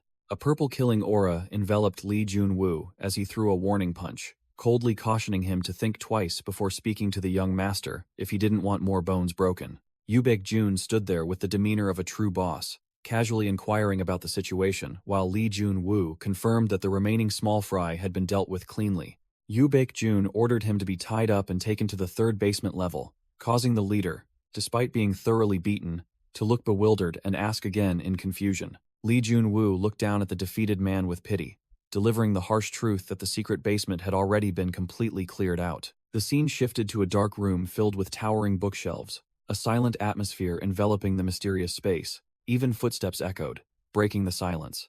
And Jun mused to himself that this place looked no different from an ordinary library. A glowing red magic orb floated in midair, emitting a mystical light, signaling that this was the hidden treasure they had carefully concealed. Jun and Lee Jun-woo entered the secret room, Overwhelmed by the mountain of magical items and valuable documents piled up, Lee Jun-woo bowed his head, full of regret for not investigating more thoroughly, blaming himself for overlooking such a goldmine right under his nose. Dozens of questions arose in Lee Jun-woo's mind, and he broke out in a cold sweat, wondering how the young master knew this location so intimately, as if he had planted a spy beforehand. While Yu Baek-jun was busy rummaging through the papers, Lee Jun-woo stood behind him, secretly assessing the dizzying change in his master's aura and health after the training battle. Yu Baek-jun's hand snatched an old scroll from the messy pile, and he cheered excitedly, having finally found the valuable item he needed. Yu Baek-jun smiled triumphantly as he unrolled the scroll, confirming it was indeed the blueprint for the training magic circle he had long sought. The system window displayed detailed information about this A-rank item, an ancient secret technique that greatly enhanced the user's concentration and mana absorption. Yu Baek-jun quickly calculated its true value. Although its individual effect was somewhat weak for its rank, it was excellent for long-term team-level grinding. Yu Baek-jun's sharp eyes glinted with greed, and he decisively ordered that this entire hideout be plundered clean, with everything brought back to the clan, leaving not a single scrap. Yu Baek-jun coldly turned and walked away, leaving the Stargle leader for Lee Jun-woo to handle and escort back to the clan like urgent cargo. Lee Jun-woo realized that the Magic Tower people would soon catch wind of this, and that pathetic man would be an extremely valuable diplomatic asset to win them over. Lee Jun-woo's face briefly showed astonishment as he pieced things together, realizing that his master had planned this move in advance, rather than coincidentally sparing the enemy's life. The Stargle leader now lay sprawled, like a hog tied up, becoming the perfect sacrifice for the Sword Saint clan to establish relations with the Magic Tower. Lee Jun-woo broke out in a cold sweat as he recognized his master's profound strategic vision, completely unlike the rumors of a useless wastrel only interested in debauchery. He secretly compared it to the past and firmly asserted that the old, good-for-nothing young master would never have known how to contact and arrange everything so systematically. Yu Baek-jun's retreating figure gradually disappeared into the clan grounds, leaving behind an impression of authority and mystery that commanded his subordinates' respect. The scene shifted to the entrance of the study, a place that held important martial arts secrets and exuded the solemn, tranquil atmosphere of the Sword Saint clan. A knock echoed, breaking the silence, accompanied by a respectful request from someone outside wishing to enter the young master's private space. Yu Baek-jun, in a simple white shirt, turned to face Han Song-ga, who had just entered with a bewildered expression, not understanding why she had been personally summoned by him. Yu Baek-jun stood in the empty room, casually explaining the current state of the study as Han Song-ga entered with a questioning look. He bluntly declared that he had cleared out all the useless books because he had already read them thoroughly ages ago and no longer needed them. Without beating around the bush, Yu Baek-jun held out a blue secret manual, radiating a mysterious magical aura, right in front of her. Han Seong-ga's eyes widened to their fullest, and she stammered, speechless, as she realized the terrifying value of the legendary item in her master's hands. He pushed the book into her hands, reminding her that she had once coveted it in the past, as if he were bestowing a superfluous toy. Yu Baek-jun flashed a cunning smile, using the excuse that it was an item specifically for women to force her to accept this priceless gift without refusal. Han Seong-ga was still in shock, hesitating to return it because she felt the gift was too grand for her status as a disciple. Yu Baek-jun's eyes turned sharp, and he cut off her refusal, saying that he already understood her polite intentions. Han Seong-ga's face went blank, caught red-handed by him, who then mocked her naive inability to hide her emotions. He delivered the final blow with a threat to burn the book if she dared to refuse again, making Han Song-ga gasp in alarm. Han Song-ga tremblingly took the book, stammering her thanks as sweat poured down her face like a river under her master's invisible pressure. She stared at the magic book in her hands, complaining that this tacky item looked far too bland compared to her imagination. Yu Baek-jun cleared his throat with a loud ahem to correct his disciple's disrespectful attitude, signaling her to focus on the task. He picked up the instruction sheet, scratched his chin, and began to feign innocence, wondering aloud how to use this toy. Outwardly, he appeared thoughtful, but internally, Yu Baek-jun was in utter panic, clueless about its use, secretly praying for Han Song-ga to carry the team this time. He forced a laugh, changing the subject by saying this magic circle was just loot from the Stargle Small Fry's hideout, to alleviate suspicion. Yu Baek-jun continued to bluster that he had picked it up but knew nothing about it, deliberately acting ignorant to conceal the item's true value. He explained that it was a single-use item, not a skill book, then urged her to install it right there so he could witness its effect firsthand. Following the instructions of the fake expert, The magic paper with ancient runes was spread flat on the floor. Han Seonga placed her hand on the magic circle and infused it with mana, causing a fierce surge of blue energy to erupt, accompanied by a whooshing sound. The magic circle on the floor glowed brightly, signaling successful activation. Han Seonga slumped down, letting out a long breath after her mana was drained to start the device. Yoo Baek-jun stared wide-eyed at the effect, his gamer's mind immediately assessing the terrifying energy consumption of this heavy-duty toy. Seeing his disciple's pale face from exhaustion, he both reassured her that it only cost a lot the first time, and continued to play the clueless role, asking what the circle actually did. As Han Seonga recited the cultivation support effects from the instruction book, he stood with his arms crossed, nodding as if he understood, then generously allowed her to use it while he was away. Concluding swiftly, he suggested she test the item immediately, then turned and walked away with the demeanor of a true master. Just as he was about to leave, he paused, his sharp eyes darting towards the door, as he heard the footsteps of a stranger entering the study. Choi Sung-min appeared, greeted, then delivered shocking news. The Magic Tower delegation would visit earlier than expected tomorrow. Yoo Baek-jun mentally replayed the scenario, immediately guessing their main purpose was to appraise the portable magic circle. The servant hesitantly glanced at his master's expression, then timidly added another shocking piece of news. His former fiancée would also be part of this trip. In contrast to the disciple's worried look, Yoo Baek-jun merely nodded indifferently with drowsy eyes, confirming he didn't care about his almost wife. He stared blankly, a dozen huge question marks above his head. His brain temporarily stalled upon hearing that hauntingly familiar name. Choi Sung-min continued to innocently add fuel to the fire with a polite greeting, while Yoo Baek-jun began to sweat profusely, realizing the gravity of the situation. The name Jyn So Yun struck him like lightning, making his eyes widen and his face contort in horror as he frantically searched his memory for data on this dangerous character. Memories of a terrible future flooded back, where the entire city was engulfed in flames and ruins under a blood-red, deadly sky. Footsteps crunched on the rubble, a lone figure silently advancing towards the remnants of destruction. The brown-haired man with bloodied arms screamed desperately, trying to use his last bit of strength to persuade the other party to calm down.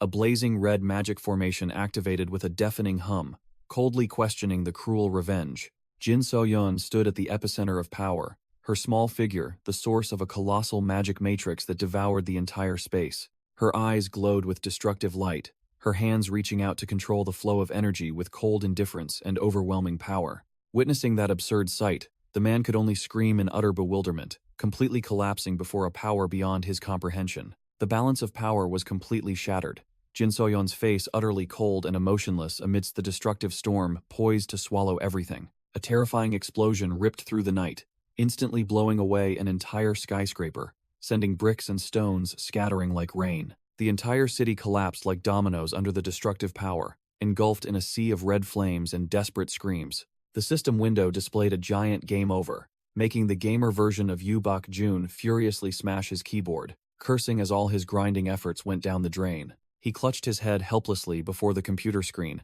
admitting that this playthrough had once again reached a bitter dead end because he couldn't handle the difficult scenario. Jyn So Yun appeared with the overwhelming aura of a protagonist, destined to become the next master of the Magic Tower with her supreme power. A game-breaking character possessing S-rank empathy.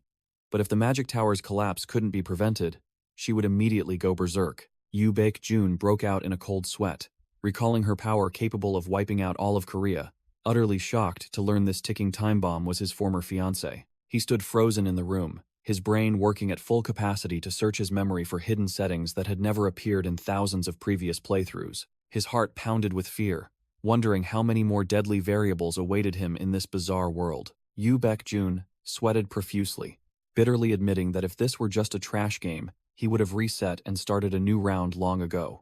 The cruel reality, like shards of broken glass, pierced his mind, confirming that there was no revive button here. Death meant the end of the game.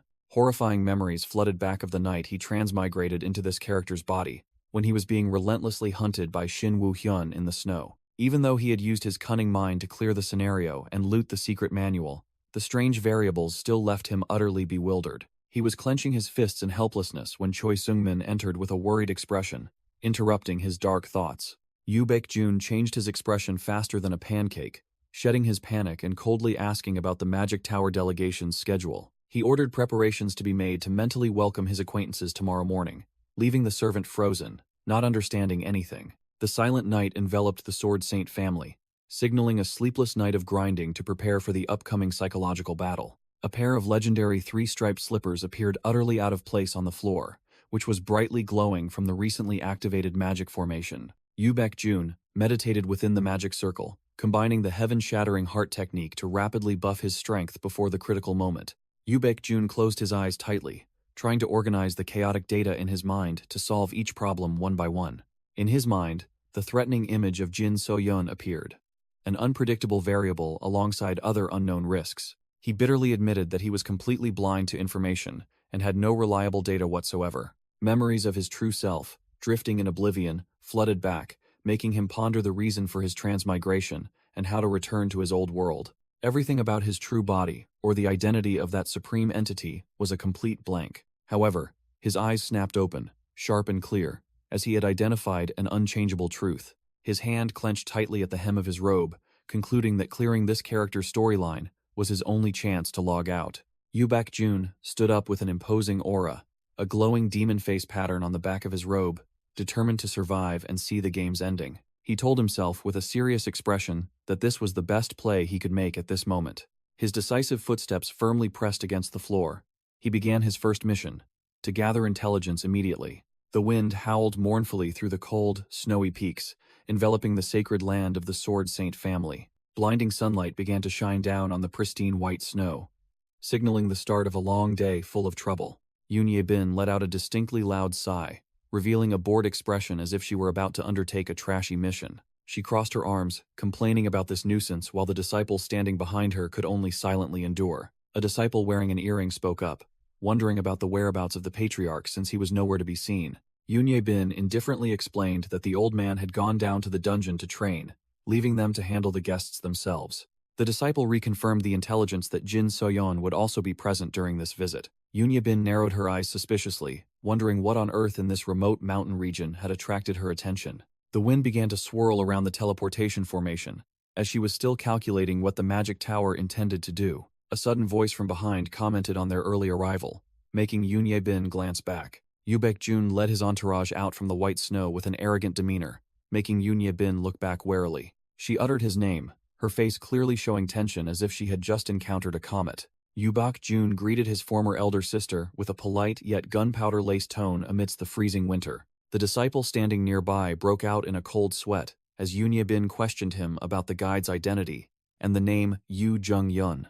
Jun smirked mockingly, exposing how the other party had once declared neutrality but was now acting contrary to it. The subordinate could only remain silent, sweat pouring down his face, caught between the high-pressure verbal sparring of powerful individuals. He put on a fake innocent expression to mock the fickleness of humans, startling the other man. Jun leaned close to his subordinate's ear, gritting his teeth and threatening that he seemed to prefer this faction over the elder sisters. His eyes glowed with an eerie purple light, exuding overwhelming killing intent, and a devilish smile to intimidate his subordinate. The disciples stood frozen, their faces drained of color as they felt the terrifying pressure sweep over them. Jun maintained a poker face, his sharp gaze unwavering under the opponent's pressure. Everyone stood, rooted amidst the blizzard, the atmosphere as taut as a bowstring as the two factions glared at each other, awaiting the next move. Bin turned and left, uttering a curt remark to end the meaningless argument and cool down the heated atmosphere. She smirked meaningfully, leaving a warning about a future reckoning that sent shivers down the listener's spine. Jun snorted, ignoring her, while Choi Seungmin and the others looked bewildered as the teleportation array began to activate. The magic circle beneath their feet glowed brightly, ancient runes radiating a surging blue energy that engulfed the surrounding space. He stood proudly amidst the light, reassuring his trembling subordinates with the condescending tone of a superior. Beads of sweat rolled down his cheeks. Jun reassured himself to treat this like a game, keeping a cool head in the tense situation. The entire group was drawn into the magical light, their bodies gradually dissolving into the void to leave the cold, snowy mountain region. His feet landed firmly on the array at their destination, and he muttered, cautiously assessing the surroundings. A voice rang out, signaling inspection time, accompanied by the faint whistle of wind across the face of the newcomer. Jyn So Yun, the heir to the magic tower, appeared with an elegant demeanor, dusting herself off while complaining about the unsanitary conditions of this remote place. The mages stood around the magic circle in the snowy forest, exchanging polite greetings as if this were a class reunion, not a battlefield. Jyn So Yun immediately switched to her sweet girl persona, smiling brightly and asking about the well-being of an old acquaintance after a year apart. Yoon Bin appeared with a sharp look, responding with flattering compliments about the other's beauty, creating an atmosphere of close sisterhood laced with gunpowder.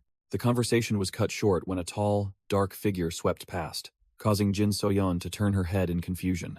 Jyn So Yun's cat-like eyes widened completely. She froze for 5 seconds, utterly speechless as she recognized the terrifyingly familiar aura. Yoo Baek-jun strode confidently through the snowy landscape, passing the crowd and making a cold remark about meeting an acquaintance again. His footsteps crunched firmly on the snow, each movement exuding the confidence and invisible pressure of a powerful individual. Yoo Baek-jun stopped, his sharp purple eyes looking down at Jyn So Yun, who stood rooted to the spot, creating an intensely tense staring contest between the two powers. Yoo Baek-jun broke out in a cold sweat but still tried to activate his deep acting mode, greeting his old acquaintance with an intimate tone as if there had been no separation. Jyn So Yun asked back in bewilderment, unable to believe her ears that he dared to call her by her given name so casually. Her cat-like eyes narrowed dangerously. She immediately questioned his disrespectful and impudent way of speaking. Yoo Baek-jun's face paled, his mind screaming in panic as he realized he had chosen the wrong dialogue option and accidentally triggered a death flag. Purple killing intent flared around Jyn So Yun as she pressed him again for a proper address, her face looking as if she wanted to send him to the scoreboard. He gulped, cold sweat streaming down his face from the terrifying pressure emanating from the monster disguised as a beauty. Amidst the romantic snowy landscape, Yoo Baek-jun stood frozen, the words "I'm screwed" appearing prominently in his mind as he realized he had just massively self-destructed. The scene shifted to a flashback. An old diary on the table revealed confidential information that these two had actually gotten along very well in the past. Choi Sung-min, both hesitant and gossipy, reported the game lore, asserting that the mage had once harbored very deep feelings for the young master. Yoo Baek-jun crossed his arms, seriously analyzing the storyline, realizing that their past breakup was due to his father's crude interference, not personal conflict. In his panic, the memory of the old pharmacist Ju Jung-won suddenly flashed like a lifeline for his excuse of temporary amnesia. Yoo Baek-jun broke out in a cold sweat, his mind screaming curses because the completely wrong intelligence about their good relationship almost made him log out of the server. He tried to suppress his fear, swallowed, and steered the conversation towards her trip's purpose to avoid the death hanging over his head.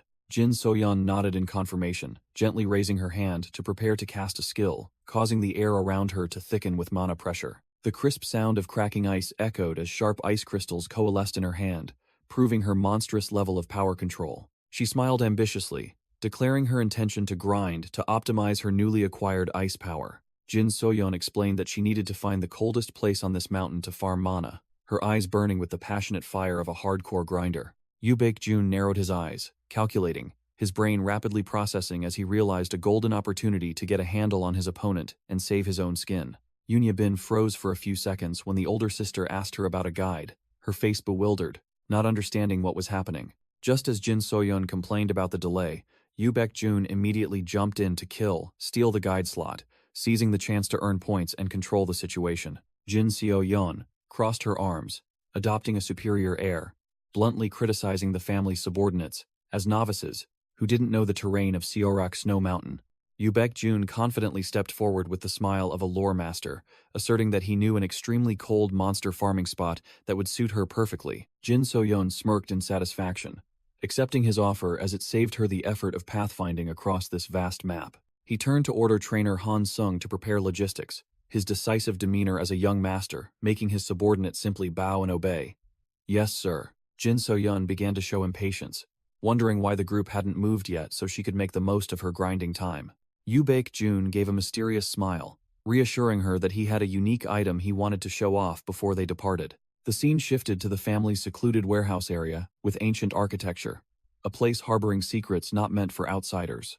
The Stargle gang leader was tied up tightly like a rice cake, his mouth gagged, his eyes wide with fear, not understanding what fate awaited him. Yoo Baek-jun led Jyn So Yun into the warehouse, his cold eyes observing her reaction to the living gift trembling on the ground. Jyn So Yun was stunned to realize that the person lying there was a member of the Stargle gang, unexpectedly encountering an enemy in this remote place. The Stargle gang leader, gagged, screamed in despair as he realized he had been turned into an item for transfer to the Magic Tower, a place even more terrifying than hell. The decision was made to postpone their departure until tomorrow morning to avoid encountering the ferocious snow wolves that hunt at night. Preserving their strength was paramount. Jun, in comfortable sleepwear, admitted that resting was just an excuse. He needed time to prepare his toys for the trip. Sitting on the bed, he focused intently, activating the martial god's tome, a brilliant golden light radiating as he began to delve into its vast repository of game knowledge. With skilled hand movements, he accessed the system store and immediately purchased the C-rank Friend of Snow Golems trait for the Siorak Mountain event. The system confirmed the successful transaction. The finicky snow golems would now consider him an ally thanks to the newly activated mark. Jun smirked, calculating. Although this trait was useless in combat, it was the mandatory master key to clear the Tears of the Snow Abyss event. In his memory, if the vengeful spirit of the snow tiger wasn't suppressed early, it would return to its physical body and cause a catastrophic disaster for the entire region. Jun's eyes were sharp and cold. He was determined to destroy this seed of disaster while it was still in its weakest spiritual form before it could evolve. Looking at his meager account balance of only 100 points, he felt disheartened. He accepted his impoverished reality and planned to grind skill proficiency after completing the mission. The system displayed a lucrative mechanism. If one possessed the martial god's tome, the challenge system would upgrade to achievements for farming reward points. Jun slammed the book shut, finalizing his plan to grind the proficiency of this artifact to max first to unlock the point farming feature. He collapsed onto the bed with a long sigh, complaining about the mountain of work he needed to tackle to prepare for the hunting trip. Cold winds howled outside the Sword Saint family compound, signaling a tumultuous journey about to begin in the snowy mountains. Jyn So Yun huddled in her thick coat, exhaling white mist and muttering about the biting cold weather. She turned to urge her teammates, not wanting to waste another second standing frozen in this remote place. But immediately, her cold expression changed, turning into a bewildered stare at something in front of her with a look of confusion. Jyn So Yun was speechless when she saw Jun carrying a backpack as big as a mountain, looking exactly like a professional smuggler moving house. Jun put on an innocent face, pretending not to understand why Jyn So Yun reacted so excessively to his thorough preparations. He glanced at the enormous pile of luggage behind him, then casually asked again, as if carrying an entire inventory was the most normal thing in the world. Jyn So Yun looked at her teammate with a questioning gaze, not understanding what he was hinting at about their upcoming destination.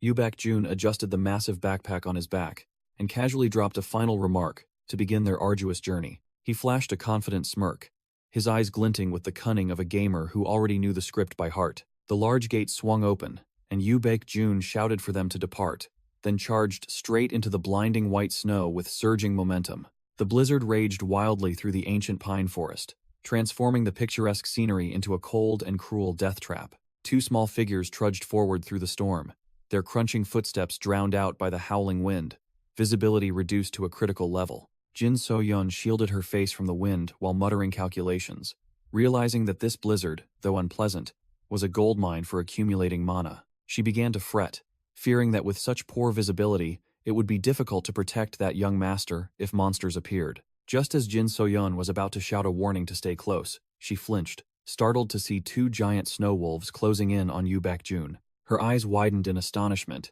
completely frozen by the perilous situation unfolding right before her. Jyn So Yun's desperate warning cry echoed, but Jun maintained a cold expression as if he had anticipated everything. The wolf, which had just lunged to bite its prey, was caught by a hand as hard as cold steel, gripping its throat mid-air. The brutal chokehold, delivered with terrifying strength, instantly silenced the monster, its eyes rolling back from suffocation. He casually slammed the wolf onto the cold snow like a discarded sack of trash, creating an impact that shook the ground. Jyn So Yun stood rooted to the spot, jaw agape in astonishment, letting out a bewildered sigh at the incredibly swift and clean execution. As soon as he defeated the monster, Jun turned to scratch his head, offering a nonchalant apology, claiming the storm was too loud for him to hear what she said. He squatted beside the corpse with an innocent expression, asking what she had just shouted, like a harmless individual. The entire forest fell silent, with only the howling wind, as Jyn So Yun, speechless, watched the monster disguised as a young master putting on an act in front of her. Sensing the awkward atmosphere, Jun quickly changed the subject, dismissing the tension with a vague answer. She realized she had been worrying for nothing, her gaze shifting from concern to extreme suspicion as she looked at the corpse at his feet. Before Jyn So Yun could fully recover, her sharp, cat-like eyes had to strain as she spotted a group of uninvited guests slowly approaching from a distance. The monsters, with their glowing red eyes in the blizzard, began to sniff, their sensitive noses twitching as they caught the scent of prey.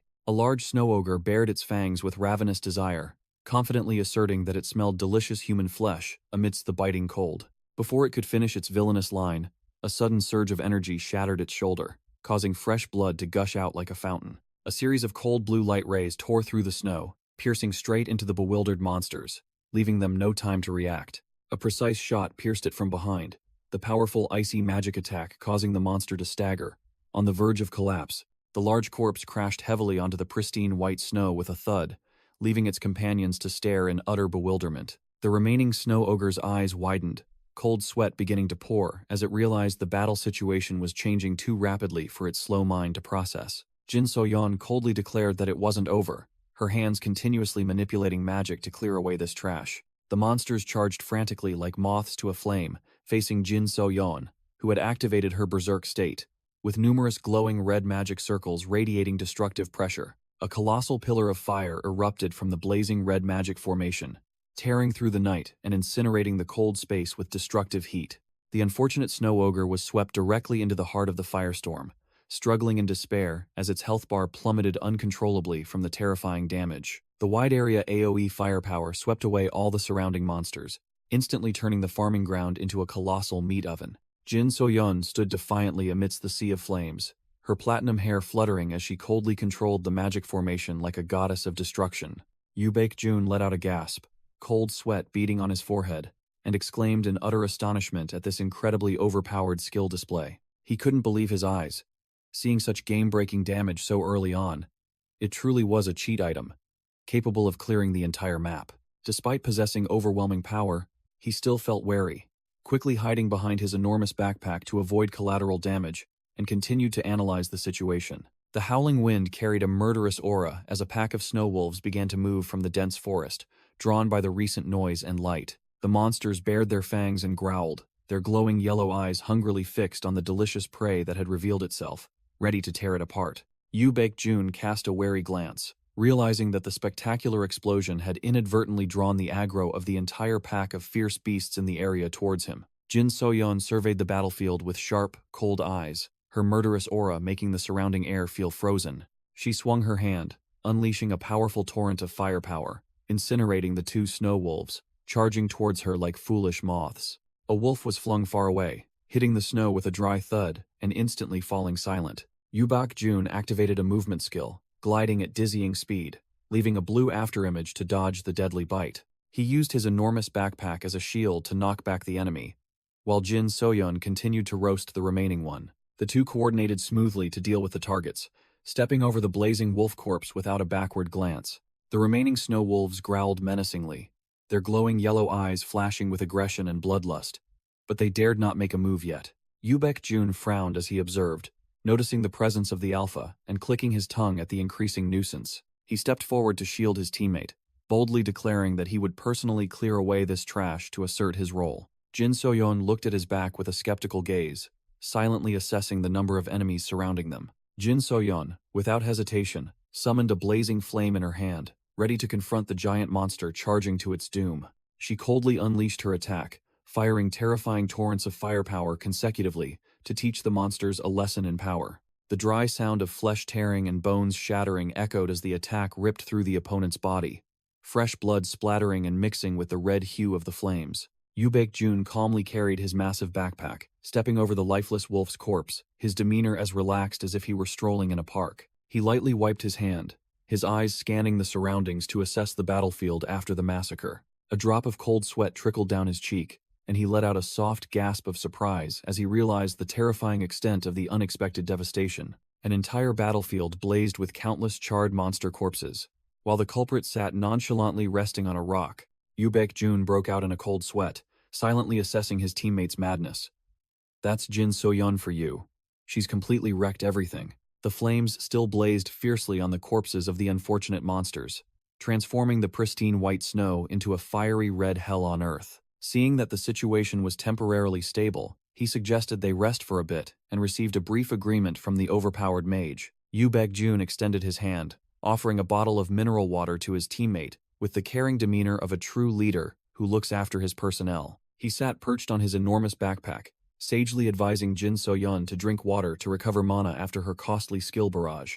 Jyn So Yun took the water bottle but didn't drink immediately, instead turning to stare at him with a probing, meaningful gaze that made the atmosphere tense. Yu Baek-jun flinched, his eyes wide with surprise, as he heard her suddenly remark coldly that he had changed too much from before. Outwardly, he was frozen, but internally, he was screaming in panic, sweating profusely as he wondered if he had misplayed his role or messed up the script somewhere. The female mage began recounting how he used to always trail after her, calling her senior sister, but now his attitude was disrespectful, having dropped all honorifics. Jyn So Yun continued to praise him for overcoming family pressure to care for others, leaving Yu Baek-jun bewildered and completely lost. He broke out in a cold sweat, stunned when she recalled how they had once confided in each other about their situations, a serious knowledge gap that he was completely clueless about. Yu Baek-jun could only listen in silence as she dug up the painful past of how he once cried because he couldn't meet his father's expectations. He quickly pieced together the information, activating his gamer mindset to analyze the core similarities and differences in inheritance rules between the Magic Tower and the Sword Saint family. Jyn So Yun reminisced about the suffocating pressure from her father, Jin Baek-chun, and the battle for the Magic Tower Master's seat, which made her empathize with her comrade in a similar plight. Realizing that delving deeper into the past was a dangerous move, she decided to cut off the emotional flow and steer the conversation elsewhere to preserve her life. She turned and urged them to continue, making Yu Baek-jun, who wanted to take a break, jump in surprise at the female mage's incredible stamina. He was sweating profusely but still managed a practiced smile, nodding in agreement to move immediately to maintain his image as a reputable leader. Yu Baek-jun stomped heavily on the snow, confidently declaring that he would lead the way, and instructed his comrade to stick close to avoid getting lost in the blizzard. Jyn So Yun watched his giant backpack in confident stride, her mind beginning to harbor doubts about his true strength. She recalled Yumuhak's firm assertion that this person was a good-for-nothing with no talent, which was completely contrary to what was happening. Her gaze sharpened as she tried to decipher the contradiction between the rumors of him being a good-for-nothing and his incredibly impressive team-carrying performance. They left the corpse of the snow wolf behind and continued their march, heavy footsteps echoing through the desolate land. The bitterly cold wind howled through the snow-covered pine trees, signaling that the journey ahead was still fraught with hardships. Yu Baek-jun trudged along, carrying his huge backpack, leaving Jyn So Yun trailing behind him in the blinding blizzard, her footsteps crunching in the snow. He suddenly stopped and casually announced that they had arrived, leaving the female mage behind him bewildered and not understanding what was happening. Jyn So Yun looked around with a questioning expression, as all she could see was endless white snow, with no destination in sight. Before them was a towering, sheer ice cliff, where the howling wind created small whirlwinds, as if to swallow anyone who dared approach. She squinted, observing more closely. The instinct of a top mage told her that something unusual was hidden behind the cold ice.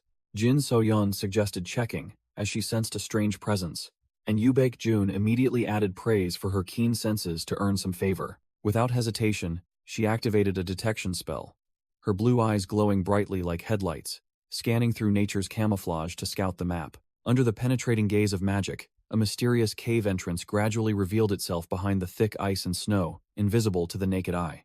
Inside, the rock crevice was a cluster of round, spiky creatures huddled together, looking rather dull and harmless. Jyn So Yun cautiously asked about these strange monsters, but Yu Baek-jun immediately denied it with the calm expression of someone who knew the game's script. The round creatures were fiercely debating whether the human in front of them was friend or foe, finally concluding that humans were trash that needed to be chased away immediately. Jyn So Yun stood bewildered, looking at the moving fluff balls, wondering what kind of species they were, if not monsters, to dare speak so boldly. Yu Baek-jun offered a friendly, practiced smile, bent down to approach the target, and introduced them as a type of fairy, all while secretly preparing to use a skill. A series of system windows appeared, confirming the activation of the Friend of Ice Spirits trait, a brightly glowing snowflake-shaped mark on his hand, like a VIP card.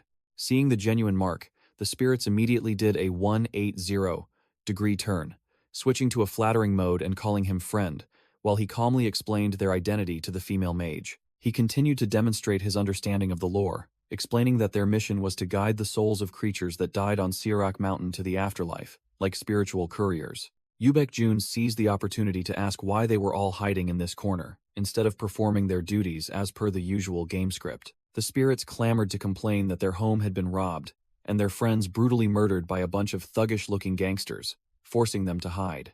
Jyn So Yun pondered thoughtfully about spirits also being able to die and get trapped in this world. Her gaze fixed on his huge backpack with a thoughtful expression. She maintained a skeptical attitude, feeling that their aura was off compared to her knowledge, while the spirits were crying and complaining about the resentment of their friend named Seolho.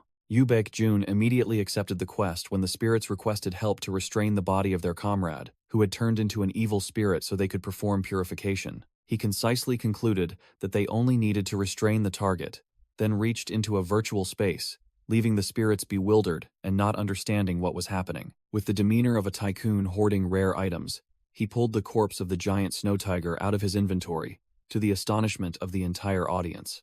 Jun wore the triumphant smile of someone who knew the script, bluntly declaring that he already had Seolho's corpse in his bag as a spare item. Jyn So Yun was startled as she pieced together the events, while he began to sweat profusely, realizing he had overdone it, and revealed a flaw. The female mage squinted suspiciously, directly questioning whether he had planned to use her to complete this quest for the spirits all along. Jun was sweating buckets, trying to cover up that it was just a coincidence, while she scrutinized his bottomless bag full of powerful items. After the sweaty explanation, they continued to trudge through the snow, following the spirit's guidance to the target cave deep within the mountain. Standing before the cave entrance that emitted dark evil energy, the spirits trembled, refusing to go further, and entrusted all the heavy manual labor to the human party. Jun nodded, accepting the responsibility of tanking the boss. But internally, he was assessing the extremely serious situation, as he sensed the evil energy was thicker than expected. Jyn So Yun sarcastically remarked that Jun was pathetic for assuming she would help, but she reluctantly accepted, realizing this was a goldmine for farming mana. The female mage sighed in exasperation, clicked her tongue, and let the troublesome matter go, as the immediate benefits were too great to refuse. Standing before the cave entrance, Jyn So Yun shivered as she sensed a familiar ancient aura, vaguely guessing the reason her eccentric comrade had dragged her to this den. Amidst the bone-chilling cold of the cave, she felt like a fish in water, asserting that there was no better place to cultivate ice magic. Just as Jyn So Yun was about to charge in recklessly, Jun hastily stopped her and bluntly declared that they both needed to take some buffs, doping, to boost their strength first. He rummaged through his bottomless backpack with a serious expression, asserting that a direct fight would surely be a wipe, so they needed to prepare with full gear to have a chance to win. A treasure trove of glistening potions appeared in his bag.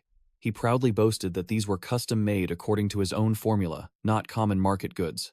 Jun shoved a bottle of holy water into her hand, forcing her to drink it to restore mana, and began to systematically explain the strategy for using the scroll.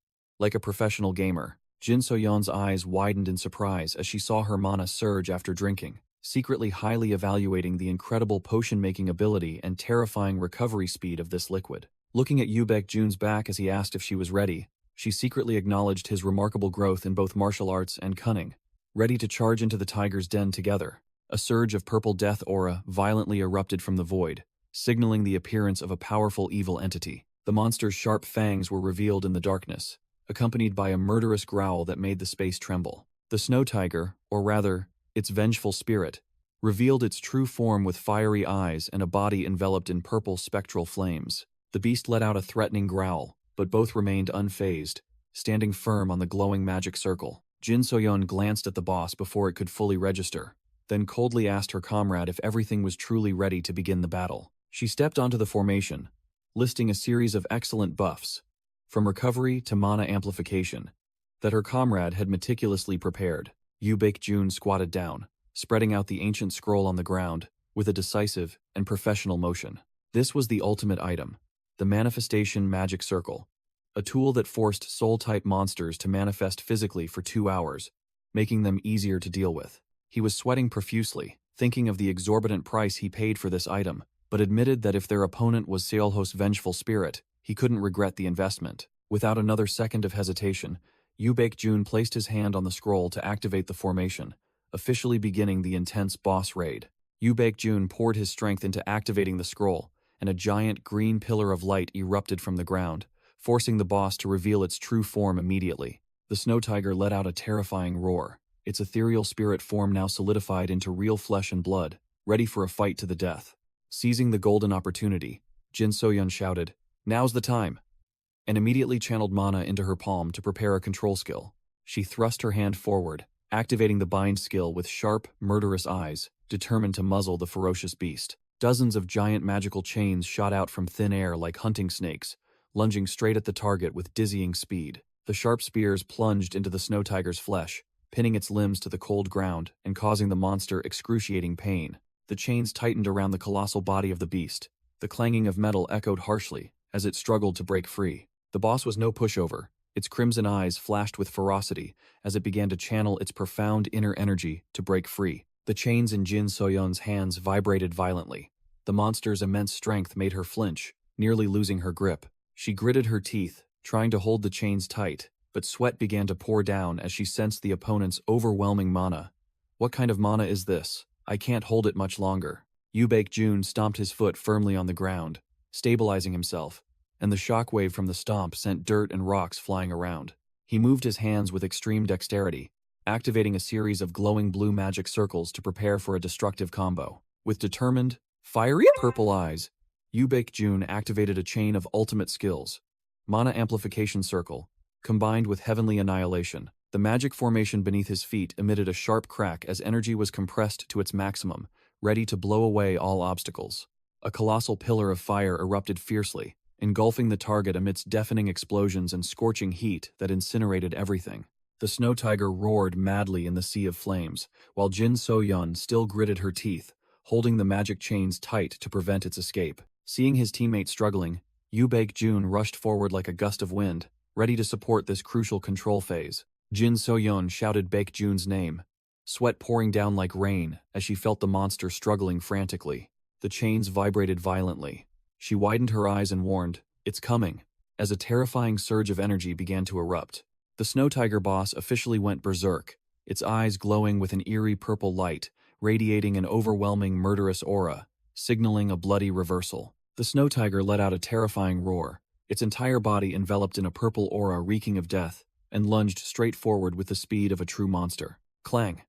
Even the strongest magic chains couldn't withstand the heat, shattering into pieces before the immense strength of the berserk boss. Jyn So Yun gritted her teeth and cried out in helplessness as the bind skill was completely broken, while Jyn rushed to her rescue just in time.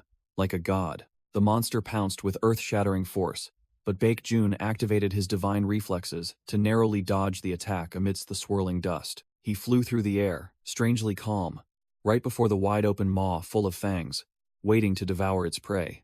Jun's purple eyes flashed with intense concentration. He fully understood that any attack from this monster would deal critical damage. The harsh screech of his shoes echoed on the cold ground as he braked sharply to gain momentum for his next move. Facing the colossal, death-wreaking shadow, Jyn coldly assessed that even a small scratch would instantly deplete his health bar. Just as the snow tiger was about to unleash its next attack, a brilliant purple magic circle suddenly appeared above its head, like a death sentence descending from the heavens. Jyn So Yun seized the opportunity, pouring all her strength into activating gravity amplification to crush the monster to the ground, creating a counterattack opportunity for her teammate. The snow tiger began to tense its body, a chilling purple aura emanating around it, signaling an ultimate skill was about to be activated. The monster's bloodshot eyes glowed brightly like headlights, its mouth opened wide to gather a colossal energy orb, accompanied by an earth-shattering roar. A devastating white breath attack shot straight out from the boss's mouth, with enough destructive power to blow away anyone who dared to stand in its path.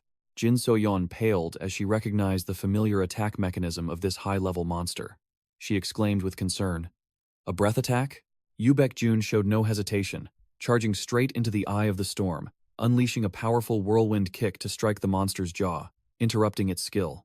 "I won't let you." The impact was so strong that even Jyn flinched. He struggled to twist his body in mid-air to negate the recoil. The snow tiger proved its toughness by instantly recovering and biting back, causing Jyn to lose his footing and fall into a dangerous situation. So Yun quickly activated teleportation, pulling Jyn towards her just in time. Both sighed in relief and grumbled about the boss's cheating regeneration speed. When asked about the next plan to deal with this tenacious monster, Jyn calmly stepped forward. "You know." He flashed an arrogant, murderous smile, concluding with a chilling, gamer-like statement. "Just beat it to a pulp a little more." The snow tiger roared furiously, its crimson eyes filled with murderous intent, as if wanting to crush the prey that dared to provoke it. It darted forward with wind-ripping speed, leaving a blurry afterimage on the pristine white snow, aiming to ram its opponent away. Jun didn't dodge, but charged straight into the collision, activating attribute manifestation and powerfully striking the monster's jaw. He flipped in midair to gain momentum, declaring that one punch wasn't enough to take down this stubborn boss. Jun continued to deal damage with the double strike skill. The smile on his lips revealed the exhilaration of a gamer in the zone. The second punch landed with terrifying force, crushing the ground and pinning the tiger to the cold, icy surface. As soon as he controlled the target, Jun turned his head and shouted Jyn So Yun's name to prepare for the finishing burst of damage. So Yun responded decisively, her hand activating a blazing red magic circle to cast the Inferno skill. Ferocious flames erupted directly into the snow tiger's face, incinerating it amidst its agonizing screams. The entire cave shook violently as the torrent of fire exploded, turning the arrogant boss into a colossal living torch. The snow tiger was roasted in the sea of flames but still growled curses. It seemed this damage wasn't enough to send it to the scoreboard immediately. Jyn So Yun broke out in a cold sweat, doubting the attack's effectiveness. But Jun coldly asserted that everything was proceeding exactly as he planned. He calmly explained the boss's hidden mechanics, revealing its true identity as a spirit beast specializing in soul manipulation. According to the original lore, this monster's original task was to guide souls to the underworld when cooperating with the ice spirits. To his teammates' barrage of questions about the next step, Jun calmly gestured for her to observe the boss aura transformation. After taking enough damage, the snow tiger was forced to stop using souls to regenerate health as it did in the first phase. Instead, it began to convert all the accumulated souls into pure attack energy for a fight to the death with the players. The monster roared fiercely, activating Phase 2, and a purple aura exploded, signaling that the Summon Evil Spirits skill had officially been cast. From thin air, numerous shadowy, skeletal arms began to emerge, tearing through the space around the cave. The shadowy evil spirits rose with blood-red, bloodthirsty eyes, screaming wildly, ready to tear apart their prey at their master's command. A shadowy evil spirit materialized with a distorted, pink glowing smile, signaling an imminent frenzied attack. The entire cave shook as numerous shadowy figures emerged from the ground, accompanied by wild screams, surrounding Jyn So Yun and Jun. Jyn So Yun was stunned to see the shadowy arms reaching out, wondering in confusion if these were some kind of undead monsters. Jun calmly explained that these were corrupted lost souls from Phase 2, leaving her bewildered, unable to fully grasp what was happening. In his mind, he replayed his gaming memories, clearly recalling the ghost hunt quest and why the snow tiger had come down to Seoul to retrieve its body, which meant he had witnessed this scene hundreds of times. Even as the evil spirits charged like a flood, he still smirked confidently, because he knew exactly how to clear this trash from previous playthroughs. Without hesitation, a fiery stream of firepower tore through the wind, soaring at terrifying speed straight towards the monsters. The flames erupted fiercely, incinerating the dark evil spirits into ash in an instant, creating a chaotic scene. Jyn So Yun activated a blazing red magic circle, shouting loudly to summon fire arrows to counter the enemy's ferocity.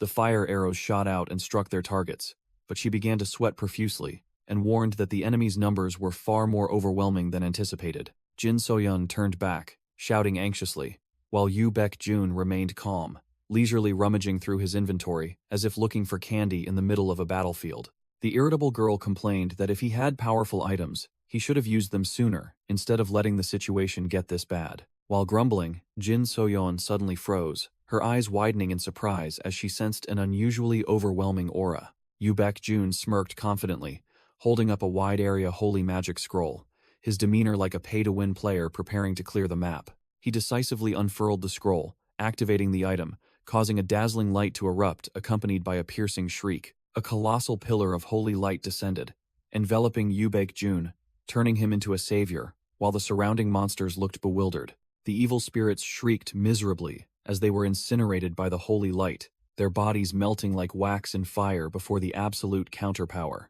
Jyn So Yun stood dazed amidst the brilliant light, witnessing the overwhelming wide-area purification sweeping away all the trash. The remnants of darkness around her gradually vanished into ash, the gloomy space completely erased by high-level magic. Realizing this was the Earth Flash, a rare item her father once gifted to the Sword Saint, Jyn So Yun was utterly shocked and questioned why Jun possessed it. Jun smirked mysteriously upon hearing the question about the item's origin, his expression utterly enigmatic. He nonchalantly replied, "I stole it." with a radiant smile as if boasting about a glorious achievement rather than a crime. The snow tiger, now transformed into a vengeful undead spirit, was shrieking miserably as it was severely countered by the holy attribute. Jun clenched his fist, calculating the precise damage to unleash a one-hit finishing blow, while the boss was afflicted with negative effects. He stomped his foot so hard that the ground beneath him cracked, creating a stable stance for the decisive attack. The colossal monster staggered, completely losing its ability to defend against the suffocating pressure from the hunter. Jun roared, "It's over, you bastard," and unleashed a fire-clad punch containing his full destructive power. The blazing fist shot out, tearing through the wind, carrying immense heat as it struck the target. The flames from the punch erupted, transforming into a colossal fire dragon that opened its maw and completely devoured the unfortunate boss. An earth-shattering explosion resounded, blowing away everything and marking the end for the stubborn monster. Jyn So Yun had to raise her hand to shield her face, avoiding being swept away by the tremendous heat aftermath of the finishing blow. The smoke and dust gradually cleared, revealing the boss snow tiger lying flattened in a deep crater, its body ablaze after taking the full force of the devastating punch. A sudden voice rang out, signaling them to stop, declaring that they would handle the rest of the cleanup. Jyn So Yun's eyes widened in surprise, her mouth stammering, unable to speak as she saw the figure of the one who had just spoken. A swarm of round, spiky creatures suddenly appeared from thin air, scurrying towards the boss's corpse with bewildered expressions. The female mage looked bewildered, not understanding what these tiny, cotton ball-like creatures intended to do before the colossal corpse. Jun calmly explained that this was a purification ritual, as these little ones were the guides for souls to the afterlife. An ice creature approached, emitting a gentle blue light and tenderly calling the bloodthirsty monster an old friend. The entire swarm of ice creatures surrounded it, continuously emitting sound waves, calling for the tiger's soul to shed its corruption and return to where it belonged. The snow tiger's crazed, bloodshot eyes gradually faded, replaced by peace as the shell of resentment was completely peeled away by the purifying light. The monster's eyes awakened, the crazed, deathly gaze completely gone, replaced by an unusual clarity and bewilderment. The teary-eyed ice creatures gathered around, crying tears of joy and cheering happily upon seeing their old friend restored to its original form. The snow tiger looked down bewildered at the tiny disciples urging it towards the spirit world, while the female mage was still in shock at this sight. Jun interrupted the tearful reunion, making the tiger flinch and wonder about this spirit world the little ones were talking about. The male gamer stood proudly with his arms crossed next to Jyn So Yun, casually asking if the boss had sobered up after the brutal beating. The beast narrowed its eyes warily, opening its mouth to speak in a human voice, asking the identities of the two audacious strangers standing before it. Jun began to speak eloquently, grandiosely claiming to be the benefactor who had saved its soul, which was being consumed by hatred. He shrugged, admitting his treatment method was a bit violent, a classic carrot and stick approach that silenced his opponent. While explaining to gain the boss's understanding, he reached into his bottomless inventory, claiming to be fulfilling the request of the ice creatures. Jyn So Yun's eyes were fixed on her teammates' actions, curious what bizarre toy this strange guy would pull out next from that magical bag. The snow tiger began to explain that its soul had been separated from its mortal body, which had long since been taken away by the auctioneers. The beast's eyes drooped with sorrow as it bitterly accepted the harsh truth that it had perished long ago. It still couldn't believe that a mighty spirit beast guarding the snow mountain, like itself, could be so easily sent to the afterlife by weak humans. Painful memories flooded back. The old boss growled, recounting that the cause of its death stemmed from its child being kidnapped by villains. In its memory, it had to confront a group of black-armored assassins who, though few in number, possessed absurdly overwhelming power. To save its child, it was forced to fight to the death until exhaustion, finally collapsing with fatal wounds and fading memories. The monster's only comfort before its last breath was that it had managed to hide its child safely behind an eternal ice wall to escape pursuit. Jun smirked, recognizing the familiar scenario of the treasure hunters in the game, but he decided to temporarily ignore it to avoid trouble. The boss turned to look at the two individuals before it, solemnly making a final request before it vanished into the spirit world. The snow tiger officially entrusted them with the task of revenge, demanding that they track down and eliminate those who had killed it years ago. The snow tiger growled, warning of the danger posed by its old enemies, asserting that they were cold-blooded individuals, willing to trample everything for personal gain. Jun maintained a poker face, but his mind was already racing. He knew he would inevitably encounter this group in an upcoming major event, just like in the game's script. The boss humbly implored the two players to protect its last bloodline, while Jyn So Yun and the ice creatures quietly observed. He raised an eyebrow, provocatively questioning why it dared to place its trust in a human, the very species that had once killed it. The snow tiger unhesitatingly affirmed its absolute trust in him. It gratefully recalled how he had gone to great lengths to carry its bulky corpse all the way back to its lair for a proper burial. Memories resurfaced of Jun, sitting among the ice creatures. It was he who had saved these tiny beings, and its own soul. The image of him unleashing a powerful, fiery punch to purify and rescue it from evil control was still vivid in the boss's mind. Jun began to play act, feigning complaints about his weak skills and low combat power, claiming he wasn't strong enough to carry the team, all to extort more support from the NPC. As expected, the boss fell for the trap and promised to bestow supplementary power, making Jun smirk triumphantly for having extracted more delicious rewards. Jun squatted, waiting for the moment to loot, while Jyn So Yun stood guard. A sphere of pure energy began to materialize from the boss's side. Without hesitation, he raised his hand to receive this high-grade gift, his eyes resolute, ready to assimilate the new power into his body. The cold and powerful aura, cherished by the snow tiger throughout its life, began to surge, pouring into his body like a dragon returning to water. The system window displayed continuous notifications, and he let out a refreshed breath as the magic power in his body surged to a new level. The lucrative opportunity had arrived. The notification confirmed he had unlocked the A-rank Ice Lord trait, officially granting him the ability to control cold and drastically reduce mana consumption. Jun knelt on one knee, his entire body radiating a powerful blue aura from the newly learned chill skill, ready to slow down any enemies daring to approach. Observing from beside him, Jyn So Yun's eyes widened in surprise, and she secretly highly praised her comrade's remarkable power increase.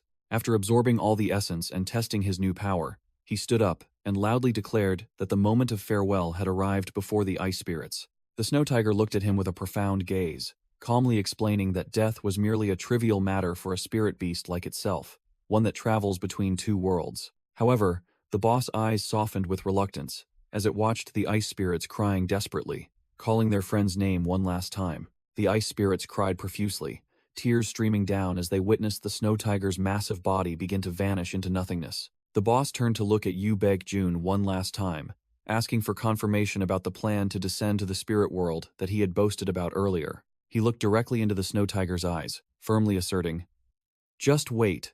I will prove myself a man of my word."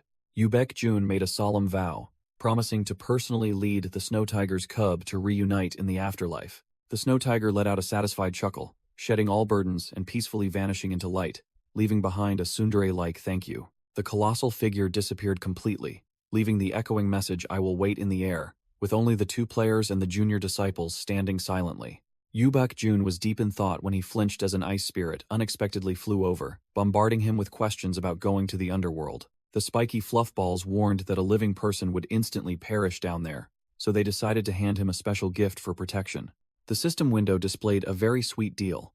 The mediocre C-rank friend of ice spirits trait had evolved into the splendid invited guest of the spirit world trait. He sighed, calculating that although he couldn't use it immediately, this VIP pass would definitely be a valuable item to save for difficult situations later. Jun and Jyn So Yun happily waved goodbye to the round ice spirits, setting off to fulfill the boss's final wish. Jyn So Yun naively thought the deal was done, but Jun immediately dismissed it, asserting that there was still an important hidden quest to complete. The two silently ventured deeper into the icy cave, where the living treasure that the snow tiger had entrusted with its dying breath was hidden. Jun placed his hand on the rock wall and discovered the cub huddled in a dark corner, looking lonely and pitifully weak. The little beast lay motionless, its white fur stained with fresh blood, a sign that it had been severely beaten and was in critical condition. Its ragged breathing and a deep wound on its shoulder showed that its HP bar had dropped to a critical red level, only waiting for death. Jun praised its cuteness while clicking his tongue in regret,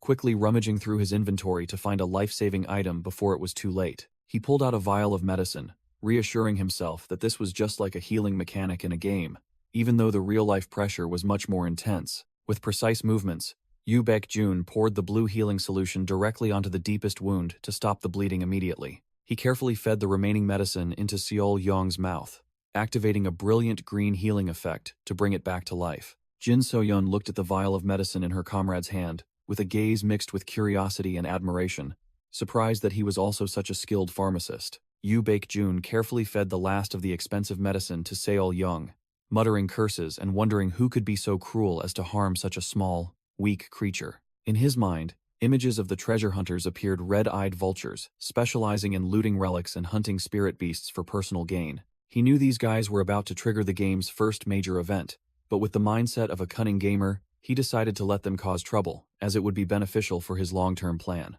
Looking at Seol-young, now sleeping soundly in his arms, Yu Baek-jun sighed wearily as he thought of the mountain of work and troubles awaiting him. Seeing that everything had settled, Jyn So Yun immediately demanded payment, insisting on knowing when he would fulfill her request as promised. She pointed to the dense magical chill surging in the cave, the chillingly cold energy that had accumulated from Seol-young's presence all this time.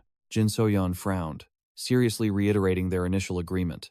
Her task was to protect him safely while he collected that precious magic power. She held out her hand with a nonchalant yet pragmatic expression, demanding fair compensation for making her work so hard just now. Yu Baek-jun froze for a moment before understanding her intention, while Seol-young, now fully recovered, peeked its head out from his coat with an innocent, guiltless expression. Jyn So Yun blushed furiously, losing all her composure and usual cool demeanor before Seol-young's overwhelming cuteness. Yu Baek-jun held the cub with a helpless, exasperated expression, not understanding what this woman was high on to completely ignore his words. He glanced at the icy rock wall, where a pure mana flow surged, waiting to be fully exploited. The two walked briskly on the cold snow, Jyn So Yun explaining about repaying a favor to legitimize their mutually beneficial cooperation. She concluded that the grinding period would be 3 days and entrusted her life to him for protection, while she went away from keyboard to cultivate.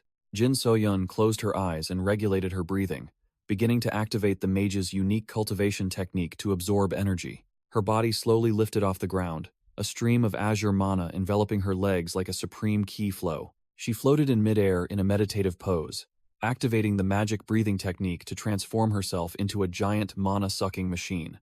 A terrifying pressure emanated as dozens of complex magic circles appeared, surrounding her and affirming the magic tower genius's caliber. Yu Baek-jun broke out in a cold sweat, seeing her absurdly dense defenses, and wondered where the trust between people had gone.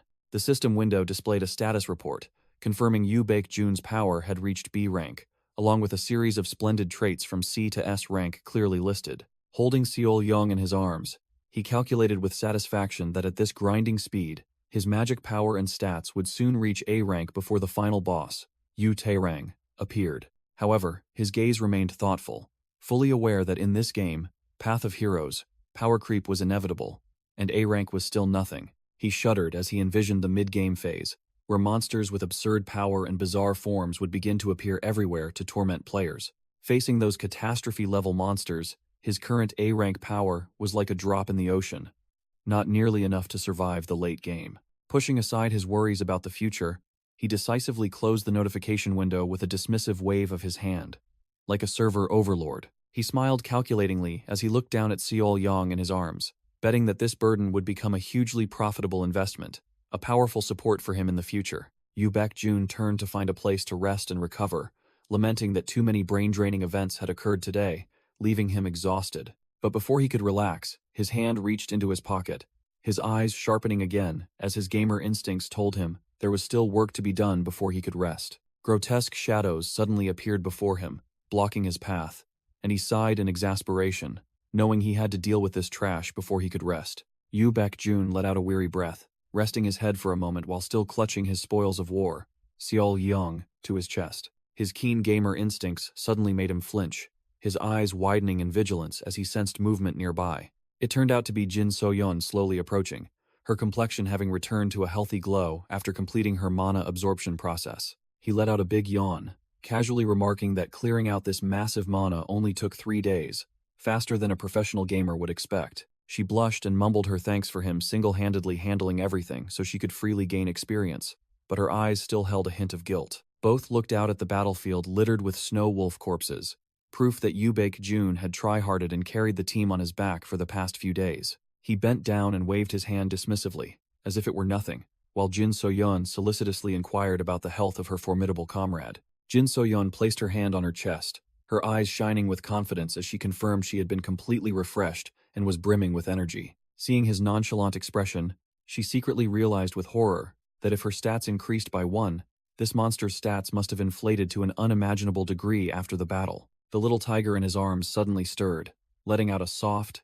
childish roar. But it was enough for Jun to smile with amusement at his new pet. Jyn So Yun leaned her face close to the little tiger, her eyes sparkling with delight as she asked if the little darling had recovered after its rapid healing. Without a word, Jun plopped the tiger onto the ground, startling it, while Jyn So Yun looked bewildered, not understanding what was happening. He coldly turned his back and walked away, leaving the little tiger staring after him in confusion, making Jyn So Yun break out in a cold sweat, thinking she might have accidentally offended her senior. The little tiger faced the empty space before it, trying to let out a childish roar, filled with extreme bewilderment. Jyn So Yun wondered about the animal's strange behavior, but Jun calmly explained that it was beginning to feel the emptiness of its former position. The small creature poured all its strength into roaring at the indefinite void, where the large figure and familiar aura of its father once resided.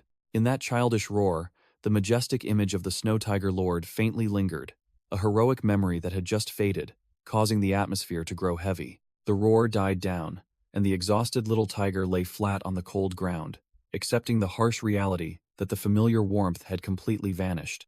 Jun squatted down, his gaze practical to the point of cruelty, as he bluntly stated that all attempts to summon its spirit were now futile. He looked directly into the small animal's eyes, briefly informing it that its father had logged out to the spirit world and officially transferred ownership of it to him.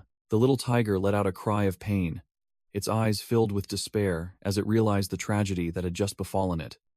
Jun calmly made a weighty promise to help it reunite with its mother in the afterlife to soothe the other party's emotions. He extended his hand with the demeanor of a leader, gently inviting the small animal to join his party. The little tiger's big, round eyes welled up with tears, its cautious facade completely melting away before this incredibly tempting offer. Without hesitation, it leaped straight into Jun's arms, as if finding the only life raft in a lonely sea. He held the sobbing furball close, his cold rationality analyzing that it was suffering from the death of its family. Jun paused for a beat, then turned to look at Jyn So Yun, skeptically asking himself if the death of loved ones was truly that sad. In his mind, a bloody image of the Sword Saint family appeared, where the slaughter of siblings to seize power was an obvious rule of survival. The memory shifted to the cold magic tower, where Jin Baekcheon sat high above, looking down at his small daughter kneeling in solitude and devoid of affection.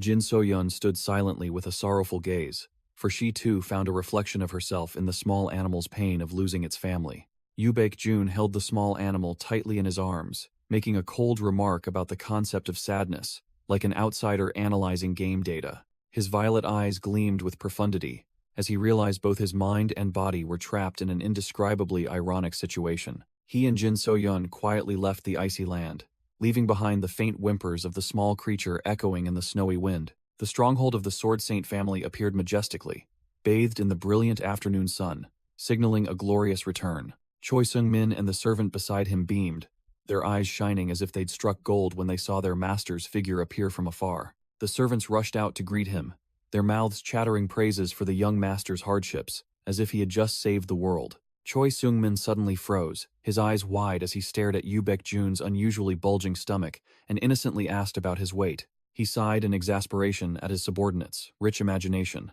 slowly parting his coat to clear his waistline's name.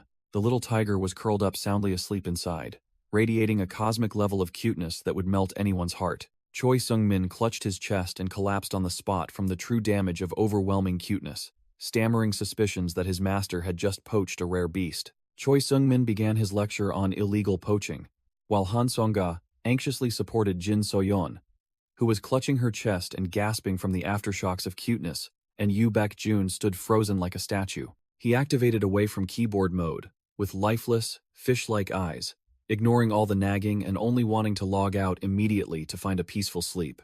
Enchanted by the new pet, Jyn So Yun decided to ditch her plans to return to the magic tower and brazenly asked to stay with the family for 3 more days to play with the tiger.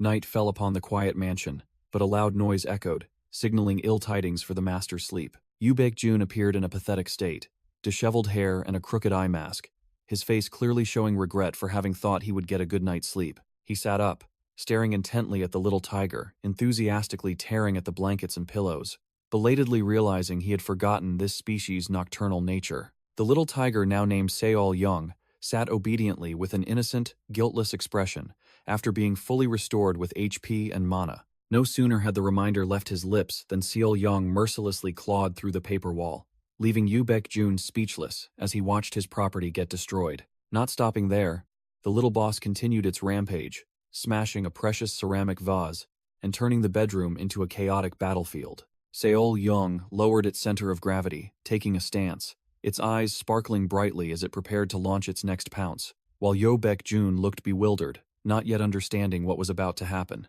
Seol Young lowered its center of gravity, its golden eyes glowing like car headlights, locking onto its target with the killing intent of a true predator. Before Yu Baek-jun could even process it, the little boss launched itself straight at his face, its claws scratching and making him yelp in sharp pain.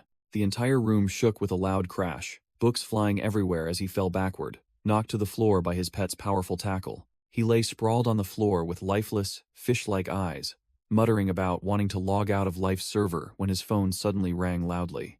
Yu Baek-jun wearily answered Choi Seung-min's call, while the little tiger was still enthusiastically sharpening its claws on the wooden cabinet behind him like a luxury scratching post. The other end of the line reported the good news of successfully locating the target, confirming he was hiding exactly as Yu Baek-jun had predicted. Catching the scent of a quest, Yu Baek-jun immediately sprang up, a cunning, calculating smile spreading across his face as he confirmed he would be there at once. The scene shifted to a hillside village in Busan, where dim streetlights illuminated deserted alleys reeking of danger. A gangster kicked the iron door hard, creating a jarring clang, yelling Song Hyung-sok's name, and threatening that they knew everyone was hiding inside. The gang members surrounded the main gate, uttering threats, but the red-haired gang leader coldly ordered his subordinate, Bush, to stop. Song Hyung-sok was kicked out of the gate like a torn sandbag, tumbling onto the street amidst the gangsters' encirclement. The young man broke out in a cold sweat, trembling as he naively and hopelessly tried to threaten the gang with the law. Bush stepped forward with a sneer, mocking the debtor and asserting the truth that fists weigh more than laws. The burly man lumbered forward, cornering his prey and exposing how the esteemed father had used his son's name to borrow money. Without further ado, Bush roughly grabbed Song Hyung-sok's hair to knock some sense into the stubborn one. He leaned in close, threatening and forcing the debtor to risk his life clearing dungeons to repay the borrowed money. Song Hyung-sok was scared out of his wits, screaming his refusal and admitting he was just a low-rank, useless hunter. Losing patience with the weak resistance, Bush delivered a devastating punch straight to the opponent's face. The victim spat blood, collapsing to the ground with a painful and pathetic thud. The burly man looked down with contempt, his fist still clenched with killing intent, as if wanting to deliver a few more blows. The thudding sounds of punches and kicks echoed but immediately ceased when the gang leader raised his hand, signaling a powerful stop. The leader took a drag from his cigarette, coldly lecturing the debtor that resistance was merely a futile act of the weak. Song Hyung-sok knelt on the ground, covered in blood, trembling as he refused to enter the dungeon, haunted by his father's crippled past. The leader disdainfully picked his nose, bluntly stating that one could become a cripple anywhere, so he shouldn't have such a narrow mindset. Yu Baek-jun coldly ordered, "Smash him," and Bush immediately threw a giant, murderous punch at the cowering prey. A hand suddenly appeared, stopping the heavy punch with a crisp thud that seemed to freeze the air. Despite her small stature, Han Seonga, with her overwhelming aura, effortlessly parried the giant Bush's attack as if playing with a child. Bush broke out in a cold sweat, stammering in confusion as his punch was firmly locked by a girl. The gang leader and his gangsters stared blankly, horrified to realize they hadn't sensed the girl's presence or killing intent before. Yu Baek-jun emerged from behind, radiating a dark killing intent, gently reminding the gangsters about the etiquette of opening and closing doors instead of destroying property. Yu Baek-jun looked at the gangsters with disdain, scornfully criticizing their uncivilized behavior. The gang leader turned to ask for his identity, only to be met with a cold retort as Yu Baek-jun declared his intention to pay the debt on behalf of the prey. The gang leader sneered, doubting the stranger's financial capability, as this debt was no small sum. When Song Hyung-sok heard the figure of 2.07 billion won, his face went pale, and he wailed miserably about the absurdly compounding interest. Ignoring the gang leader's endless discourse on interest rules, Yu Baek-jun held up two fingers, signaling his only two options. Yu Baek-jun's first option was extremely generous: take the principal and get lost in silence. The second option was far more brutal: receive not a single penny and leave in tears. Upon hearing this, the gang leader flew into a rage, cursing Yu Baek-jun as a madman spouting nonsense who didn't know his place. He still tried to demand both principal and interest, lecturing them without realizing that Death's blade was already at his throat. A powerful spinning kick from Han Song-ga unexpectedly flew straight into the gang leader's face, distorting it and cutting short his lecture about money. Han Song-ga's kick slammed directly into the gang leader's face, disfiguring his features and sending saliva spraying like a fountain. Yu Baek-jun looked at the defeated foe with the contempt of a sovereign, calling him trash for daring to offend the young master and demanding his life as payment. The gangsters froze as if their connection lagged before the overwhelming power, while Song Hyung-sok was still dazed on the ground. The gang leader groaned miserably, his once handsome face now utterly mangled like a steamed bun after the fatal blow. The bald, fat man, Bush, stared blankly, his mouth agape, his brain seemingly unable to process the terrifying speed of what had just happened. The gang leader trembled as he looked up at the figure of death before him, realizing he had poked a hornet's nest upon hearing the chilling warning. Yu Baek-jun radiated a dark, killing intent, his eyes as sharp as blades piercing his opponent's heart, making the surrounding air thick and heavy. Stripped of all shame and arrogance, the gang leader let out a desperate cry and covered his face in extreme fear. Two gangsters ran for their lives from the scene in the pouring rain, their screams echoing through the narrow alley. Yu Baek-jun coldly ordered Han Song-ga to hunt them down to their lair and retrieve the money for the victim, and she immediately complied with a professional demeanor. Song Hyung-sok was still dazed after the brawl, staring blankly at his savior who was approaching to inquire, his face full of doubt. Yu Baek-jun began his act, sitting down and fabricating a touching story about a debt of gratitude to the debtor's father to approach his target. Hearing his father's name, Song Hyung-sok was utterly stunned and believed him wholeheartedly when the other party claimed to have traveled all this way just to repay an old favor. Taking advantage of the prey's emotional state, Yu Baek-jun inquired about the father's whereabouts, but only received a disheartened shake of the head from Song Hyung-sok. Seeing that he couldn't extract any more information, Yu Baek-jun advised him to leave quickly and assured him that he had sent people to clean up the remnants, so he could rest easy. Song Hyung-sok hastily knelt down, rummaging through his belongings to repay his benefactor, while Yu Baek-jun feigned humility, refusing to accept, to enhance the credibility of his act. Not wanting his benefactor to suffer a loss, Song Hyung-sok resolutely pressed his father's only keepsake into his hand, believing it suited a talented young man. Just as he had waited, Yu Baek-jun flashed a bright smile and accepted the item the moment the system window announced the quest was perfectly completed. The scene shifted back to the clan. Han Seong-ga, in her training attire, reported the results of the Loan Shark Purge, exactly as instructed by the young master. She expressed deep disappointment because the gangsters were too weak, not strong enough for her to test the new magic skill granted by her master. Seeing Han Seong-ga still sulking about not getting to unleash her skill, Yu Baek-jun, while toying with his spoils, comforted her, saying there would be many more opportunities to show off in the future. Han Song-ga temporarily set aside her disappointment, her curious gaze fixed on the item in the young master's hand, wondering about the strange necklace he had been fiddling with. Caught red-handed, Yu Baek-jun flashed his familiar smug smile and held up the necklace, showing it off with a mysterious expression. He explained that this was no ordinary piece of jewelry worn for beauty, but an item sealed with high-level magic. Jyn So Yun appeared with a serious expression, squinting to examine the item and confirming that the seal was an extremely complex, top-tier one. Recalling how Yu Baek-jun had spun her around on Mount Seoraksan, Jyn So Yun pouted, scolding him for daring to come asking for another favor when his old debts weren't even paid. Faced with her demand to visit the magic tower next time, Yu Baek-jun broke out in a cold sweat, but quickly nodded to seal the deal and get what he wanted. Seeing that he had obediently complied, Jyn So Yun finally calmed down and told him to wait a moment while she cast the spell to break the seal. Jyn So Yun's hands began to gather mana, causing the necklace to hum and glow brilliantly as if it were about to explode.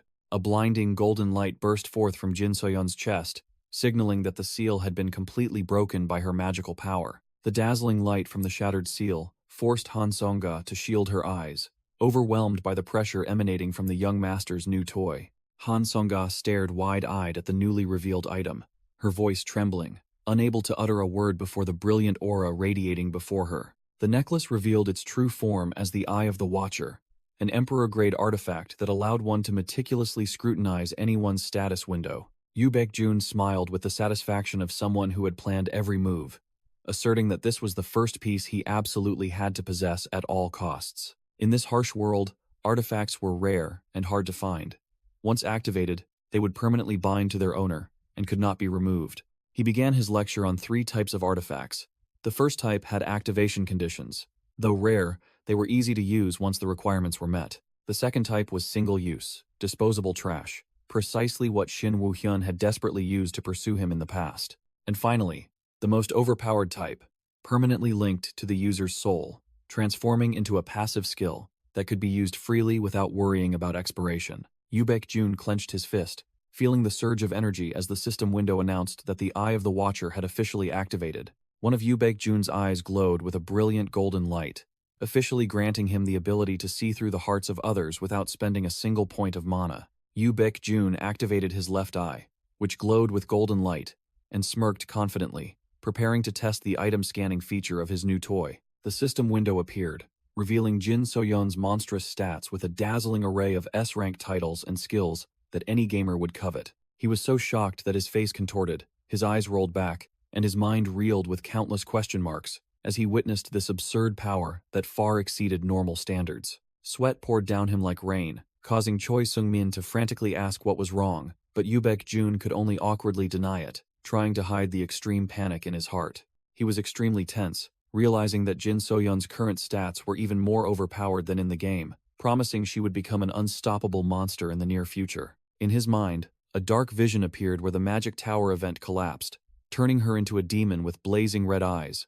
destroying everything if not stopped. Yoo Baek-jun's eyes flickered wildly, and cold sweat streamed down him as he thought of the catastrophic bad ending he would face with her corrupted version. He stood silently in the darkness, clenching his fists and resolving to grind furiously to become stronger and steer clear of this cursed destiny. Although the main game progression remained the same, strange variables, such as NPCs casting magic on straw dummies, began to appear beyond his expectations, and the biggest shock was the brand new plot setting that had just been unlocked.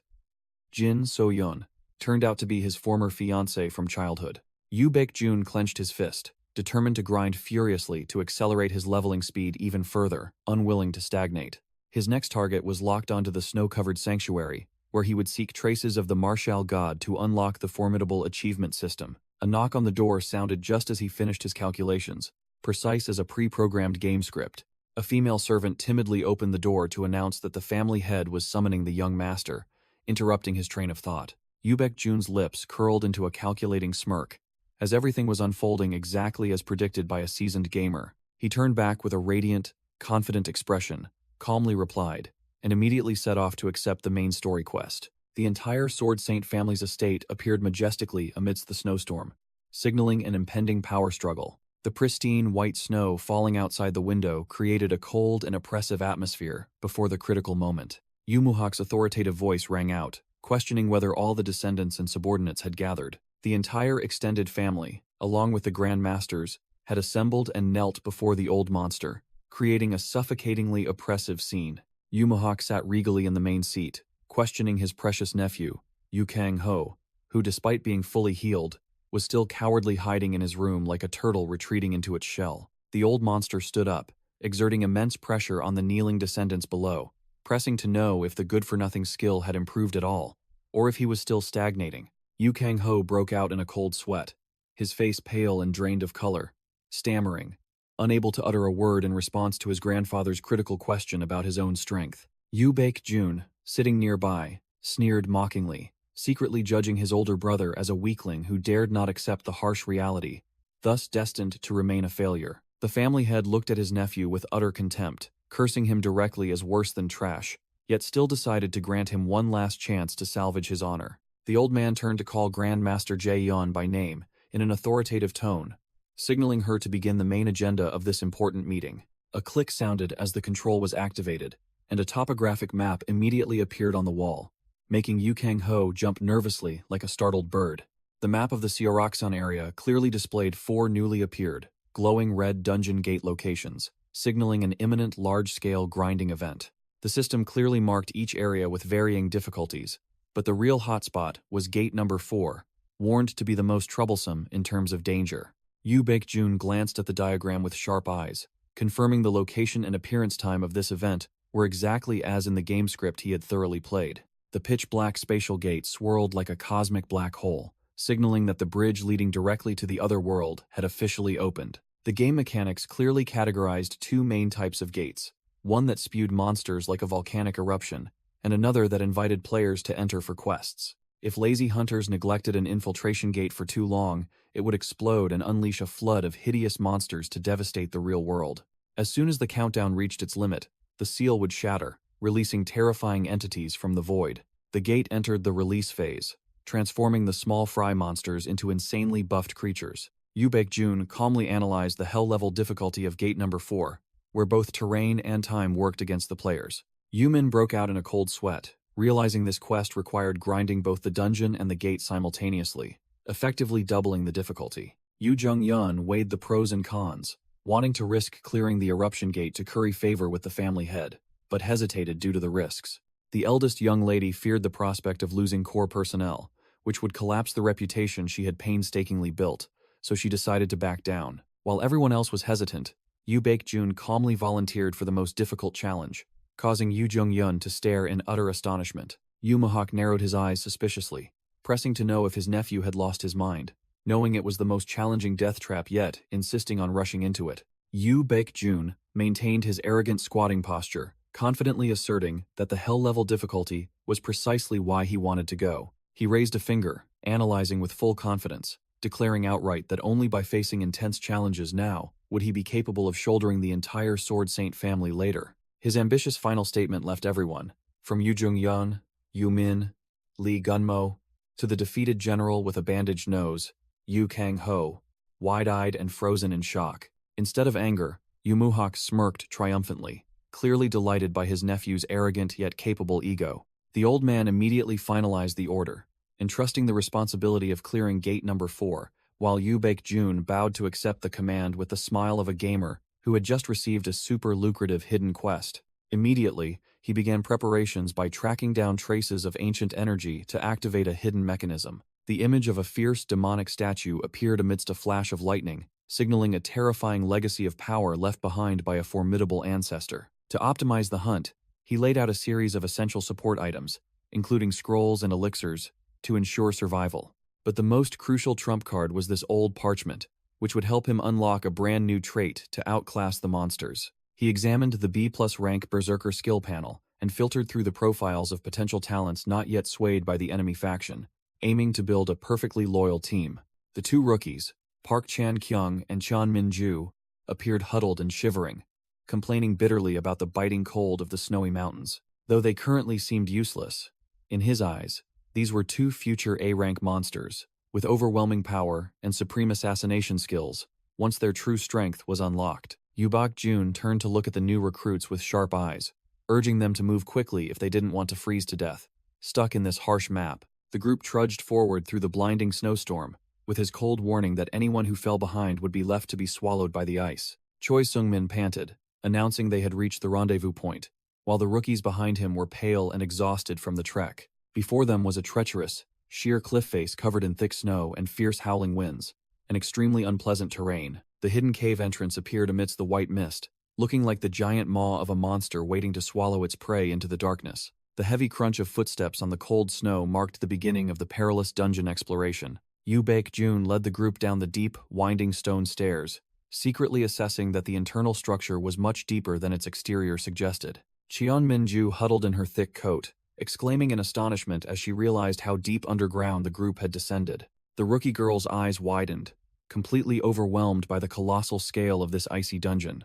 A colossal fissure sliced through the cliff face, emitting an ethereal light, transforming the deadly place into a natural masterpiece that left everyone in awe. Park Chan-kyung and Cheon Min-ju looked up at the breathtakingly magnificent scenery, never expecting such a picturesque map to be hidden within Seoraksan. While the new recruits were busy sightseeing, Yu Baekjun narrowed his eyes suspiciously, as the surrounding space was eerily silent. He walked, examining every trace on the rock walls, muttering about how the family had never infiltrated this place, yet the wall structure seemed problematic. Yu Baekjun placed his hand on the cold rock wall, asserting that the mottled black streaks were dried blood from a battle between dungeon monsters and gate monsters. His sharp gaze swept across the scene, posing a critical question to his subordinates. Why were there signs of fierce combat, yet no corpses were found? Choi Sung-min froze, cold sweat breaking out as his living dictionary brain began to process and connect the data. He turned pale as he envisioned the terrifying monster from Legends, exclaiming in panic, "Could it be the Venom Mantis?" Yu Baekjun turned to quiz Park Chan-kyung, asking if the trainee tanker knew anything about the venom mantis species, while Choi Seung-min stood by, observing. Park Chan-kyung broke out in a cold sweat, stammering that he had heard Master Jaeyeon warn about this apex predator monster. In his mind, the image of the monster with its deadly pincers appeared, a ruler of the food chain that struck fear into anyone. Their nature was extremely brutal and gluttonous. Once they started feasting, they would clean up thoroughly, leaving no corpses as evidence. Jaeyeon once used a pointer to teach her students about their deadly venom and super-sensitive hearing, but that wasn't all. Their most fatal characteristic was their overwhelming numbers tactic. Seeing one meant an entire legion was ambushing nearby, forcing even masters to quickly retreat.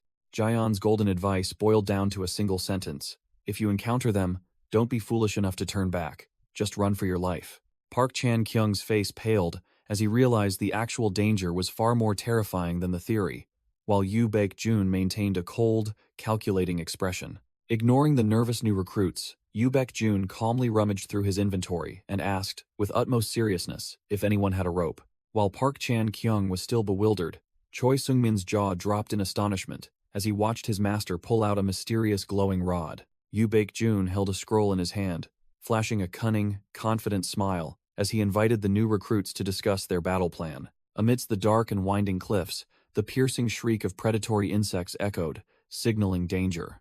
A sharp pincer, like the scythe of death, slowly extended from the shadows, accompanied by a gruesome screeching sound. The giant venom mantis revealed its hideous form, ready to tear apart anyone who encroached upon its territory. However, these monsters had degenerated eyesight, relying entirely on their keen sense of smell to distinguish prey from friend. Having grasped the game's mechanics, a calm step approached the bewildered monster without being detected. Park Chan-kyung and Chon Min-ju stood still with resigned expressions, their entire bodies smeared with monster fluid to deceive the enemy's sense of smell. As soon as he was close enough, Park Chan-kyung charged forward like a tank, his heavy footsteps tearing through the silence. The venom mantis startled and turned, but its reflexes were too slow compared to the hunter's attack speed. Park Chan-kyung swung his sword, cleanly severing the monster's deadly pincers in an instant, sending blood splattering everywhere. Chon Min-ju gave the monster no chance to retaliate, rushing forward to slice off its front legs and tail with sharp sword strikes.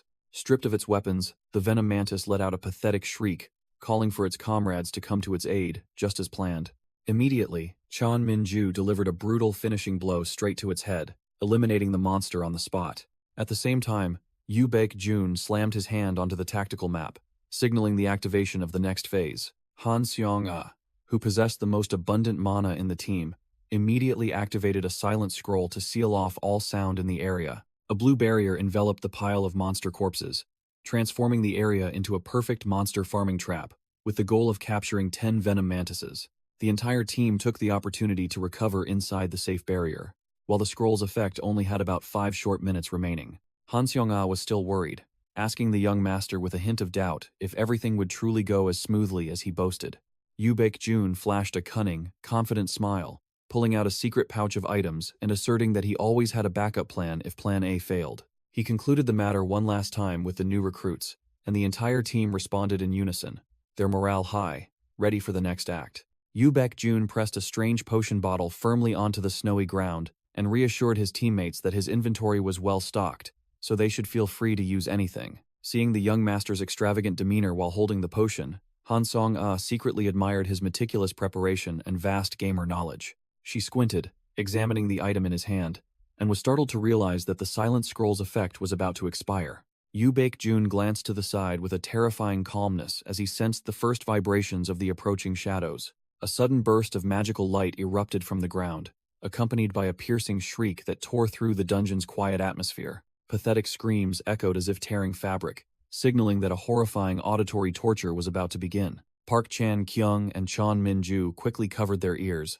their faces contorted in pain at their captain's urgent command. Yoo Baek-jun laughed like a madman, activating a sound amplification scroll and challenging the monsters to scream as much as they wanted so he could test his speakers. The screams of the bound venom mantis swarm below were immediately amplified 1,000-fold, forming a crimson sound wave column that pierced through the night. The shocking sound waves spread rapidly, sweeping away all tranquility and transforming the area into a giant loudspeaker. The loud noise agitated the entire monster nest, causing thousands of venom mantises to pour out from the mountain crevice like a black tide. Yoo Baek-jun smiled triumphantly, like a hunter seeing his prey fall into a trap, and whispered, inviting the monsters to gather even more densely. Han Seong-ah broke out in a cold sweat, seeing the overwhelming number of enemies, and secretly doubted if the young master's plan could truly clear this mess. Before she could think further, a mysterious ceramic jar was thrown straight down into the abyss with a decisive force. The venom mantis below stared blankly at the strange object flying towards it, without any defensive reflexes. It tilted its head in confusion, like an NPC with glitched AI, before it could realize the disaster about to befall it. Yu Baekjun turned back and shouted, ordering the entire team to throw all the prepared incendiary items down with full force. A barrage of ceramic jars containing specially formulated oil rained down into the abyss like bombs, initiating the massacre. Splat! The jar shattered directly on the monster's face, sending the viscous liquid splattering all over its body. The entire swarm of monsters was drenched in the oil rain, while Yu Baekjun coldly declared that the number of enemies, no matter how many, was irrelevant. Yu Baekjun shifted his weight onto his pivot foot, turning to unleash the decisive blow that would activate the deadly trap. He delivered an incredibly powerful sweeping kick, sending a spark flying straight down into the abyss, like a deadly fireball aimed at the oil slick. The spark landed precisely next to the shattered jars, marking the end for the foolish monsters below. Boom! A blinding explosion erupted instantly, transforming the entire area into a giant inferno that incinerated everything. The venom mantises were caught off guard, swallowed by the ferocious flames, and roasted in an instant amidst the deafening explosions. Pathetic shrieks echoed throughout the canyon as the monsters writhed in agony, their health bars plummeting uncontrollably. Just as the veteran gamer had calculated, the panicked monsters crashed into each other, causing the flames to spread throughout the entire swarm. Yu Baekjun smirked, pleased with the perfect map clear, while Han Seong-ah stood beside him, wide-eyed in utter shock. The crackling of flames echoed over the charred mantis corpses, signaling the overwhelming end of the battle. Yu Baekjun leisurely walked across the scorched ground, his cold gaze sweeping over the scene to prepare for the next step. The entire team froze, stunned by the colossal size of the Queen Mantis boss, which stood imposing in the cave. This massive monster was in a dormant state, completely defenseless against the presence of enemies. Yu Baekjun assessed that the boss was busy laying eggs, making this a once-in-a-millennium opportunity for a surprise attack. He turned to Han Seong-ah with a sharp gaze, preparing to entrust her with the crucial task of carrying the team. The young master requested her to activate her special skill, leaving the instructor stunned by the suddenness. Han Seong-ah hesitated, warning that she hadn't fully mastered the skill and would suffer an exhaustion debuff immediately after using it. Yu Baekjun maintained his cunning smile, concluding that this was the last monster, effectively cornering her into action. She resigned herself to her fate, letting out a deep breath to steel her fighting spirit. Han Seong-ah closed her eyes and channeled her energy, a surge of purple mana beginning to swirl around her like a storm. Her eyes snapped open, glowing with an eerie purple light, officially unleashing her hidden power for an all-out battle against the boss. A fierce burst of purple energy erupted around Han Seong-ah's feet as her unique skill, Ghost Swordsmanship, was officially activated. She coldly summoned a spirit sword from thin air, her hand tightly gripping the hilt woven from dense spiritual energy. The swordswoman drew her glowing purple magic sword before her chest, ready to unleash an overpowering ability that could create dozens of illusionary blades simultaneously. A wave of purple shockwave swept across the ground, accompanied by a blinding whake sound as she released all her pent-up power. Numerous energy swords sprouted from the ground like mushrooms after rain, transforming the battlefield into a deadly sword forest. Han Seong-ah clutched her weapon, accepting the price of physical exhaustion in exchange for destructive power in a brief moment. Standing proudly amidst the matrix of sword energy, the pressure she exuded was no less terrifying than that of a genuine S-rank hunter. She shot into the air like an arrow and delivered a thunderous blow to the head of the giant venom mantis, causing a sky-shattering explosion. With glowing purple eyes filled with killing intent, Han Seong-ah coldly declared she would finish it quickly and swung her sword down without mercy. Han Seong-ah transformed into a whirlwind of death, unleashing tens of thousands of purple slashes that tore through space, leaving the monsters no time for a final word. She landed gracefully while a giant energy hand descended from the void, crushing the target into a bloody pulp. Park Chan-kyung and Cheon Min-ju froze completely, mouths agape and eyes wide, as they witnessed their master's overwhelming unique skill for the first time.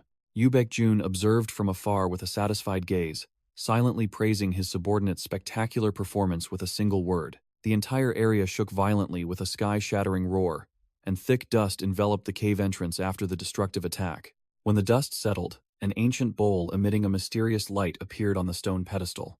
It was the important item the entire team had been searching for. The corner of Yu Baekjun's mouth curled up into the triumphant smile of someone who had calculated everything to be within their grasp. Han Song-ah collapsed to the ground, panting and sweating profusely, and had to use her sword to support herself as the side effects of excessive mana discharge kicked in.